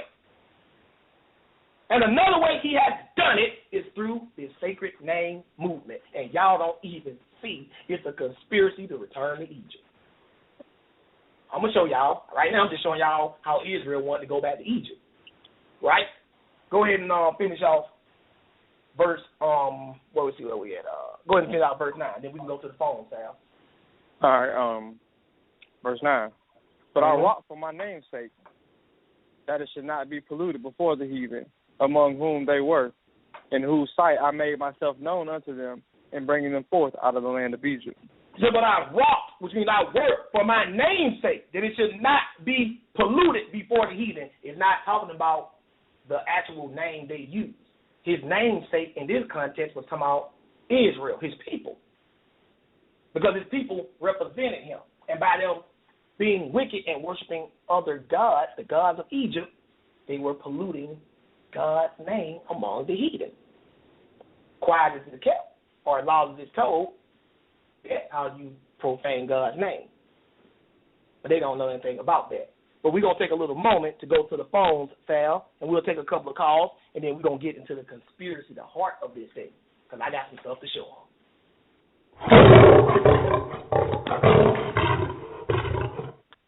All right, we're going to the phone lines, guys. You know that number, 646-716-7320. Just calling with your questions and your comments. I see we have people standing by earlier that pressed number 1. We're going to get to you guys right now. We're going to take a few questions right now, and then later on we're going to take some more questions because I'm pretty sure Brother Josh got some more information we want to put out there to the people. But let's take a few calls right now. When you call in, we got to press the number 1, and we'll add you to the conversation. And, of course, everybody know the rules. There's no foul language, no foul language. Keep it clean, keep it professional. Let's go to 912-660. You're live in the air. What's going on, family? Hey, what's up? I got a question for the Hebrew Israelite brother, and I acknowledge the existence of a creator, a higher intelligence, and I really don't deal with the conscious community or the Bible because all they do is argue the past.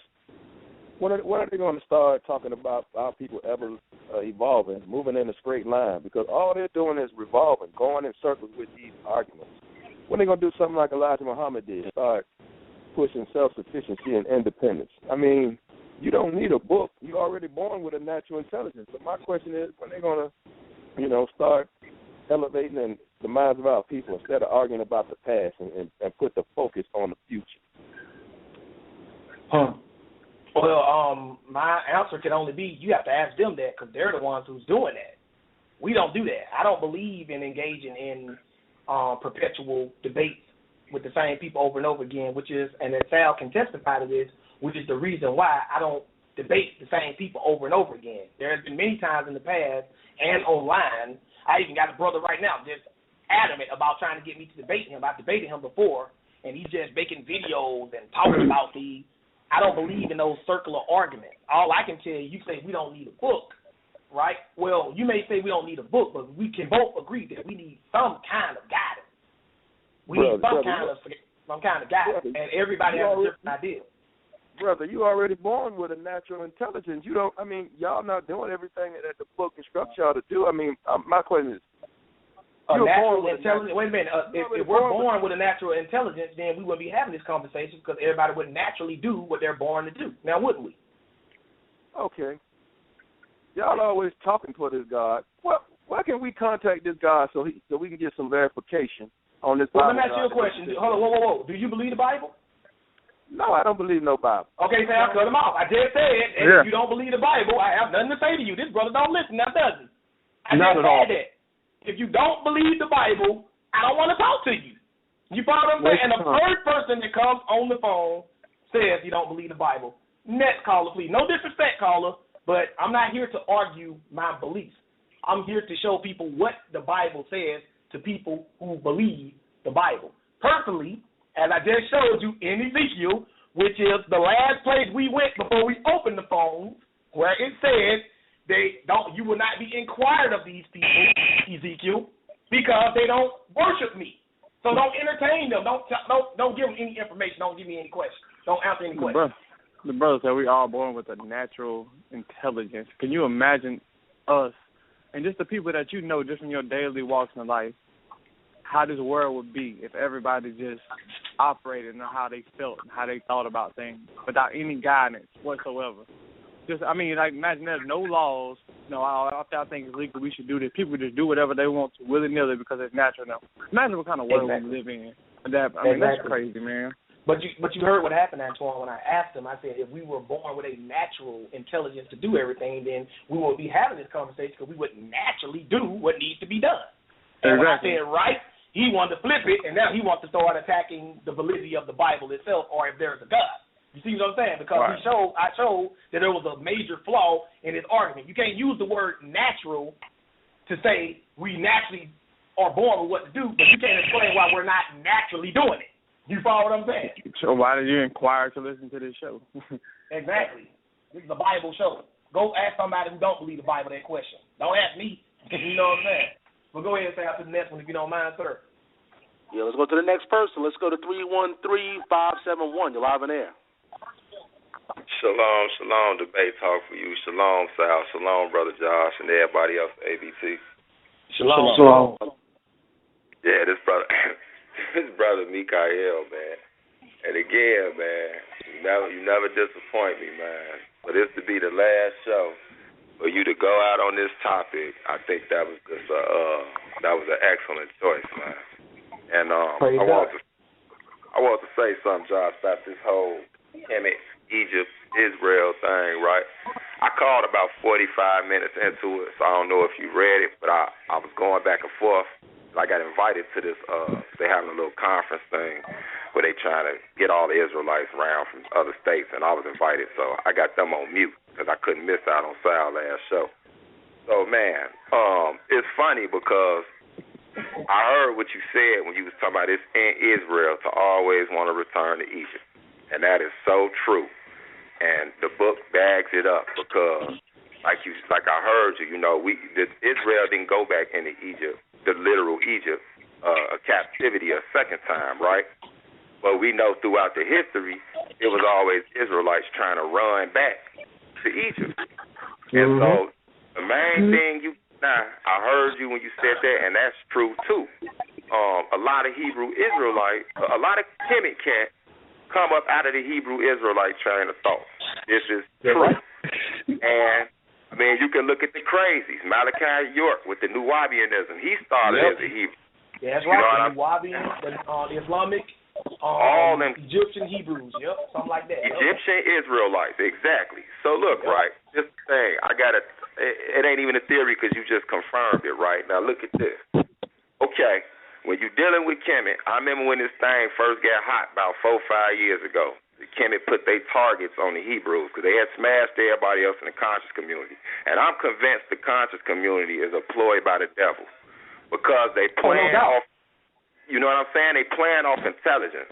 So the first thing they do is they tell the people to liberate yourself. If you want to liberate yourself, the first thing you got to do is get rid of that white man's Bible. And Israelites are so gullible, they falling for it, right? Now, the whole thing, one of the first people they like to go at is our sisters. And they play off their mother goddess Isis womb worship, and they tell them they goddesses. But like I always ask them, when you're telling them goddesses, first it start off, you tell them, man, you don't got to follow all them laws and listen to no man. You a goddess. Then they go from that to, you ain't got to cover yourself up. Show your beautiful African body. So I just did a video on this. So in a minute, you know what I'm saying, they basically out there loose. And let me throw something at you too, Mikael, because I don't want you to go too far before you lose that train of thought of what you just said. When they tell the women they are goddesses, who is the first person to tell the first woman that if you don't listen to God, you will be a goddess? Ooh, Satan. That was ugly.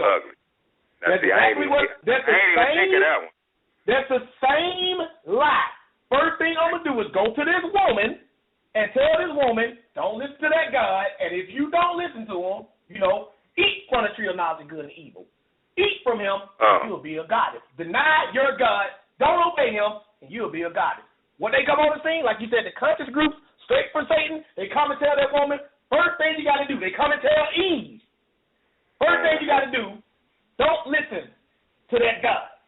Don't listen to him, because you will be a goddess if you do. Okay, let me ask you, Josh, did you read, because I heard you bring that up in Ezekiel, that was a perfect one, but this one always jumped out to me for the last few years, man, and I got a secret weapon and waiting, so I don't know about it.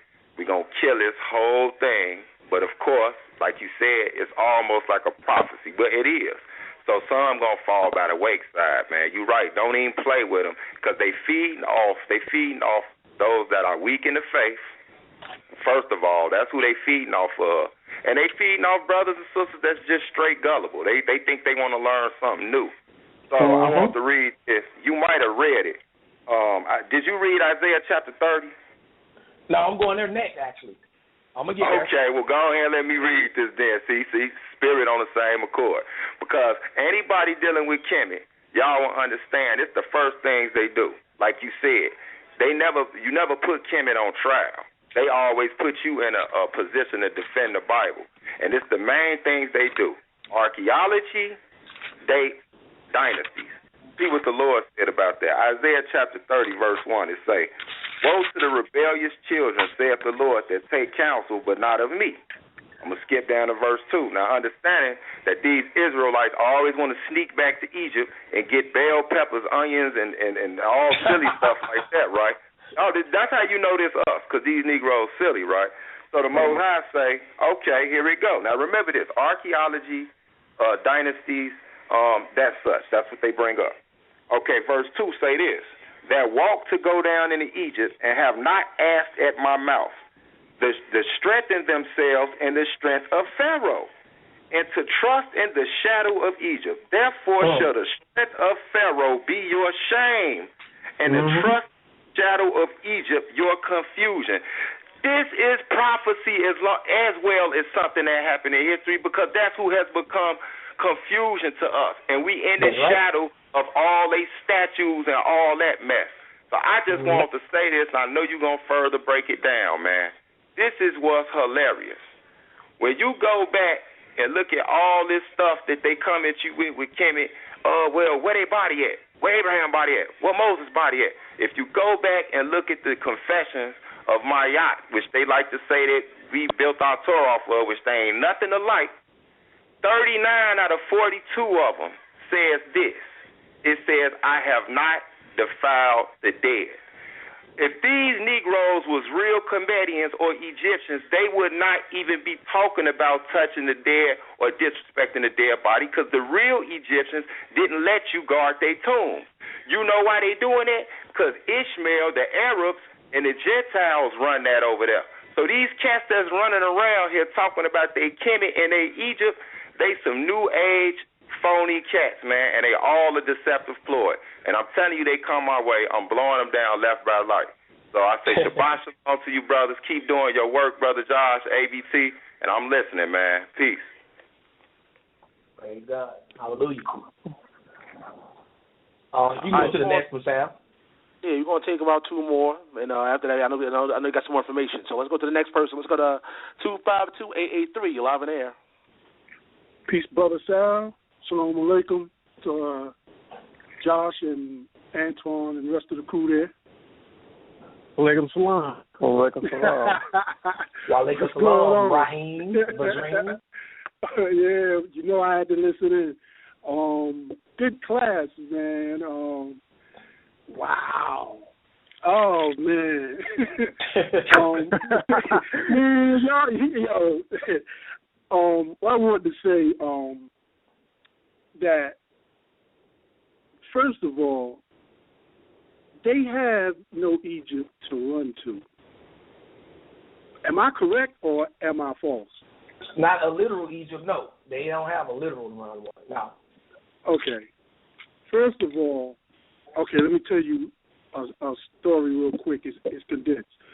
I was in school, computer school, with a brother. He turned Muslim, and we lost contact. And we came back in contact because we ended up at the same law firm. So he came back as Amin Ra, right? And then he tried to tell me some stuff, but he didn't know I already went to school to study Egypt and everything. So I asked him a question. I said, why is the left foot always out in the statues? He didn't know. I said, what is your purification rites? He didn't know. I said, how do you pray? He didn't know. If anyone check my videos, You knew how they prayed. Everybody prayed on their forehead. And it was those are simple Egyptian, because they started out good and then the priests started being corrupt. That's what happened. Right? So he didn't know. I said to him, you see that black power stuff and that Kemet stuff has corrupted you because you don't even practice what you're supposed to be practicing. You're talking about going to Egypt. Egypt is ran by Arabs and Muslims. That's right. Josh said an hour. Nah, they'll cut him down in 5 minutes. An hour's too long. You go over there with that crap. They will cut him down. I was being generous, Raheem. I was being generous. You was being a whole lot generous. You know what I'm saying? So, them Sarnetta, Sarasumseti, polite. Matter of fact, we don't even know what polite follows. His teacher is in jail. He ain't coming out. You get what I'm saying? And I used Malachi York. And then right. Malachi York. And he got 75 aliases. Okay? He always changed the name, the Hebrew Israelite Ansar Law Community, the Islamic Church of Christ. He has so many aliases. I went to his, when he had the Ansar Law Community, I went to a couple of those. Edens in Georgia, Edens in Georgia. No, I'm talking about the one in Brooklyn. I think Sal knows what I'm talking about. Back then, in the 80s, where they used to have the earrings in their nose and the all white on, and they had the street. They had the streets marked off. They were the Ansar Allah community at that time. Right. They was the Ansar Allah community at that time, and they had the street colored off. And if you was a drug seller, you couldn't come on, and they used to have guns up on the roof. I was there. You see what I'm saying? So they had a party. They had liquor and everything, and I said, nah, this ain't right. This ain't right. And he was, like, if you got married, he had to have sex with your wife before you did. And said, this is what Egypt. I heard about that. Don't know if it's true, but I heard about it. You getting it from me because I'm from New York, and I was there. You get what I'm saying? And all that child stuff, and, that's why he's in jail. But, like you said, I can go into so much stuff. It's crazy. But that's just one of the points how dudes get caught up. First, you get caught up in black power. And you don't need black power. And, you already dark. That's the power. You have that on melanin. You have that when you were born. You get what I'm saying? And the brother that first called in said, we don't need no book. Okay. And he said, we were born in intelligence. I'm like, but why do men, with all this intelligence, keep doing wrong, killing people for no reason? It ain't defense. Robbing people for no reason. You get what I'm saying? Doing all types of stuff. The book is nothing but a reminder because we do tend to forget. Like, my mom could tell me, go to the store and get me some flour. I come back with milk. Oh, man, I forgot. You get what I'm saying? Now, if I would have had a list, you get what I'm saying? Right. Josh, if I put it on the list, would never forgot. That would have been like equivalent to the book. So, good class, and I'm going to just keep tuning in, but it's funny how these guys with the names and, and I'm going to have to say it, like Jason, Moshe and them, I'm going to get them. In a few days, I'm going to get them because that's... All right, you putting a challenge out there, son, brother? What you doing, brother? Well, Sal, they didn't. I already asked. Even Antoine could have witnessed to that. I asked Jason, did he want to debate about Yahweh? I asked Moshe in the past, right, because they didn't want to debate. So I got to do mine on YouTube, and ain't nothing wrong with doing that. But I'm gonna get them because they taught something wrong and didn't even explain something. But I'm gonna put it up. But Josh, I think Josh knows what I'm talking about. But good class, y'all, and y'all have a good night, man. Shalom. All right, Raheem. Peace. All right, we got to go to the next person. Let's go to the Skype caller. So we've got a Skype caller right here live on Debate Talk for you. Skype caller, can you hear me? Calling from Skype. Can you hear me? All right, guess we got to go to the next person. Let's go to 438-396. You're live in air. Hey, Sal. Like usual, always a great show. It's Stanley. How are you guys? What's going on?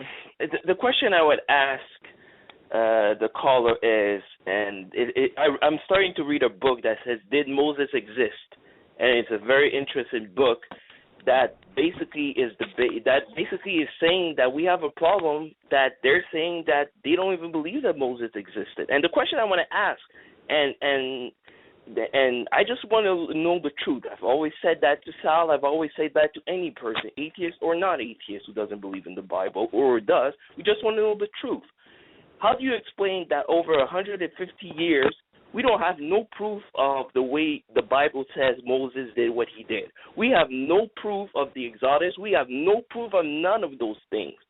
So, and I want to be the honest truth. I want the honesty. I don't want the fighting. I don't want the yelling. I don't want the putting down on somebody, because me, like other people who maybe don't believe in the book, are trying to find the truth.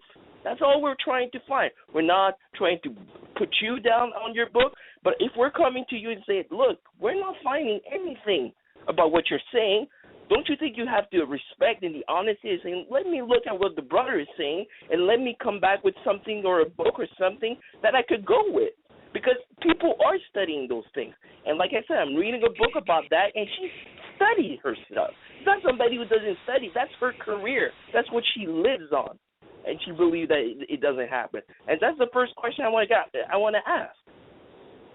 So your question is, basically, if somebody asks a question about the Bible, we should provide an answer if we know it. That's what you're saying?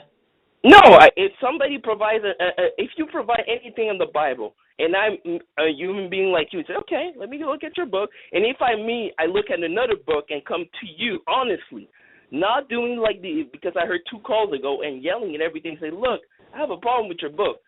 This book is saying that we didn't find what you're saying in that book. You're supposed to be, as an honest person, human being, whoa, you didn't find it, and I would come back like, we didn't find what the Bible says 150 years ago. Okay. I should question you a little bit. Okay, so what you're saying is the absence of evidence is the evidence of absence? Is that what you're saying? No, I'm saying that if we don't have evidence, don't you think you need to question it a little bit? Don't you think it would be like nobody is saying you shouldn't question anything. What I'm saying is, if you believe the Bible, and we're doing a study that's oriented towards people who believe the Bible, then you don't call in on that particular study. If we're doing a study about proving the validity of the Bible, then that's the study you call in with those type of questions with. In other words, if I'm doing a class, like for instance, say if you believed in evolution, and you're just talking about evolution in general. You're not talking about trying to prove that evolution actually happened. You're just talking about evolution to other people who adhere to that view. I would be out of place if I called in or interrupted your study to challenge evolution, because But I'm not challenging you, brother. No, I'm not challenging you. When you say question something, actually you are, because you say if you show no, me something I'm not. I said I'm looking for the truth. I'm not saying you in general, brother. I'm not talking about you, like you yourself. I'm saying you in general, like the people. When I say you, when I say just somebody, just to avoid confusion. If I'm teaching something about the Bible, and it's not a matter of proving the validity of the Bible itself, because there's a difference in proving something the Bible says versus proving if it actually happened. If I take you to Genesis 1:1, and it says, in the beginning, God created the heavens and the earth, you're not going to argue with me that it says that. But if you don't believe in the Bible, your argument will not be that it says that. Your argument will be, is that true? Is that what happened? So if I'm dealing with a study that's focused on, and I'm talking to believers, hear me out, understand what I'm saying? And the study is directed at believers who believe this book. And we're trying to figure out if this book, what this book says. We're not talking about whether it actually happened or if we actually believe the material is true or not. We're just talking about what the material states. 2 totally different horses altogether. Then somebody who is on another mindset of well, it's not a matter of if it says this or not. It's a matter of if it actually happened or not. That mindset has no place in this particular study. So it's not that I have a problem with somebody questioning me or questioning something about the Bible that refers to whether it happened or not, or if it's true or not. I'm saying this is not the study for that particular conversation. That's getting off course. Now, if you got a question about the validity of the Bible itself, then save that for a show that Sal is doing. He got plenty of shows where people are talking about the validity of the Bible. Call in on that show. They will gladly talk to you about this stuff. But that's not what I'm talking about, and I don't want to get off course. You understand what I'm saying? All right, so let me just take one more caller, and after that, we'll let you get into the rest of the lesson. And like I said, we're taking more calls later on, guys. You know that number? 646-716-7320. Let's take one more for now. Let's go to 646-592. You're live on air. Hey, peace, Sal. It's Brother Garfield here. Peace, Brother Josh, and the whole Absolute Bible Truth family.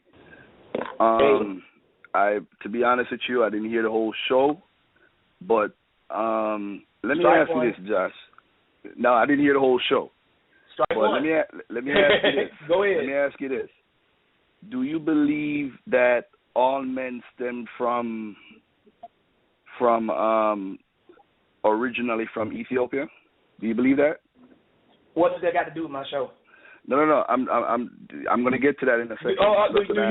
Do you believe the Bible? Do I believe in the Bible? Yeah, do you believe the Bible? I believe. Yes, that's a yes or no. No. Not 100%. Do you believe the Bible? No, I can't. Oh, say I believe in the Bible. Okay, cut him off. Cut him off then. See? I don't know why these people keep cut doing that. He just said he don't believe the Bible. The brother just said he don't believe the Bible, but he want to talk. You see? Debate talk for you audience. I'm not running. I'm telling the people, if you don't believe the Bible, I don't want to talk to you.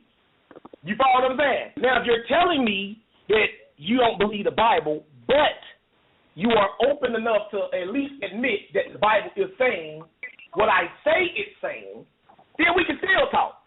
Because it's not a matter of belief at this point. It's a matter of, does the Bible say this or not? If the Bible says avoid Egypt, don't worship the gods of Egypt, don't return to Egypt spiritually, to worship their gods, practice their ways, then if I'm not interpreting that right, if I'm wrong on that account, even if you don't believe the Bible per se, go in the Bible and show me that that's not what they're saying. But don't call in here and ask me, do I believe everybody come from Ethiopia?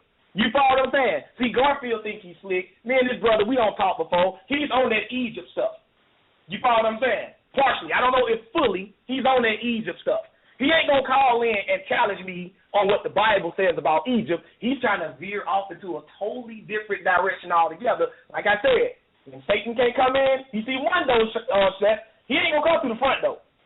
Garfield ain't going to knock on the door and say, I challenge you to show from the Bible that we don't supposed to be dealing with Egypt. No, he ain't going to do that. He'll get smashed to pieces. He ain't going to do that. So he's trying a different angle. Let me ask this brother about the Ethiopians. Do we believe all men come from Ethiopia? Do you believe the Bible? Well, no. Why? LeBron, that's one. Let me ask y'all a question before we go back to the question. Go back to the class. Why did the brother have to drag out that note? No. Did y'all notice when the first caller called in and I asked him, he just said no? Why did Garfield? Well, no. Y'all tell me.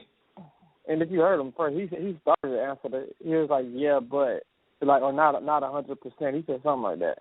No, after that, he said no. After that answer, he said no. Yeah. He said no. He said no. That's when I told Sal to cut him off. It's on the record. You can go back and listen to it again. First he said not 100%. I said, do you believe the Bible? That's a yes or no. And he said, well, no, but, and that's when I told Sal to cut him off. LeVar, what you got to say about it? Not really much. I mean, if he had listened to you in the first caller that called in, he would know that he really didn't have no business calling in because you don't believe the Bible. It's just that simple.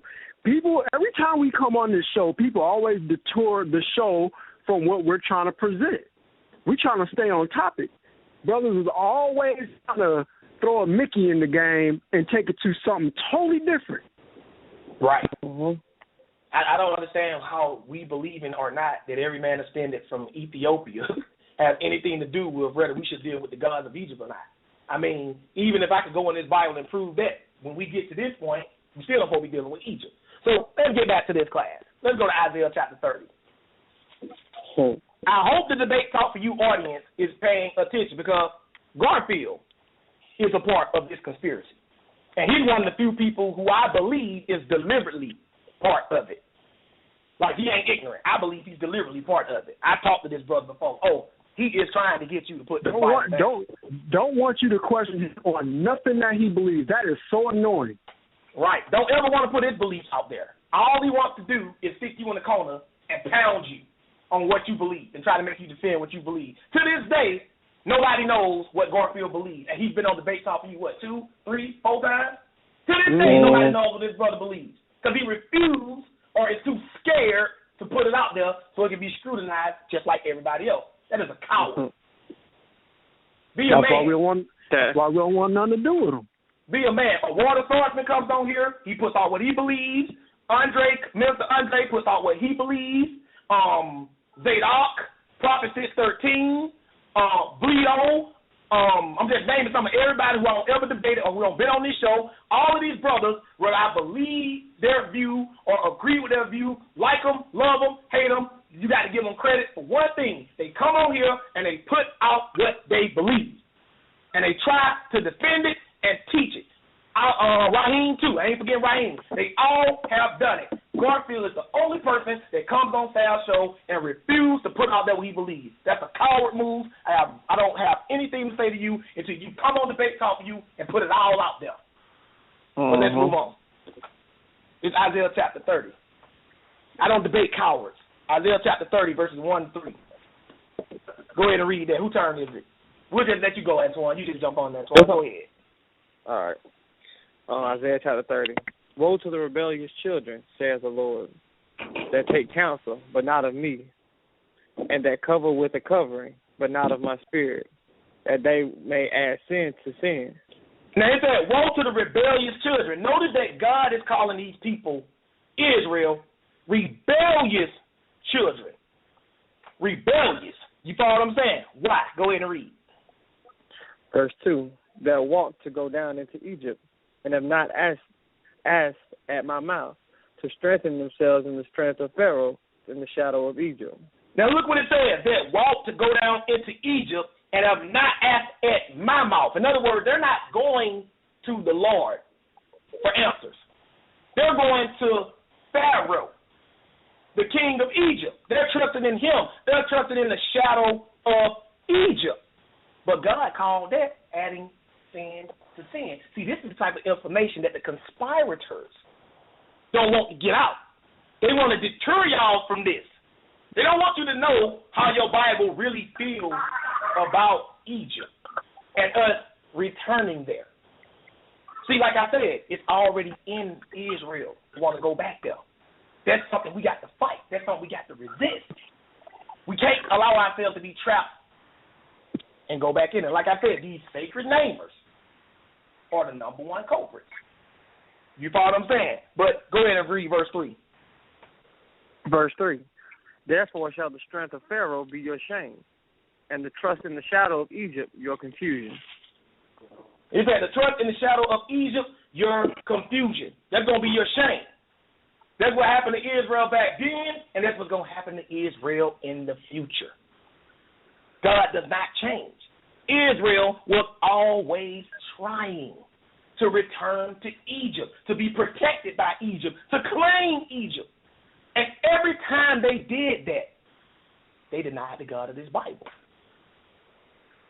Like I said, I don't even heard Garfield say, and it's on Debate Talk for you, so I'm not lying on him.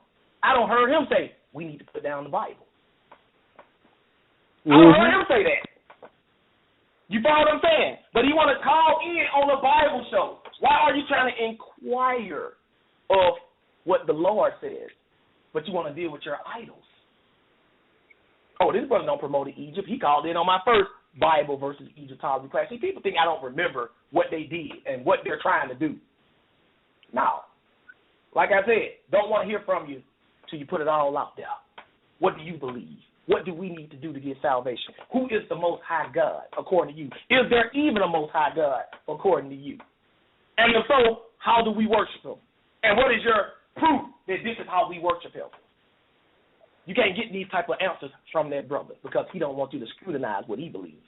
But he want to scrutinize and criticize and analyze all day what you talking about. We ain't playing that game no more. This is the end of season 5 and the end of this Gregorian year. We started fresh and anew. No more games, sisters and brothers.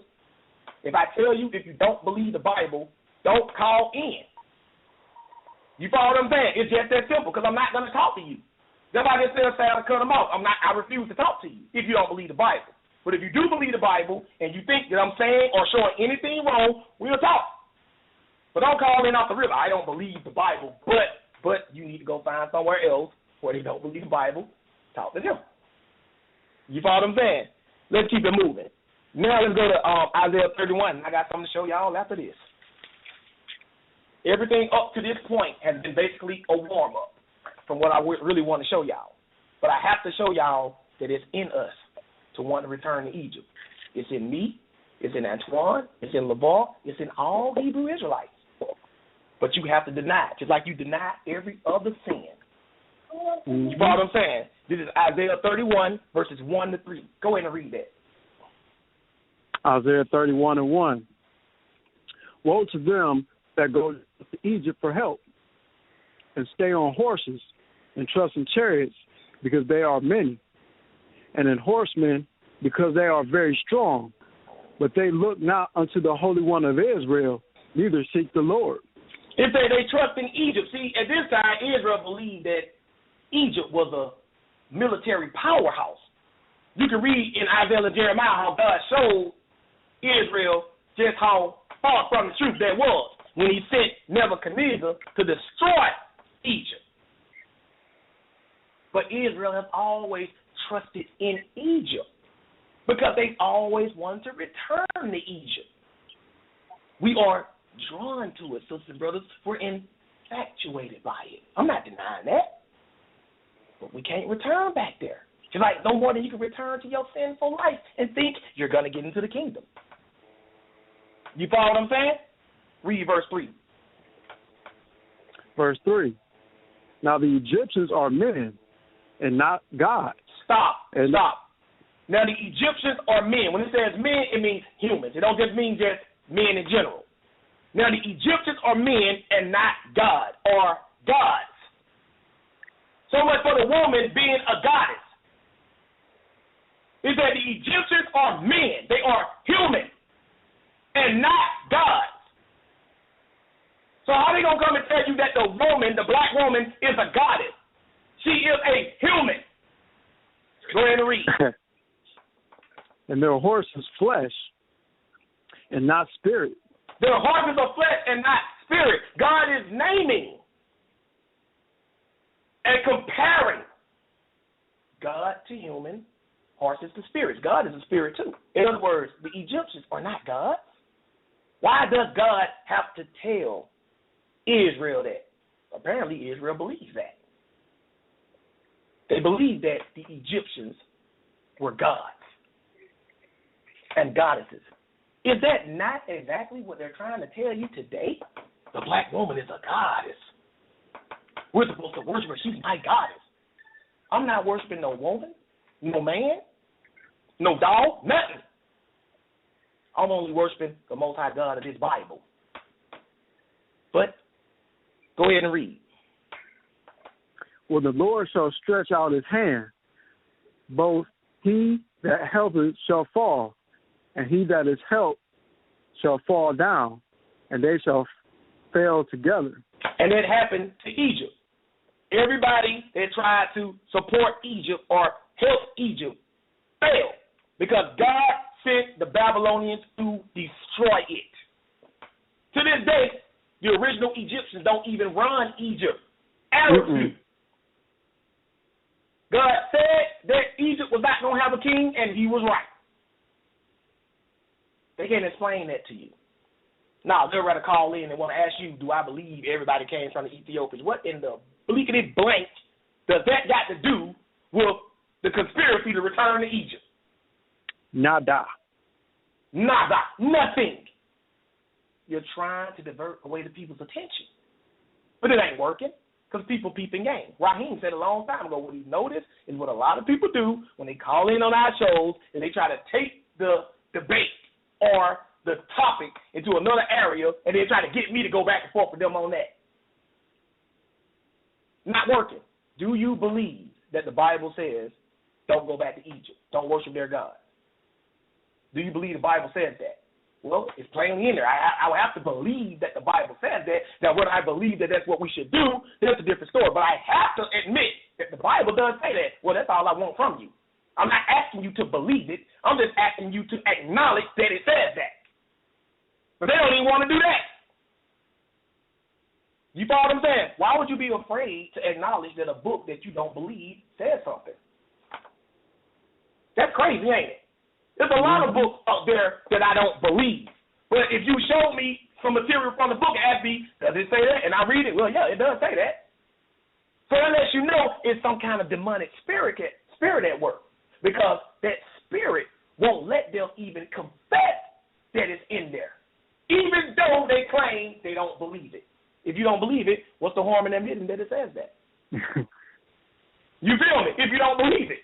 Because that spirit won't let them do it because that demonic spirit on them is really coming to try to get you away from this truth. And a demonic spirit cannot confess truth. It hurts them. That's why the brother didn't even call in and just say, hey, does the Bible say, the Bible does say we're supposed to go back to Egypt. If he would have said that, I would have been like, well, let's do it. Nah, can't do that. But now, it's time to go to what we're really dealing with. We're going to go to the Holman Bible Dictionary. I'm going to show you how the sacred namers are part of the conspiracy to take you back to Egypt. We're going to look up Baal. It's page 138. See, they part of this, sisters and brothers. They lay the trap. Then they get you. This page 138 under Baal. You got brothers. You're supposed to say Lord. Why? Because Baal means Lord. Okay, Baal means Lord. But does Lord always mean Baal? That's what they're telling you. They say Lord means Baal. No. Lord can mean Baal, but Lord does not definitively always mean Baal. But let me show you this. This is page 138 in the Holman Bible Dictionary on the Baal. It says, Baal, Lord of Canaanite religion and seen in thunderstorms. Baal was worshipped as the god who provided fertility. There's no denying. You can read it in the Bible that Baal is a pagan god, right? No denying that. Problem is, these sacred namers won't take you any further than this. Most of them won't.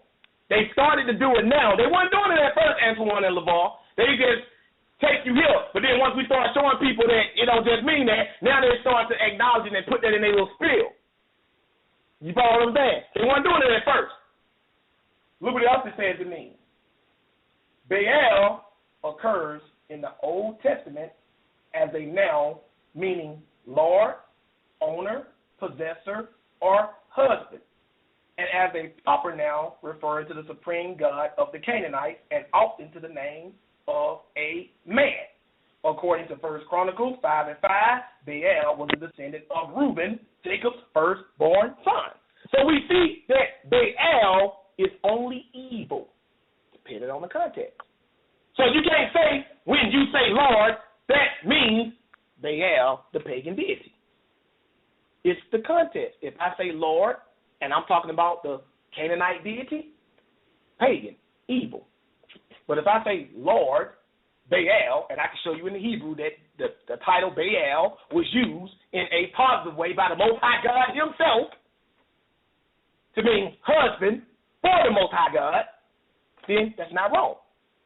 But what the sacred namers will do is they'll turn around and they'll say, you know what? When you say, you're saying Baal, when you say Lord, you're absolutely right. You need to stop saying Lord, because when you say Lord, you're calling on Baal. Then the Egyptologists will say, yep, that's right. But let me show you something else the Egyptologists will show you. We're going to go to the book called, this is a book, and this is a good book. Y'all got to get your hands on this book. It's thick as I don't know what. It's called Mythology, the Illustrated Anthology of World Myth and Storytelling. This is a general Scott Littleton. Let me tell you again, Mythology, the illustrated anthology of world myth and storytelling. And it's the general editor, C. Scott Littleton. You have to get this book because it breaks down almost every pagan god and every pagan culture throughout history. Let me show y'all something about Baal that a lot of people don't know, but the Egyptologists know this. This is page 41. Let me read this to y'all. It says, and we broke this down in that class we did titled The Hebrew Language Only Lie Exposed.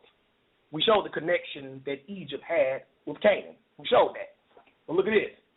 As Egypt came in contact with other more martial civilizations, so it adopted some of their divinities of battle in preparation for war. One such was Reshep, a mace-wielding deity from the Levant who rose to prominence following Egypt's conquest of Syria and Palestine during the second millennium BC. Y'all know Palestine is the modern name for the land of Canaan. But look what it says right here. Another was Baal, infamous in the Old Testament because he was killed and devoured human beings. So this is saying that the Egyptians adopted Baal as an Egyptian deity. So guess what, sisters and brothers? Baal was also the name of an Egyptian god. So the Egyptologists know this stuff. So they'll tell you you were right for getting rid of that name, Lord, because it is referring to an Egyptian deity. Baal was an Egyptian deity. But let me finish reading this. It says, he was accepted into the Egyptian pantheon as a god of thunder and the battlefield during the second millennium BC when the Egyptians were in conflict with the Hittites. You read about Hittites in the Bible too. At one cult center, he was associated with Seth, the Egyptian god of chaos. The Egyptologists know about Seth. They know about him. Which, by the way, Seth, an Egyptian god, Adam's son was named Seth. Uh-oh. You follow what I'm saying? The connection, going back to Egypt. Give me a break. It says, of chaos, because of one of Seth's functions was to be a god of thunder. So now we have seen that Baal was an Egyptian god of thunder. They adopted Baal from the Canaanites, right? So the Egyptologists will come to you and say, Lord does refer to Baal, just like you were taught, because Baal is an Egyptian god. And then you'll say to Egyptologists, see, that's why I don't deal with the word Lord, because that's pagan Egypt.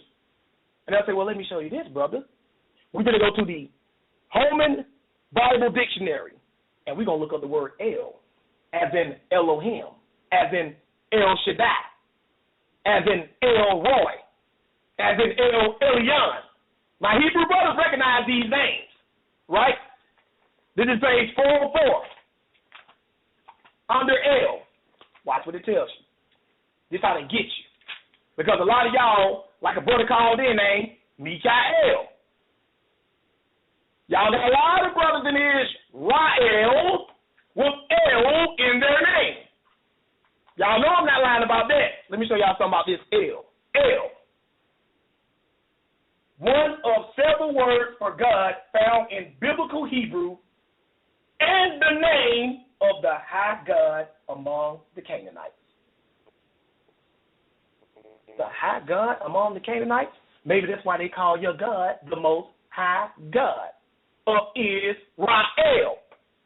So guess what, my fellow Hebrew Israelite brothers and sisters? Every time you say Elohim, or anytime you got the word El in your name, that's a Canaanite deity. But you know what they're going to say, Antoine Lamar? They're going to say, no, it's not. And then we're going to say, well, how do you figure that? Because when we say El, we're referring to the Most High God of Israel. We ain't talking about no Canaanite deity, but when I say Lord, you insist. I'm saying Baal. Mm-hmm. Do you see the double standard? You can look this up. When I say Lord, now, we don't need to be substituting any name other than the Most High God name, but Elohim appears in the Bible just as many times as the Tetragrammaton does. A lot of times, in various variations. You got El and Elohim And everybody in Israel, they go to El again with El in their name. And Egyptologists will show you this. And they'll say, see, every time you say El, you're dealing with the Canaanite God. And don't forget that the Egyptians conquered the Canaanites and adopted their gods. So this actually takes you back. Your El takes you back to Egypt. Now, you have already been fooled as a Hebrew Israelite into believing that whenever you say Lord, that's referring to Baal, because Lord means Baal. That's what you were taught.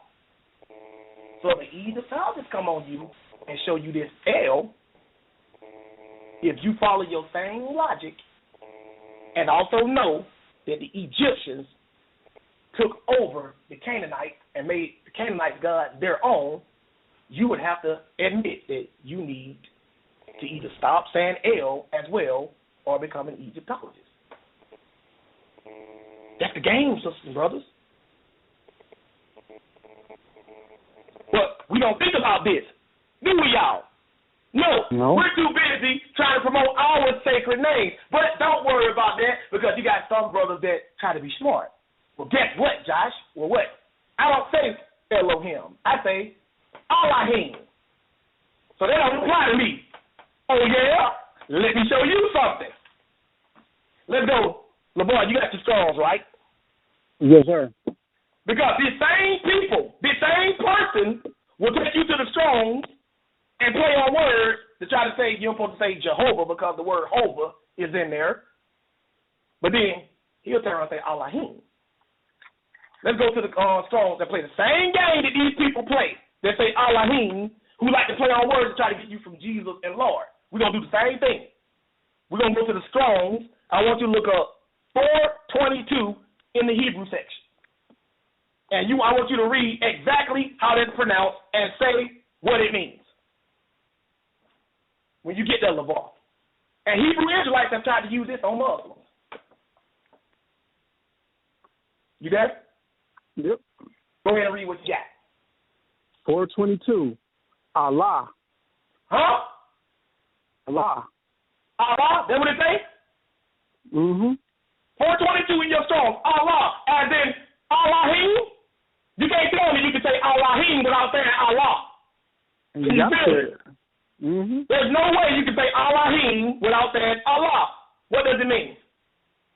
There's a primitive root, properly azure, i.e., usually in a bad sense, imprecate, azure, curse, swear. So that's not a good thing, right? Not at all. This is the primitive read. Read 423 and read exactly what it says for everything. 3. Allah from 422, an imprecation, curse, cursing, execration, oath, swearing. Curse, cursing, execration, oath, swearing? So if I use your logic, because these brothers say you can't say Jesus, because that's Jesus, that sounds like Zeus, right? Then when you think you got them on L, they try to switch it up and say, no, we going to Elohim. Well, according to the Strongs, Allah means curse, cursing. That's a bad thing. So if I go by your logic, you can't say Elohim either, because that means the God of cursings. That means curse. Your God is cursed. But sisters and brothers, A.B.T. don't believe that. We don't teach that. I'm not going to try to use this and throw this at brothers that say Elohim. I'm not going to try to use this and throw this at Muslims that say Allah. It just happens to sound alike. Now, if it said Allah, the supreme deity of the Muslims, then we have a problem because it refers specifically to that. If it says Allahim, or a shortened form of Elohim, referring to the Most High God of Israel, we'd have a problem. But it sounds just like it. They play with sounds and they play with definitions. Prefixes and suffixes. That's what they do. Prefixes and suffixes. That's what they play with. It's a game. It's a conspiracy. An Egyptologist will show you this. And you have to accept it because you've been telling people you can't say Jesus because it sounds like Zeus. Well, you can't say Elohim because it sounds like a Hebrew word meaning the curse. You can't say El because that's the name of a Canaanite deity. Egyptologists use all this stuff. So take the L out of all your names, sisters sisters and brothers, because that's a Canaanite deity. I'm not about to do that. That brother crazy. Exactly. I would be crazy if I told y'all to do that. But you know what? They do it all the time. And nobody say them. Nobody call them crazy. So if you're telling me I can't say Lord because it sounds like because it sometimes means Baal, you cannot say Elohim without saying Allah. And according to the Hebrew, Allah, that pronunciation means a curse. A curse. But you don't believe that. You ain't going to let me trick you with that. You ain't going to give up your Elohim because I showed you that. But if you don't give it up, you be a hypocrite. Because you expect people to stop saying Jesus, because in Latin or in Spanish, it says Jesus. See, it sounds like Zeus. Or there's a Hebrew word that sounds like the word heart in Greek. So don't say Jesus in Greek because the Hebrew word in Greek sounds like the word heart in Hebrew, or vice versa. One of them, y'all can look it up. Playing with sound. It's a conspiracy to get you to go back to Egypt, because the same trap is laid by the Egyptologists. That the sacred name laid for you first. Because it was that sacred namer that told you, don't say Lord, because it means Baal. And then somebody else came along and said, you can't say El, because that's the Canaanite deity. And then you got hip to that, so you start saying Elohim. Well, can't say Allah, because that means curse and swearing. See, I'm going to show y'all before this class over with, I can use this strong concordance to make it say anything I want to say. And a good deceiver will do that. But I'm not going to do that to y'all, because I love y'all. I'm going to tell y'all the truth. I'm trying to show you their games, because they'll show you this. And right now, there are Hebrew Israelites right now who deceitfully use this to attack Allah. Allah does not come from this. Allah is a derivative of the Hebrew Eloah. Mm-hmm. That's where Allah comes from. It don't come from this. And Elohim does not come from this. But if you're going to use that type of logic, and they do, then I can flip it back on you. So how come you can play on words and sound assimilation that don't got nothing to do with the real meaning of the word you compared it to, but if I doing it, you ain't going to change it. Oh, but it gets better. I'm not done. We just started. Let's keep this thing going. Let's go to Revelation chapter 3. We dropping bombs tonight, sisters and brothers. I'm tired of the games that they're playing, because they're playing games with you. Got folks calling in. Satan don't want this message to get out. Got folks calling in, want to ask me about Ethiopia. Ain't nobody said a word about Ethiopia tonight. That's why I said strike one when he called in. I didn't listen. Oh, but okay. So you ain't heard a word I said. But you got a question. I know what you did. You probably on Facebook, saw the title of the class. Sal usually post on Facebook, now broadcasting. Ooh, the Bible Vs Egyptology Volume 2. You don't want to tell nobody. Garfield, he really lean. I ain't going to just say he's an Egyptologist, because I ain't going to bear false witness on him. But he does lean on Egypt a lot. So I figured he'd call in. I was almost expecting him to. But he ain't going to call in and challenge me on what I'm talking about, because he knows he'll get smashed. So he want to take it into another direction. Just like no real Egyptologist is going to call in and tell me that my Bible is not saying what I say it's saying. You can call in and say you don't believe it all day. I don't care if you believe it or not. But you can't tell me I'm wrong about what it says. This is Revelation 3 and verse 14. These sacred namers are at the heart of this conspiracy. Y'all know I'm not lying. 3 and 14. Go ahead and read that on one of y'all. Revelation 3 and 14, and it reads, unto the angel of the church of the Laodiceans write, these things says the Amen, the faithful true witness, the beginning of the creation of God. Mm-hmm. Now skip down and read verse 20. It said, these things says the Amen, or the Amen.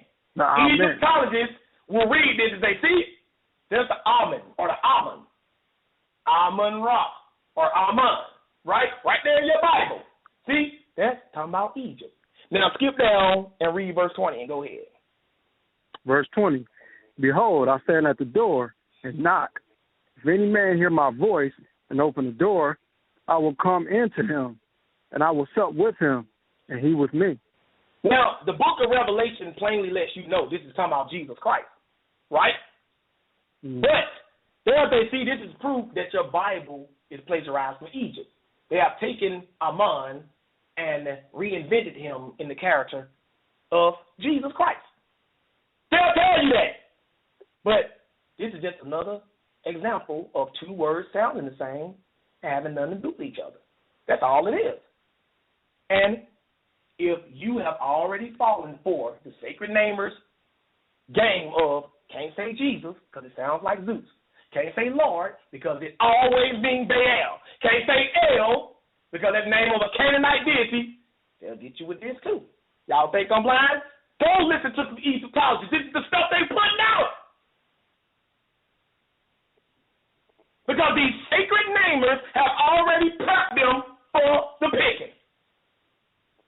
It's a slippery slope, sisters and brothers. It's a snowball effect.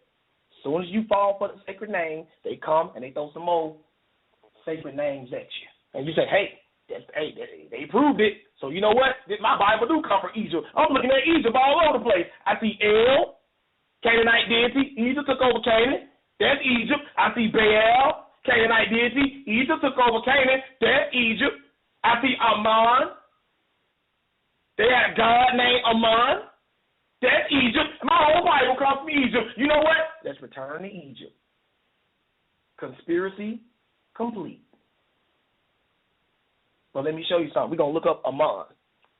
This is pages 16 and 17 in Mythology, the illustrated anthology of world myth and storytelling. See, they don't want me to put it out. They don't want to hear nothing about this. They don't want this information to get out. They want boy in Garfield. Woo! Let's talk about Ethiopia. Let's talk about the origin of man. What they got to do with the conspiracy to return to Egypt? We're not you know what I'm saying? We're not dealing with that part of Africa tonight. You said what? So we're not dealing with that part of Africa tonight. Exactly. We ain't dealing with that part of Africa. Ain't nobody saying nothing about no Ethiopia. You know what I'm saying? This is pages 16 and 17. We're reading about Ammon, also pronounced Amen or Amen, right?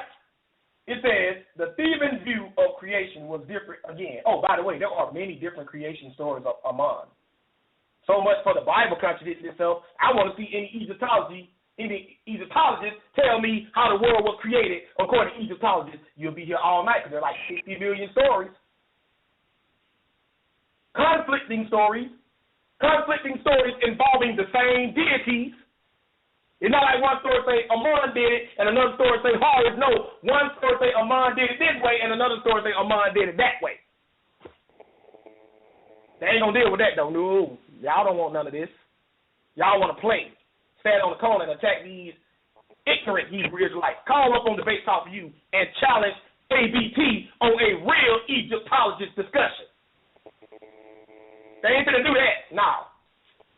Where do you think the man came from? Ethiopia, man, go on with all that. You ain't ready. You're not ready. Like that old PlayStation commercial say, you're not ready. It says, the Theban view of creation was different again. In Thebes, Ammon was all-powerful whereas in Hermopolis, he was just one of a number of original gods. So it's telling you right here that there were two conflicting views of it in different areas. It says, one version of the myth depicts him as a serpent, Ammon Commodus, and they translate it as he who has completed his movement, living in the waters of Nun. However, it is suggested elsewhere that he emitted a mighty hump like a goose, which burst into the stillness of the universe, causing a cosmic reaction by which the Ogdod and Enid were formed. So we read about Ammon, and there are different variations of how he came to be and his role he played in the creation.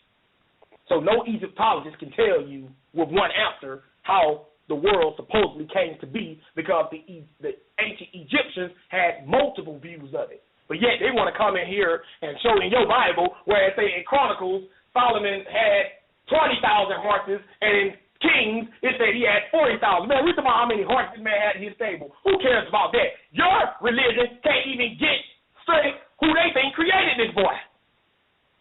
You want to argue with me about how many horses was in his stall? There's all kinds of things I can show y'all about Egyptology that they will never tell you.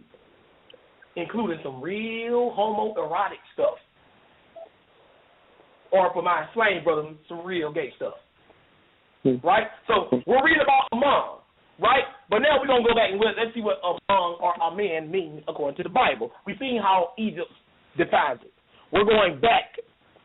We're going to go to two sources. We're going to go to the Holman Bible Dictionary under Aman.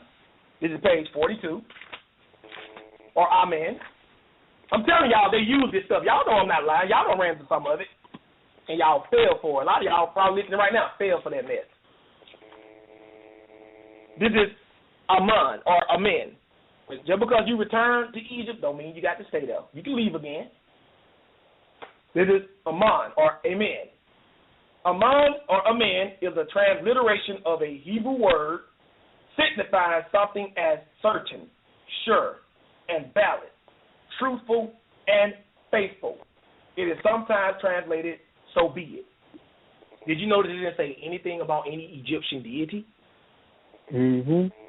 It didn't say nothing about any Egyptian deity whatsoever.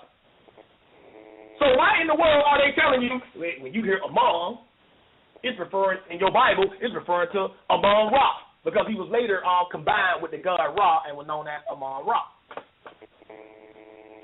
But do you know why they fell for it, Antoine and Lamar? Because the sacred namers already set them up when they first told them, whenever you say Jesus, you're calling on Zeus because it sounds like Zeus. So the Egyptologists came along and said, hey, that's their train of thought. All I got to do is show them Amon, and in some Bible dictionaries, they have Amon spelled just like Amen. And they even tell you it's the name of a pagan god. In fact, you can read about Ammon in your Bible. It's spelled A-M-O-N. There are different variations of it, and it tells you it's the name of an individual and of a god. Mm-hmm. And they will show you that. And you'll be like, you know what? My Bible does come from Egypt. I'm an Egyptologist. You just return back to Egypt, just like they planned. But they would have never been able to plant that seed in your mind if the sacred namers hadn't done it first. That's how they get you. Well, that didn't happen to me, Josh. I'm a sacred namer. I use the name. It didn't happen to me, but has it happened to anybody you don't talk? Or somebody who used to be with? Ever thought about that? Let me show you something else. We already read it in the Holman. Let's get another source. We're going to go to the Smiths. And y'all can look this up in other Bible dictionaries. Y'all know I'm not lying. We're going to the Smiths for Aman, page 35. Aman, look what it means. Literally, true, and used as a substantive, that which is true, truth. A word used in strong assertions, fixing, as it were, the stamp of truth upon the assertion which it accompanies, and making it binding as an oath. That's why Jesus Christ is called the Amen, because he is the way, the truth, and the life. He's the truth. It literally means something that's very true. Jesus is the truth, so it only makes sense that one of his titles would be Amun.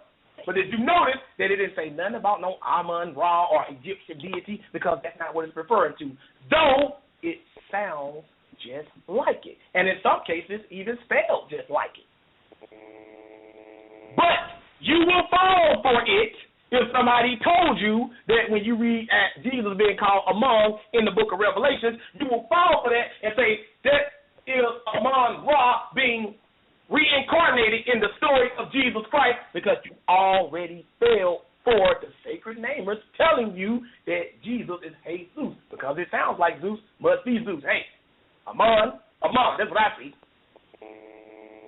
They are part of the conspiracy for you to return to Egypt. Let's keep it moving, though. We still going. Let's go to our, I got to drop this one on y'all. I hate to do this to y'all. We can go back to the Holman's Bible Dictionary. Go, we can look up now, y'all. We can look up Jerusalem. Uh-oh. We can look up Jerusalem. 765. I hope my Hebrew Israelite brothers are listening. I'm getting you ready. This is what the sacred namers have forced me to do. They forced my hand. This is what they have forced me to do. 765. I also want you to get your stones ready, LeVar. This is under Jerusalem in the Holman Bible Dictionary. The name Jerusalem has a long and interesting history. The earliest recorded name of Jerusalem is Jerusalem and means foundation of Salem, a Canaanite god of twilight. Let me read that again, just in case it went over somebody's head. The name Jerusalem has a long and interesting history. The earliest recorded name of Jerusalem is Jerusalem. Look how they're pronouncing it. Jerusalem, and means foundation of Salem, a Canaanite god of twilight. That's what Jerusalem means, sisters and brothers. Canaanite god of twilight. Now, LeBar, do me a favor, because notice how it has it pronounced in this Bible dictionary, Jerusalem. Do me a favor, go to 3389 in the Hebrew section and show us how Jerusalem is pronounced in the Hebrew. Because in this book, it's pronounced Jerusalem. Now, show us in the Hebrew section how Jerusalem is pronounced in the original Hebrew. 3389 in the Strong. It's pronounced Jerusalem. It's pronounced what? Jerusalem. Jerusalem, just like it is in this Bible dictionary. Jerusalem. And it is referring to the Canaanite god of twilight. Sisters and brothers. My Hebrew Israelite brothers and sisters. Jerusalem or Jerusalem is the name of a Canaanite deity. It is the name of the Canaanite god of twilight. That's the earliest record of that name. And as I told you before, the Egyptians conquered the Canaanites and adopted their gods. So the Egyptologists will come along and say, even the name of your most holy city comes from Egypt. What you going to do now? You going to try to know it, does it? They're showing it to you. You've already fallen for the, don't say Jesus, because it sounds like Zeus. You already fallen for that. You're going to fall for the Ammon. You're going to fall for the Canaanite deity El. You're going to fall for the Allah. You're going to fall for all of that. At the end of the day, you're going to be an Egyptologist. Mission accomplished. But we know that when we as Hebrew Israelites say Jerusalem or Jerusalem, we're not referring to the Canaanite god of twilight. We're referring to the city of peace. That's right. That's what we're referring to. But if you fall for that mess, you messed up. You're gone. See, I'm putting it on the table for y'all. I'm putting it on the table for y'all. But remember, when I showed you earlier how the Egyptologists like to try to play with these names and stuff, we're going to do a little playing of our own. Let's go to Genesis chapter 3. We're going to do a little playing of our own. We're going to flip it back on the Egyptologists. If they like to go play with words, we're going to do the same thing. Because I told you I can show you how I can do this. We're going to Genesis chapter 3, and I want you to, I don't know who turn it is to read. It's on me. Read verses, Genesis chapter 2, actually. Genesis chapter 2. Read verse 9. Okay. Genesis chapter 2. Genesis 2 and 9. Mm-hmm. And out of the ground made the Lord God to grow every tree that is pleasant to the sight and good for food, the tree of life also in the midst of the garden, and the tree of the knowledge of good and evil. Now, sisters and brothers, this is the first time in your entire Bible that the word evil appears. That's in Genesis 2 and 9. LeBar, do me a favor and go to 74:51 in the Hebrew section. That's the word translated evil. And tell me what it says. See, we can play that game too. I can make this Bible say whatever I need it to say with using the wrong concordance and playing on words. What does it say? 74:51. 74:51. Why? It says what? Why? So if they want to play games, I can show you that according to my Bible, the word "ra" means evil. You follow what I'm saying? So according to my Bible, the Hebrew word for evil is ra. So that means I need to stay away from ra. You follow what I'm saying? That's not what that really means, sister, brother. It just happens to sound like that. But if they want to play games, see how I showed you I can flip stuff right back on them. When you go into the Strong Concordance, sisters and brothers, you can take two words that have nothing to do with each other, but they sound alike, and say this means this and that means that. And that's all the sacred namers do. All day long. But it backfires, as I've shown y'all.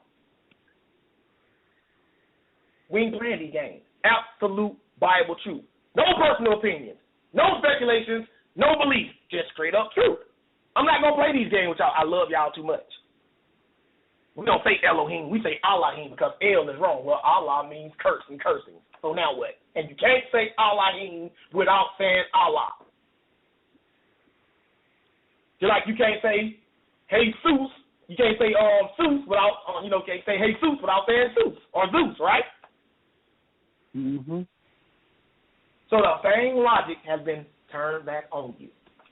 Even the Egyptologists, they come at me, okay, you want to go to the Strong say evil mean raw. Now what?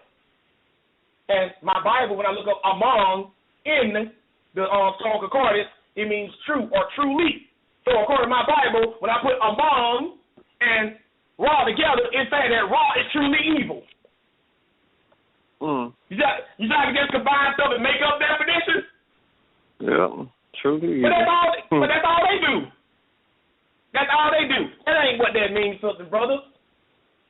When it says Ra right here, it just happens to be a Hebrew word that sounds like an Egyptian deity. Ra is evil. That's just pure coincidence. But this has nothing to do with the Egyptian deity Ra. It's a totally different language.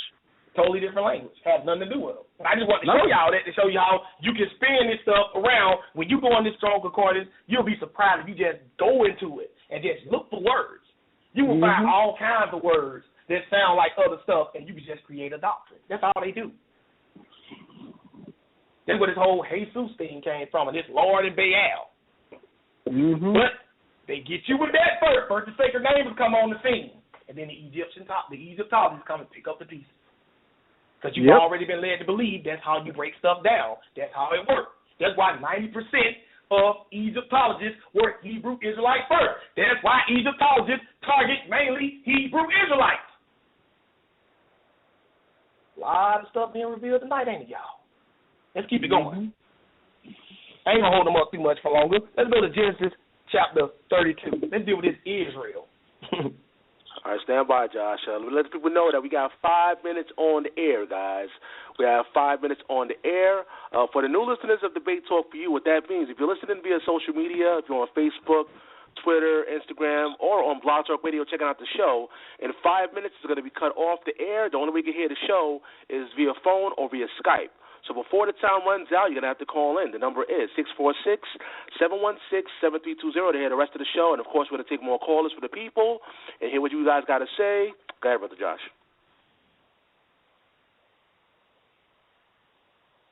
All right.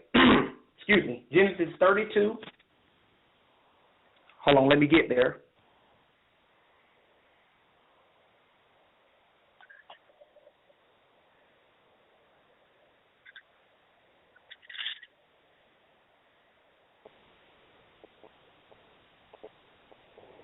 Genesis 32, what I say, verse 9?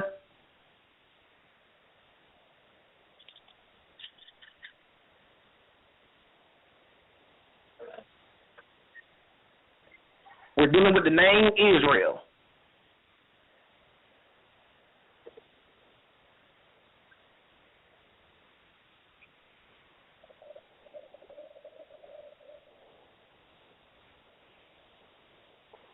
Hello? Okay, go ahead and read. Is it Genesis 32:9 or Genesis 32:28? Hold on, I might got my notes mixed up. Wait a minute. Genesis 32:28. My bad. Go ahead. And he said, thy name shall be called no more Jacob, but Israel. For as a prince hast thou power with God and with men, and hast prevailed. Now, they will tell you, and I know some of y'all have heard this. The Egyptologists say Israel. Isis, Ra, and El. Right? They'll tell you that. You will be surprised how many black Hebrews have fallen for that. I know of some that have fallen for that. But first of all, you can't say Israel because originally Israel wasn't pronounced is, as in ISIS. It was pronounced with a Y sound. Yisrael. So you can't even stick ISIS on there anyway, unless you're claiming that ISIS was originally pronounced with a Y. But it even tells you in verse 28 what the name means. It says, thy name shall be called no more Jacob, but Israel. Here's the definition. For as a prince has thou power with God and with men and has prevailed. So the definition means something like having the power with God and men and prevailing. Did it say Lavar or Antoine anything about Isis, Ra, or the Canaanite deity El? Not at all. No. Not at all. Nothing. But you know what? They will take you here, and remember, they've already shown you by this time that El is the name of a Canaanite deity, and the Egyptians conquered the Canaanites. Right? They've already shown you that. They've already shown you other stuff like Ammon, referring to Jesus. See, that's Ammon Ra, right? They've already shown you other stuff like that. You've already been tricked because the sacred names have made you vulnerable. They've already told you, don't say Jesus. Jesus, Zeus. Makes sense. Sound like it. Must be true. Don't say Lord. Baal.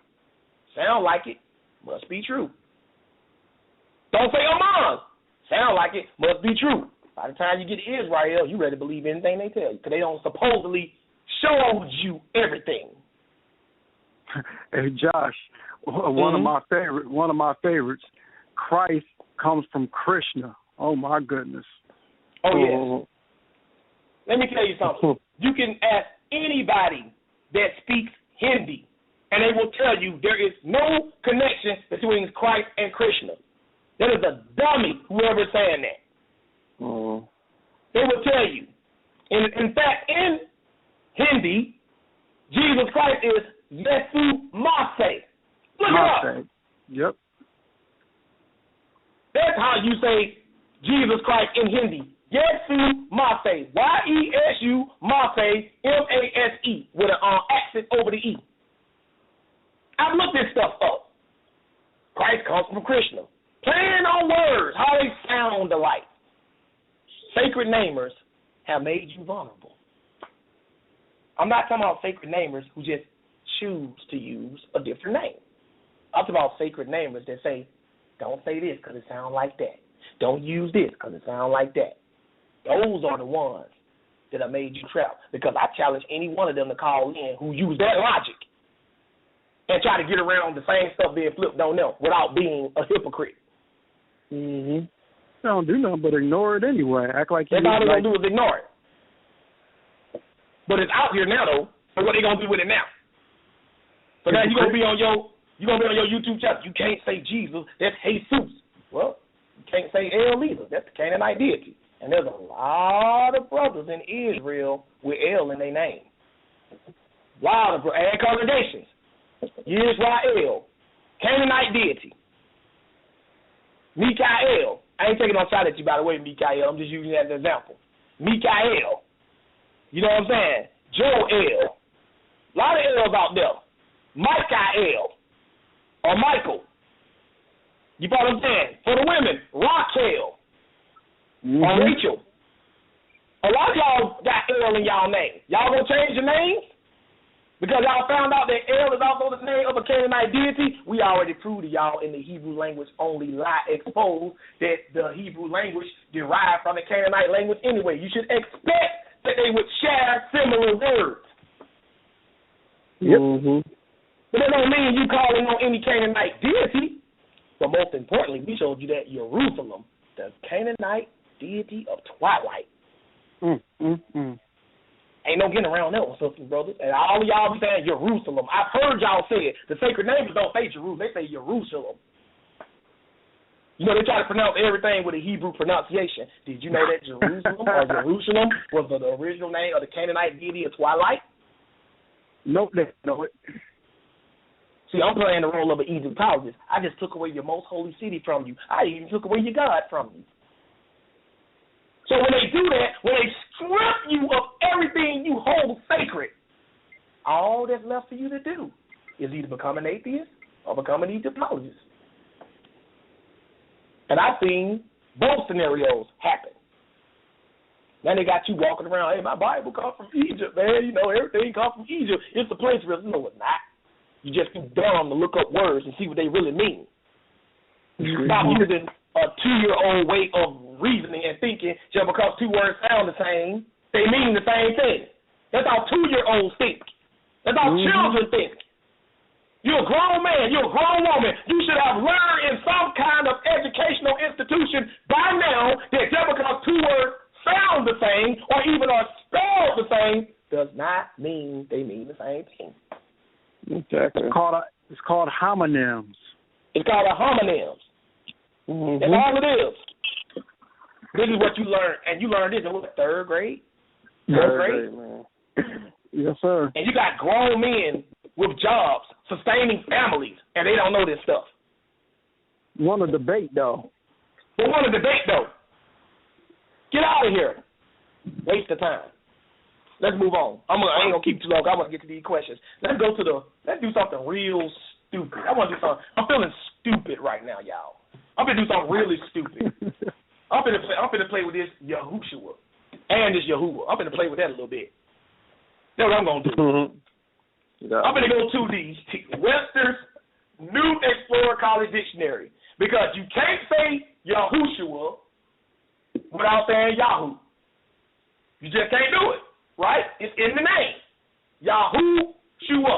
Yahusha. Can't do it, right? We're going to look up what Yahoo means in the English language. That's the English language, Josh. Exactly. That's my point. 11:55. And we're going to play with Shua, too, by the way. 11:55. Webster's New Explorer College Dictionary. This is the definition of Yahoo. Yahoo. A crude, stupid, or rowdy person. That's what Yahoo means. That's what Yahoo means. Like you said, man, that's a Yahoo. A crude, stupid, rowdy person. So whenever you say Yahushua or Yahusha, you're saying a crude, stupid, rowdy God or a crude, stupid, rowdy Messiah. Now, a lot of y'all out there listening to me saying, Josh, I can't believe that anybody would even play on words like this. Yes, they do. I'm trying to show y'all how stupid it is. Because this is what they do. They will go to one language and find something that sounds like something in another language and say they mean the same thing. This is the English language. I cannot use something in the English language to define something in the Hebrew or vice versa. And I can't use something in the Hebrew language to define something in the Greek language. Mm-hmm. You cannot do that. But that's what they do.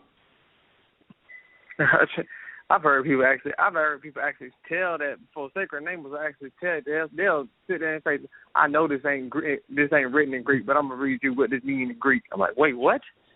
Exactly. They would actually go there and do that and say, "I know this ain't in this language, but I'm gonna tell you what it means. It's not written in this language, but I'm gonna read it to you anyway." I'm like, wait, what? Like what? Mm-hmm. I don't know why they do stuff like that. It's crazy. Exactly. And do y'all want to know something else that's funny? In the dictionary, under Yahoo, guess what is the very next entry? Yahweh. Oh. That's the very next word. Yahweh. Well, sisters and brothers, absolute Bible truth ain't telling you that when you say Yahushua, you're actually talking about a crude, stupid, rowdy person. That's just what Yahoo means in the English. But you got to admit, though, you can't say Yahushua without saying Yahoo. And if you're gonna use, go ahead. I was saying, if you're gonna apply that logic that you use to people when they saying other names or whatever, if you're gonna apply that logic to them, you got to be willing to apply it to yourself. When you telling them that Jesus means hail Zeus or or this means Isu means swine or something in Latin, or blah blah blah. You can't use that logic to somebody else, but then saying that you have to say this name that you claiming that's a certain name, and like you just said, an example with Yahoo.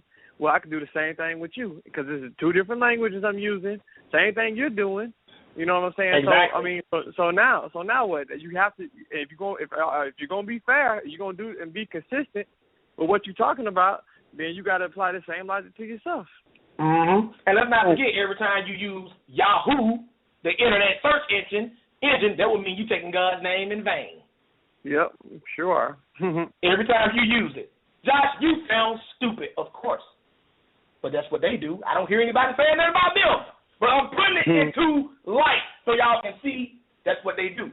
So somebody will show you this, and you've already fallen for the whole, if it sounds the same, it must mean the same. The Egyptologists come along, you easy play. So you got returned to Egypt. Let's go to one more example. We're going to go back to the mythology book. I love this book. Y'all got to get it. I don't even know if it's even in print anymore. But it's titled Mythology, the Illustrated Anthology of World Myth and Storytelling. It's the General Editor, by General Editor C. Scott Littleton. Right? Now check this out. We just dealt with Yahoo, right? Let's deal with Shua. How about that? Y'all want to have fun with Shua? Let's play with that a little bit. Because, see, they don't know about that. Don't nobody want to talk about that, right? Let's go to page 12. Let's deal with Shu. Some places, and you can go online, some places translated Shua, S-H-U-A. This one says Shu. But if you don't believe me, go online. This is Shu, or Shua, page 12. Look what it says. About Egypt, the creation myths themselves vary from place to place. At Heliopolis in Lower Egypt, a family of 9 original gods, the Ennead, or group of 9, as the Greeks later called them, was worshipped. The first god to materialize on the mound was Atum, lord of Heliopolis, which is another place. So if you say Atum as referring to, or Autumn as referring to fall, you can't say Autumn no more because that means you calling on the Egyptian god Atum. For my brother that say you don't even supposed to say the name of Egyptian gods. Every time you say Atum as referring to fall, you talking about Atum. You follow what I'm saying? How stupid it gets after a while, y'all. It just gets ridiculous, right? Lord of Heliopolis, described as he who came into being of himself. He immediately started to produce more gods according to one part of the pyramid. Now listen to this, how he produced. I got to just read how he created the world. Egyptologists ain't going to ever tell you this. It says, now was Atum, Lord of Heliopolis, described as he who came into being of himself. This is how he created the world. He immediately started to produce more gods. According to one part of the pyramid text, he took his penis in his hand and ejaculated it through it to produce the twins, Shua and Tefnut. Oh, wow. So according to Egyptologists, or Egyptology, this god Atum masturbated the world into existence. Are you kidding me? And the result of this masturbation was Shu, or Shua, the god of air, and Tefnut, the god of moisture, while elsewhere, and there's a contradiction here, while elsewhere in these texts, Atum is said to have sneezed out Shua and spat up Tefnut. So again, more contradiction on the Egyptian creation story. But notice that Shu, or Shua, is mentioned as the god of air. So if we combine the definition of Yahoo with the Egyptian definition of Shua, we got a stupid, crude god of the air. That's what Yahushua means. Yep. Using that logic. That's using your logic now. I'm taking words of 2 different languages and meanings, and I'm combining them together. That's all they do. That's what sacred namers do all day long. And yet, they don't understand why we don't want to debate them, why we don't want to deal with y'all. Y'all look crazy. Y'all trying to get us to return to Egypt. I ain't trying to do it. That's what Egyptologists do. And Egyptologists will do that. Right now, there's even, I couldn't even find it in this book, but you can go online, there's even an Egyptian moon god or sky god named Yah. Yeah, yep. That's your moon god. Look it up if you don't believe me. Name Yah. But are you going to stop saying Yah? No. But you want us to stop saying Jesus because it sounds like Zeus. There's the Egyptian god with the exact name as Yah. But you don't want us to do that. There's also a Philistine goat god that I read about named Yah. Mm-hmm. But they don't want to talk about that stuff. They want to get you to return to Egypt. It's all a conspiracy. They don't even know they're a part of it. Let's go to the last one. We can spend the rest of the time talking on the phone. Revelation 11, 7 and 8. I could have went more. Y'all know I had some more, but I want to hear from the people. Revelation 11, 7 and 8. When you get there, one of y'all please read. Let's see the final thing that is said about Egypt in this Bible. You got it, Antoine? Yeah, I got it. All right. Go ahead and read, please. Revelation 11, verse 7. And when they shall have finished their testimony, the beast that ascended out of the bottomless pit shall make war against them and shall overcome them and kill them. It's about the two witnesses, right? After they finish their testimony, right? Where are they going to be killed at? Go ahead and read. Verse 8, and the dead bodies shall lie in the street of the great city, which is spiritually called Sodom and Egypt, where also our Lord was crucified. Jesus was crucified in Jerusalem, sisters and brothers. But yet it said this place is spiritually called Sodom and Egypt. We know why it was spiritually called Sodom. Sodom is one of the wicked cities ever mentioned in the Bible. So why did it group Egypt in there with it? Because Egypt is one of the most wicked places ever mentioned in the Bible. Mm-hmm. It is spiritually the place where our Lord was crucified. He was spiritually crucified in Egypt. That lets you know how Egypt is used here to represent the ultimate wickedness. The most wicked thing Israel ever did in its history was crucify its own Messiah. That's the most wicked thing Israel ever did in history, and they paid for it in spades. Mm-hmm. So as you can see, sister and brother, I have shown you the conspiracy to return to Egypt. And I showed you that from day one, God described Egypt in a negative light. He called it a house of bondage, and he called it an iron furnace, two places you never want to find yourself. But I also showed you that it is inherently in Israel to want to return to Egypt, and they constantly tried to and did throughout the scriptures, and God made them suffer for it. It's in us to want to go back there, sisters and brothers, but we have to deny it, just like we deny every other temptation, every other sinful lust. We deny that. But most importantly, I showed you that all of this is a conspiracy. And at the heart of the conspiracy lies these sacred namers, because the first thing they do is they tell you, you can't say this because it sounds like that, and that is referring to a pagan god. So you stop doing it.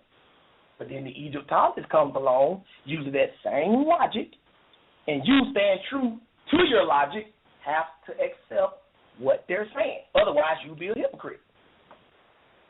So you accept that. And then they start showing you more things like that and more until you are convinced that your Bible is nothing but a big plagiarism. Jesus is really a man.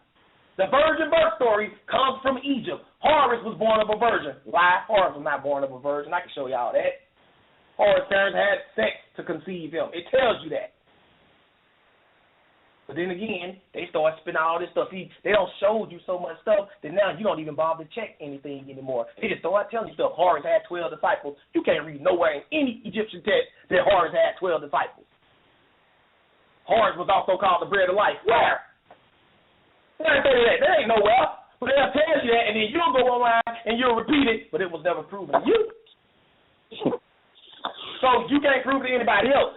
And it's a snowball effect. And before you know it, we have lost another brother or sister to the conscious groups, to the Egyptologists. But never again, sisters and brothers, because now you have a weapon. Now you can meet them on their own terms. So the next time somebody try to come to you, because the first thing they do, the Egyptologists, their main agenda is to convince you that your Bible comes from Egypt. That's their main goal. And the first thing they do is they start using these words. That's the icebreaker right there.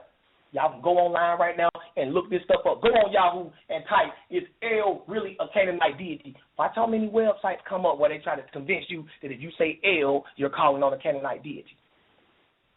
Watch how many websites pop up that they use to try to attack the Muslims with that same Allah argument I showed you. Go online. It's out there. I've seen it. And many more. It's all a conspiracy to get you to return to Egypt. But now that you have the information, you can combat them and defeat them and make sure that they never bother you again. But if you fall for that stuff, then you will return to Egypt. But you're not going to return to the Egypt over there in the Middle East, over there on Africa. You're not going to even return to it spiritually. But you are going to return to an iron furnace. And that furnace is the lake of fire. See you next time. And this time, Sal, you can open up the phones and we'll take some questions and comments.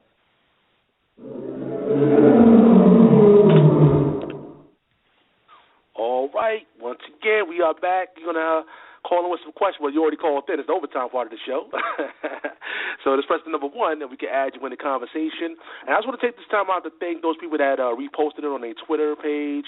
And I'm seeing a lot of people getting a lot of email notifications that people are sharing this show on their Facebook page, Twitter. I appreciate you guys reposting and let people know that Debate Talk for You is on the air. And, I appreciate all the promotion out there from the people. But let's go to the callers now. Let's see what you guys got to say. Let's go to 951-350. You're live on air. Shalom. How you doing, my brother? Doing pretty good. All right. I wanted to say peace to all the brothers that's bringing this wonderful message tonight, and I really appreciate it, man. Different, we may have differences, but I appreciate your spirit wonderfully tonight. Excellent. And I wanted to tell you, all these skeptics and reprobates that may call in, don't worry about it. Keep your good approach to only speaking and exhorting people with the scriptures, is looking for answers in the scripture, brother. That's beautiful. When you said that, man, I appreciate that so much. But next year, 2015, all of those brothers, like the one that called in, Garfield, and his little foolish buddies, they're going to become bywords and proverbs. You mark my words. So continue on. Hallelujah. Hallelujah. Praise God. Hallelujah. I appreciate that call. Once again, it's press number 1. We can add you with a conversation. We actually have a lot of time. We have like another about 45 minutes, actually. So, again, if you want to chime in with questions or comments, you can call in. Let's go to the next person. Let's go to 252-883. Raheem, you back? Oh, yeah. Yeah, Brother Sal. Wow. That knowledge that Josh gave out about ejaculation, I knew that, but I feel embarrassed talking about that stuff, man, for real. It's too raunchy. I have to go another avenue because it's like too raunchy. You know what I'm saying? Yeah, man, we got the kids out here, man. We got the kids out here, brother. Nah, go ahead. Yeah, but I'm talking about when I talk to other people about Egypt, I talk about the the virgin part of it. Their part, if you listen to Ashwa Kwaji and a couple of other people, their meaning of virgin is not the same meaning as our version. And when you look at, like Josh said, there's scholars that say that the person wasn't born of a virgin birth. And then you got to read how, oh, man, here we go. Seth cut up Asar. That's his real name, because Isis, Osiris, and Horus are Greek names. They're not the original names. It's Aset, which was the woman, Asar, which is the man, and Heru was the baby. All right? And he cut his, here we go with the raunchy, penis in 14 parts. And then you go on to the story, and she put his body back together, and, you know, one part she couldn't find was the penis. All right? He was cut up into 14 pieces.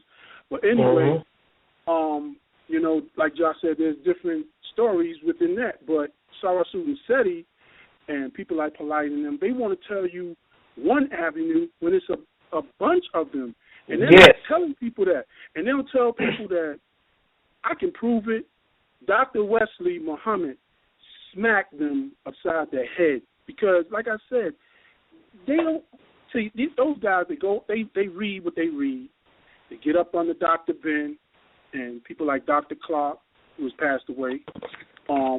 You know, and then they start saying things and bringing up these new things that Egyptians didn't even think about how they're thinking today.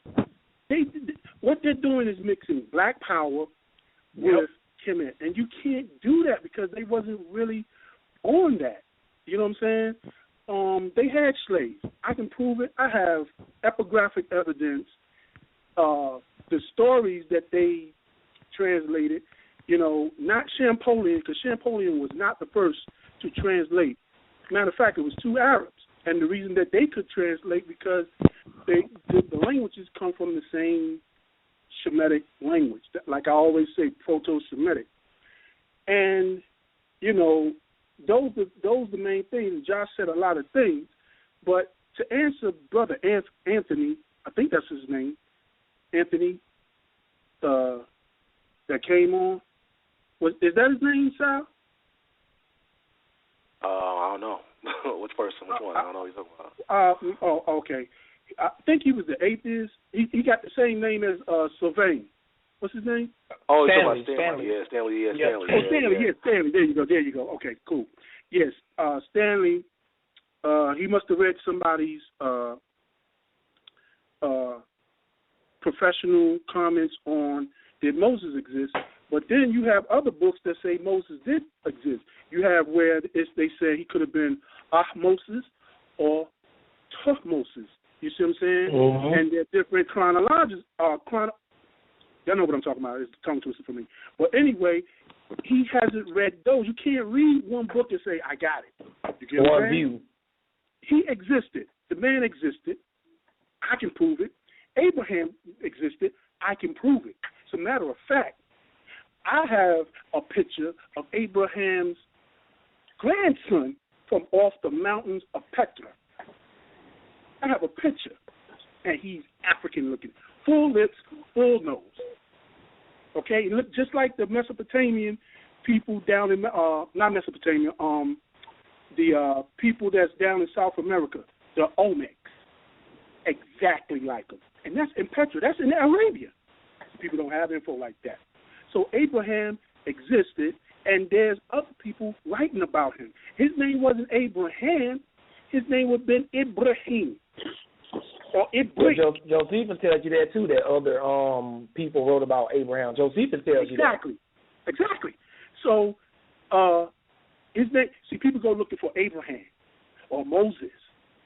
Those wasn't the names they went by.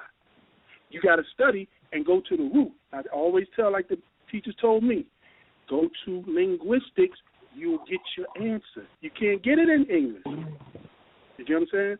But good show, and I see y'all guessing 2015. And, Sal, I keep in touch. Peace. All right, peace. It's actually funny you said that, Raheem. Stanley actually sent me an email maybe maybe half an hour ago about wanting to debate about the relevance of Moses. So I guess we'll see if we can get you in that. You know, if you want to take that on, we'll work that. We'll talk about that off the air. But anything you want to say, guys? Brother Josh, go ahead. No, I didn't want to get to the next caller because, we ain't got that much time left. I didn't want to hear from the people mainly. But appreciate the call, Raheem. Always good to hear from you. All right, let's go to the next caller. Let's go to another Skype caller. Calling from Skype. You're live on the A.B.T for you. Can you hear me?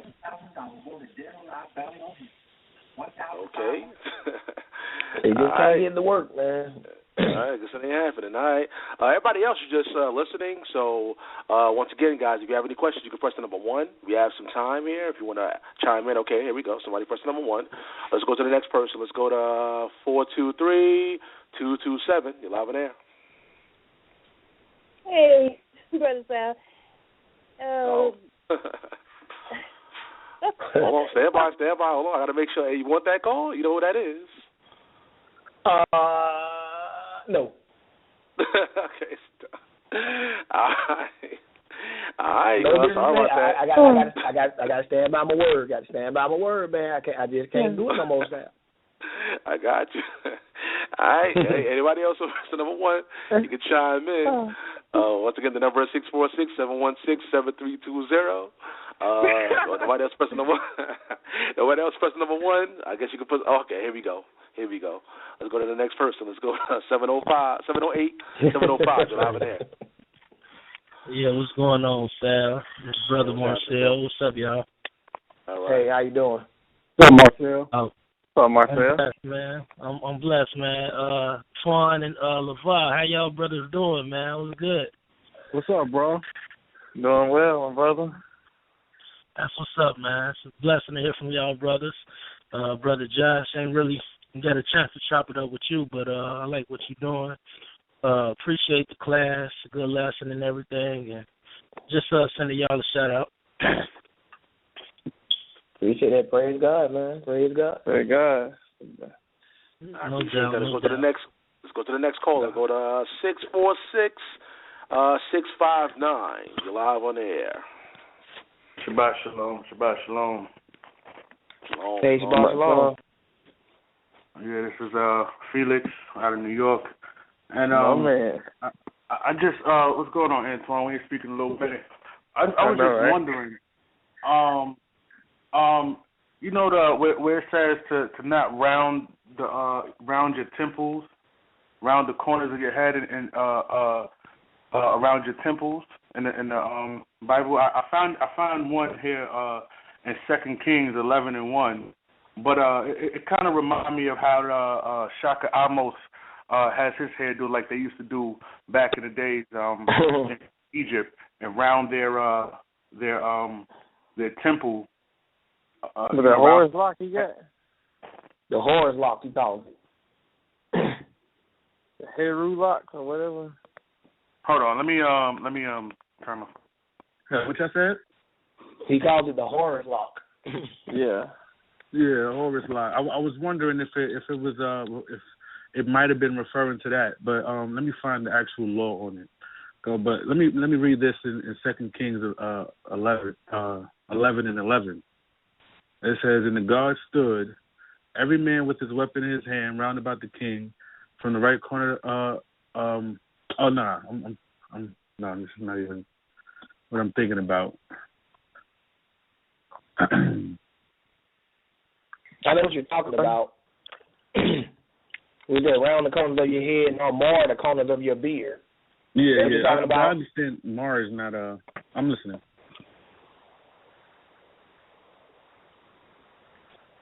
That's Leviticus 19:27. Mhm. That's not really getting at the whole Shaka Amos thing, because when we're talking about like round the corners of your head, if you notice, some Bibles translate it as cut, but you can see in the scriptures where people actually cut their head bald. It even said Ezekiel used a barber's razor on his head. You know, if you look at that word translated round in here, it means it's the Hebrew word nakaf, and it means to strike with more or less violence, like beat or fail or corrode. And if you look at some of the stuff these tribes were doing, these tribal people, these African tribes, they were like cutting into the side of their heads and on the side of their cheeks and stuff too. So it won't grow, so their hair won't grow again. That's what I thought about. Like they'll do that so the hair won't grow anymore. Like they'll literally mess up the roots of their hairs. Well, they were actually like cutting into their hair, so yeah, a scar will prevent hair from growing back there. Right. And that's just how I figured they probably had their hairs done. Because it says you shall not round the corners of your head. So you know what I'm thinking, right? When you get a shape up, you get the corners done, but instead they're rounding them off. That's something I was wondering why would folks do that? Period. Well, I'm gonna tell you like this: I wouldn't imitate any hairdo that points toward Egypt, especially the bald head with the lock. It's like a dead giveaway for Egypt. Or don't forget, like, the way they have their little hair on their chin, how they try to straighten it up and, like, make it real curly at the tip and point it like that. They do that, too. You know what I'm saying? I wouldn't imitate. I don't want to be mistaken for them. For real, not at all.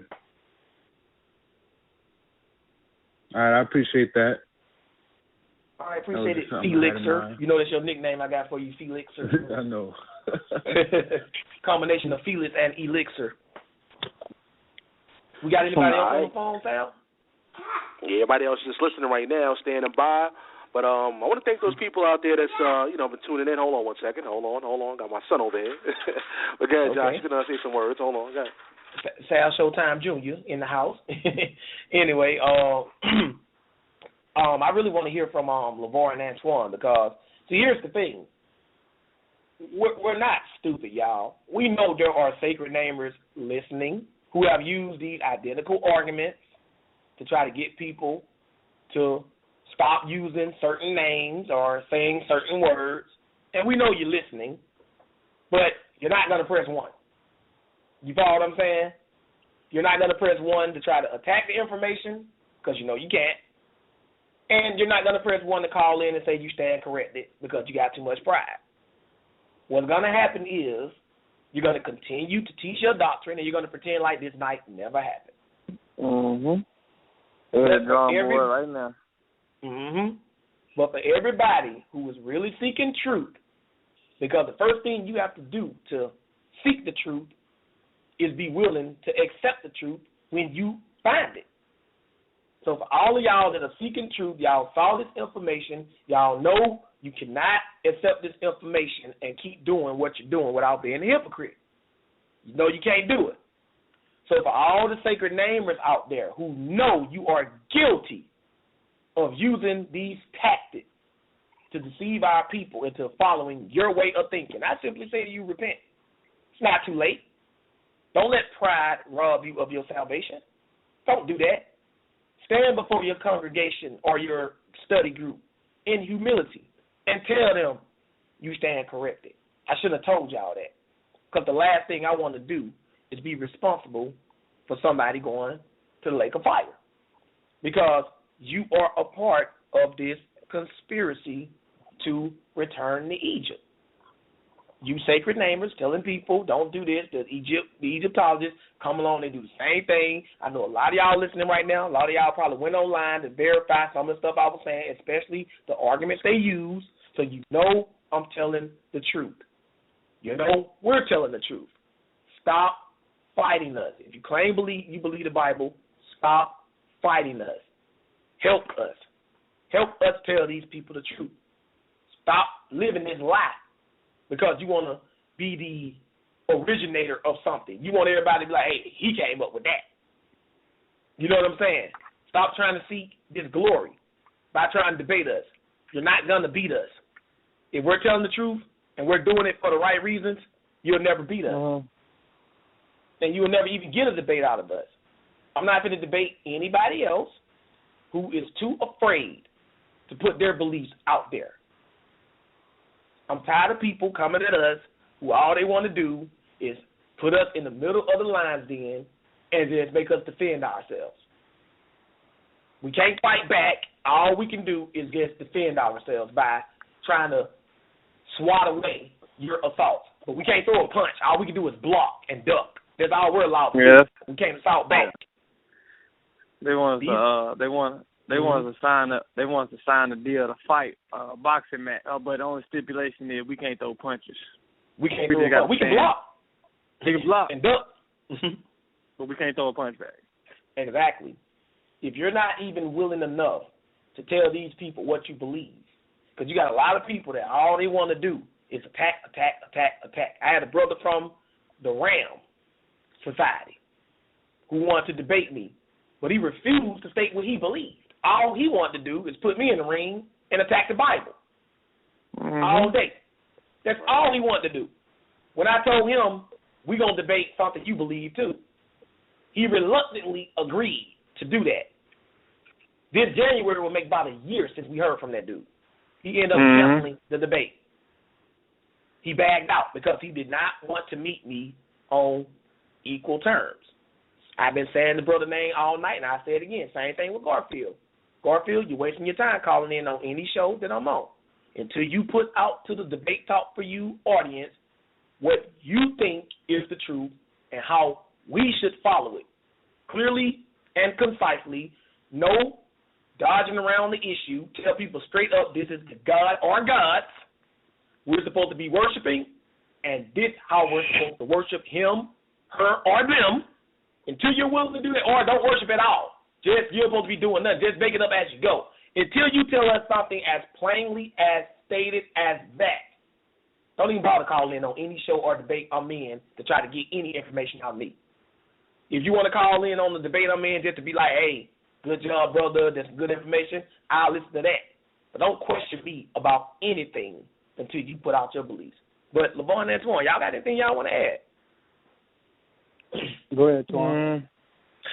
One quick thing I wanted to add to this lesson. I know towards the end of the lesson, I know some people probably, saying like, this is crazy. Like, people really do stuff like that, or where they make a play on words and stuff like that. Yes, people actually do that, especially, these conscious groups. But the funny thing that struck me about the whole thing is when I think about, and like you were saying, they really don't want to put their beliefs out or what they, because a lot of times these Egyptologists like if you go read into their texts and their scrolls and stuff, they have some really ridiculous stuff in there, and they know that. So that's why they're not really all out on the front with some of the stuff that they believe, and they don't want to come out there and put it up because they know a lot of the stuff that's in there is ridiculous. So what I found funny was there's a Jewish historian named Philo who actually lived during the first century. But the funny thing was, Philo lived in Egypt, in Alexandria, Egypt. And his whole life he lived in Egypt, but he was a Jew. And he wrote about some of the customs and some of the things that the Egyptians did. And he said the same exact thing. I mean, he literally had this. You could quote, Philo said this, that some of the things that they did were hilarious. And he talked about how they worship goats and animals. He said that, and he could see that, he said the Egyptians saw that these were animals. They lived, they died, they were disgusting, they had this, but they would still worship them as gods. They would worship men and things as gods. And people because during that time, Rome was going around conquering everything. He actually lived in a Roman province in Alexandria, Egypt. That's where the part where Philo lived. But he said they all mocked him and laughed at the Egyptians for that reason, because they were like, this is so ridiculous. Some of the stuff that y'all do, some of the stuff that y'all say, they can just look at like, this is crazy. And when you actually go back and read, like the Josh was saying, like stuff about how the world was created, it goes even worse than that. Now, I'm talking about this stuff with like menstrual cycle. I mean, it's all types of crazy stuff these people in Egypt was doing. And he was just talking about how ridiculous and crazy some of the stuff that they were doing. But he's sitting there. Now, this man, he was a Jew living in Egypt. He saw this stuff going on, talking about how crazy and ridiculous all of this stuff was that they were doing. But, and it's funny too, a lot of the reason when God gave when the commandments were being handed down, a lot of times after the commandments, they'll be like, don't do it because you did this in Egypt, or they did this in Egypt. He was trying to tell them a lot of the reason we got those commandments because a lot of the things that were being done, a lot of things that were being told not to do were being done in Egypt. So it's kind of like, dang, it's common sense not to do this, but no, they were doing it in Egypt. And you go read into their text, and you go read into and their scrolls and all this stuff, they were doing some of the craziest stuff. And Philo wrote about it. He was like, people from other countries were just laughing. I'm like, these people are crazy. Like, what is wrong with them? But it's all part of the thing to try to get. They always want to get them all back. Get them back to Egypt, and it's so ridiculous. And then I look at some of the people that are trying to get us in Egypt in the conscious community. You look at them, they talking about some. They trying to get folks to sell drugs. They telling you to do the craziest stuff in the world. They're getting caught, and they still saying, and they talking about y'all need to support these brothers. And I'm like, man, come on, dude, this man is out here telling folks to sell drugs, do this, that, other. Our community. Y'all supposed to be trying to help our community, and we supposed to support this man. He's selling drugs in the very community that you claim that the so-called white man tears down. Get out of here. Yeah, man, tell them we need to take up guns and ready to kill these white folks and all this stuff. That means he's talking crazy, man. These people are talking crazy, and it's so ridiculous. But but that's why they don't want to meet us on that fair level. It's like, okay, y'all want to attack our book? Here's our book. We're not ashamed of it. Here it is, right here. Boom, we'll put it out there for you. Right. But let's just set yours next to mine. I've actually only seen one brother do that in the conscious community. I think his name is Brother Reggie. He tried to sit up there, and they tried to say, well, I want to try to build, some of the things that we have and some of the things that you have. Now, I don't know how the brothers responded, but immediately myself, I said, no, brother, you can't do it because there's too many times in my book where it says don't do that because that's what we did in Egypt. We're not supposed to do it. We need to get away from that. Right. We're not supposed to do that. You know what I'm saying? So, no, we can't really build. All I can do is tell you what my book says. If you want to accept it or not, that's your choice. But I'm telling you right now, if we're going to do it, let's put everything out that your book says. You know what I'm saying? Exactly. Put this all out and nobody's ever, they're never willing to do that. We've come across. Nobody's ever been willing to do that. Ever. Yep, they never will. LeVar, you got anything you want to add? Well, yeah, just briefly, when it comes to one point at a time, I'll talk about the conscious community for a brief second. Basically, when I look at that stuff, I'm looking at a bunch of gentlemen who are just simply racist, and they are willing to hook with anybody else who's racist regardless of whatever book you believe. So it's nothing but a game when it comes to those guys. They look at the things that black Americans had to go through in times past, and they simply just can't get over it. That's what the conscious community. I have absolutely no respect for racist people because it blinds you from the obvious, the fact that we are so much alike. And everything, we put our pants on the same, we go to sleep the same, we eat the same. There's no difference. And I have really no respect for people who are racist, so I don't even take those people serious. Number two, Egypt. Just look at the customs of the Egyptians. I mean, the Bible is very clear about staying away from that stuff. That's all I need to hear. You know what I'm saying? And like Brother Antoine was talking about, these customs was a bunch of folly. You worshiping beetles and goats and things of that sort. There's nothing a beetle or a goat can do to save me as far as my soul salvation. Nothing. You turn these things into idols. That's all it is. As far as the sacred name movement, basically you listen to somebody who actually fell for it. Years ago, I didn't fall for it to the point where I went out and started trying to teach other people this is what it is and this is what we need to do. It's because brothers like Brother Josh, those brothers over there at Knesset of Jesus out in New York, it's because of brothers like this who are smart and intelligent, who can break down things simply for anybody to understand, is why I came out of that mess. And I'm noticing it's an evolution of it now, and this is the sad part. These people never look up the origin of these movements. Whenever you have a modern-day movement, you have to ask yourself, when did this stuff start? So I started doing that. Beyond, language and all this other stuff that I learned, where did this actually start? Well, it started in the 1800s. That's fairly new. By a man, a false prophet named William Miller. You can just look this stuff up. I mean, just Google it for Christ's sake. William Miller. It was a group that came out of his congregation who started this stuff. And what came out of that was the Seventh-day Adventists, and what came out of that was the Jehovah's Witnesses. All y'all got to do is check behind what I'm saying. This stuff is New Age garbage. All this stuff has an origin. And the prophets that started this stuff were predicting when the world was going to end in the 1800s, and of course they fell in their prediction. And the Bible explicitly tells you don't follow them or their doctrine. So how in the world is the Sacred Name movement even a movement in the 21st century? Because brothers don't study. You know what brothers do? They go on certain websites, and what they do is regurgitate the same arguments that these pseudo-scholars come up with, who really not, they're so zealous in what they believe, they don't really critically think about what they're saying. So now we got to come on here and show y'all how we can play on words and turn their logic back on them, because they really haven't thought this thing out for real. It just sounded so good to them when they heard it, and now they make it for themselves. And they're very delusional. They actually think they're doing the work of God, when actually you're preaching doctrines that come from false teachers. And everybody listen, go on your computer right now and type in William Miller. This is not hard. It's going to tell you that the Sacred Name movement started from his camps, the Millerette sects. That's what it's going to tell you. I can't lie about this. So what I'm going to say is, you guys have to be very diligent when you study. People want to turn around and call me and my beloved brother Antoine yes men. Me and Antoine, y'all gotta understand, we don't blindly follow behind Josh. He had to earn our respect through the years.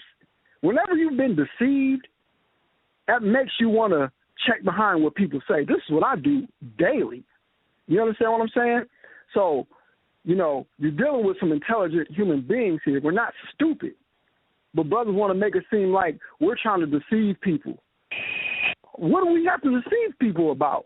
Only thing we tell people is obey the word and show your faith in Christ. And how you show your faith in Christ is by obeying the word. But then you got other brothers jumping up, oh, they a cult. Where are you getting that from? Based on what? I mean, the personal attacks that we done had this past year has been unbelievable. But I thank the Most High God of Israel that he done put us in a position and we've been able to help a lot of brothers out there behind the scenes. We don't come on this show and brag about it. It's a lot of people getting help because there's a lot of people being deceived by garbage like this. But with all that said, I'm going to yield. All right, so we kind of winded down to the last few minutes of the show. And I guess we're going to end it off with, that we got a major debate with Josh next year, 2015, the Garden of Eden, literal or symbolic. I guess you can let the people know, your perspective. You can break down where you're coming from when it comes to that debate, and just give a little insight of what you're going to bring to the table in the Lion's Den. Go ahead. All right, I can do that. I just got to say, I'm just astonished or just stupefied first that stand by. We got somebody to put on. Okay, let's get this caller before they hang up. Let's get this caller. 315-726. You're live in air. Hey, shalom, brothers. I'm not an Egyptologist, but this is Brother Ben Trey from Syracuse. What's up, what's up? Just wanted to let y'all know great lesson. And, a lot of people getting suckered into that name game, the word game. I once was too a while back. Somebody tried to tell me the Amen means like the Egypt goddess or something until I did my own research. Yep. Yeah. And great class. Just want to say shalom, and I want to see if you give me some info on what do y'all think about the Israelites battling the Egyptologists currently now. It's like what I said. You shouldn't keep wasting your time debating or arguing with people who don't believe your book. That's why Ezekiel was told by God, these people don't even worship me. They worshiping Egyptian idols, but they want to come to you asking you questions about me. And that's what people do to us. Like, at the beginning, we had a couple of brothers. I said it at the last thing I said, the last place I went before we went to the phone for the first time was that if you don't believe the Bible, call in. These people are either stupid, deaf, or disrespectful. One of the three. But the first person that comes on the phone, first thing he say when I ask him, do you believe the Bible? No. Were you not listening when I said that? I already told you, if you don't believe the Bible, I don't want to talk to you. What do these people think? They're going to force a conversation out of me? But that's my take on that. And appreciate you calling in too, Ben Trey. Good to hear from you. All right, so we're going to pretty much wrap it up. Once again, it's the last show for 2014. Brother Josh, like I said, let people know where you're coming from and when it comes to that debate, what you're going to bring to the table. A lot of people's excited about that debate coming up, the Garden of Eden. Let us know where you stand. Well, basically I take the Bible for what it says. The Bible describes the Garden of Eden as a literal place with literal people in it who we literally descended from. I've seen Lex Vortex videos before, no disrespect, but the brother don't prove a dang thing he says. He just go on, he just philosophizes. He'll show you something in the Bible and say, this mean this, that mean that, this mean this, that mean that. He ain't proving nothing. So my prediction is not a victory over him or a defeat to him. My prediction is simply this. He's going to go on that show or this debate with me, and he's only going to tell you what he thinks something means, trying to prove the Garden of Eden is symbolic, and ain't going to prove nothing. Help keep the show on the air. If you want to help, you can send your donation through PayPal. The email is debatetalkforyou@gmail.com or through Cash App, $Sal Showtime. Thanks for your support.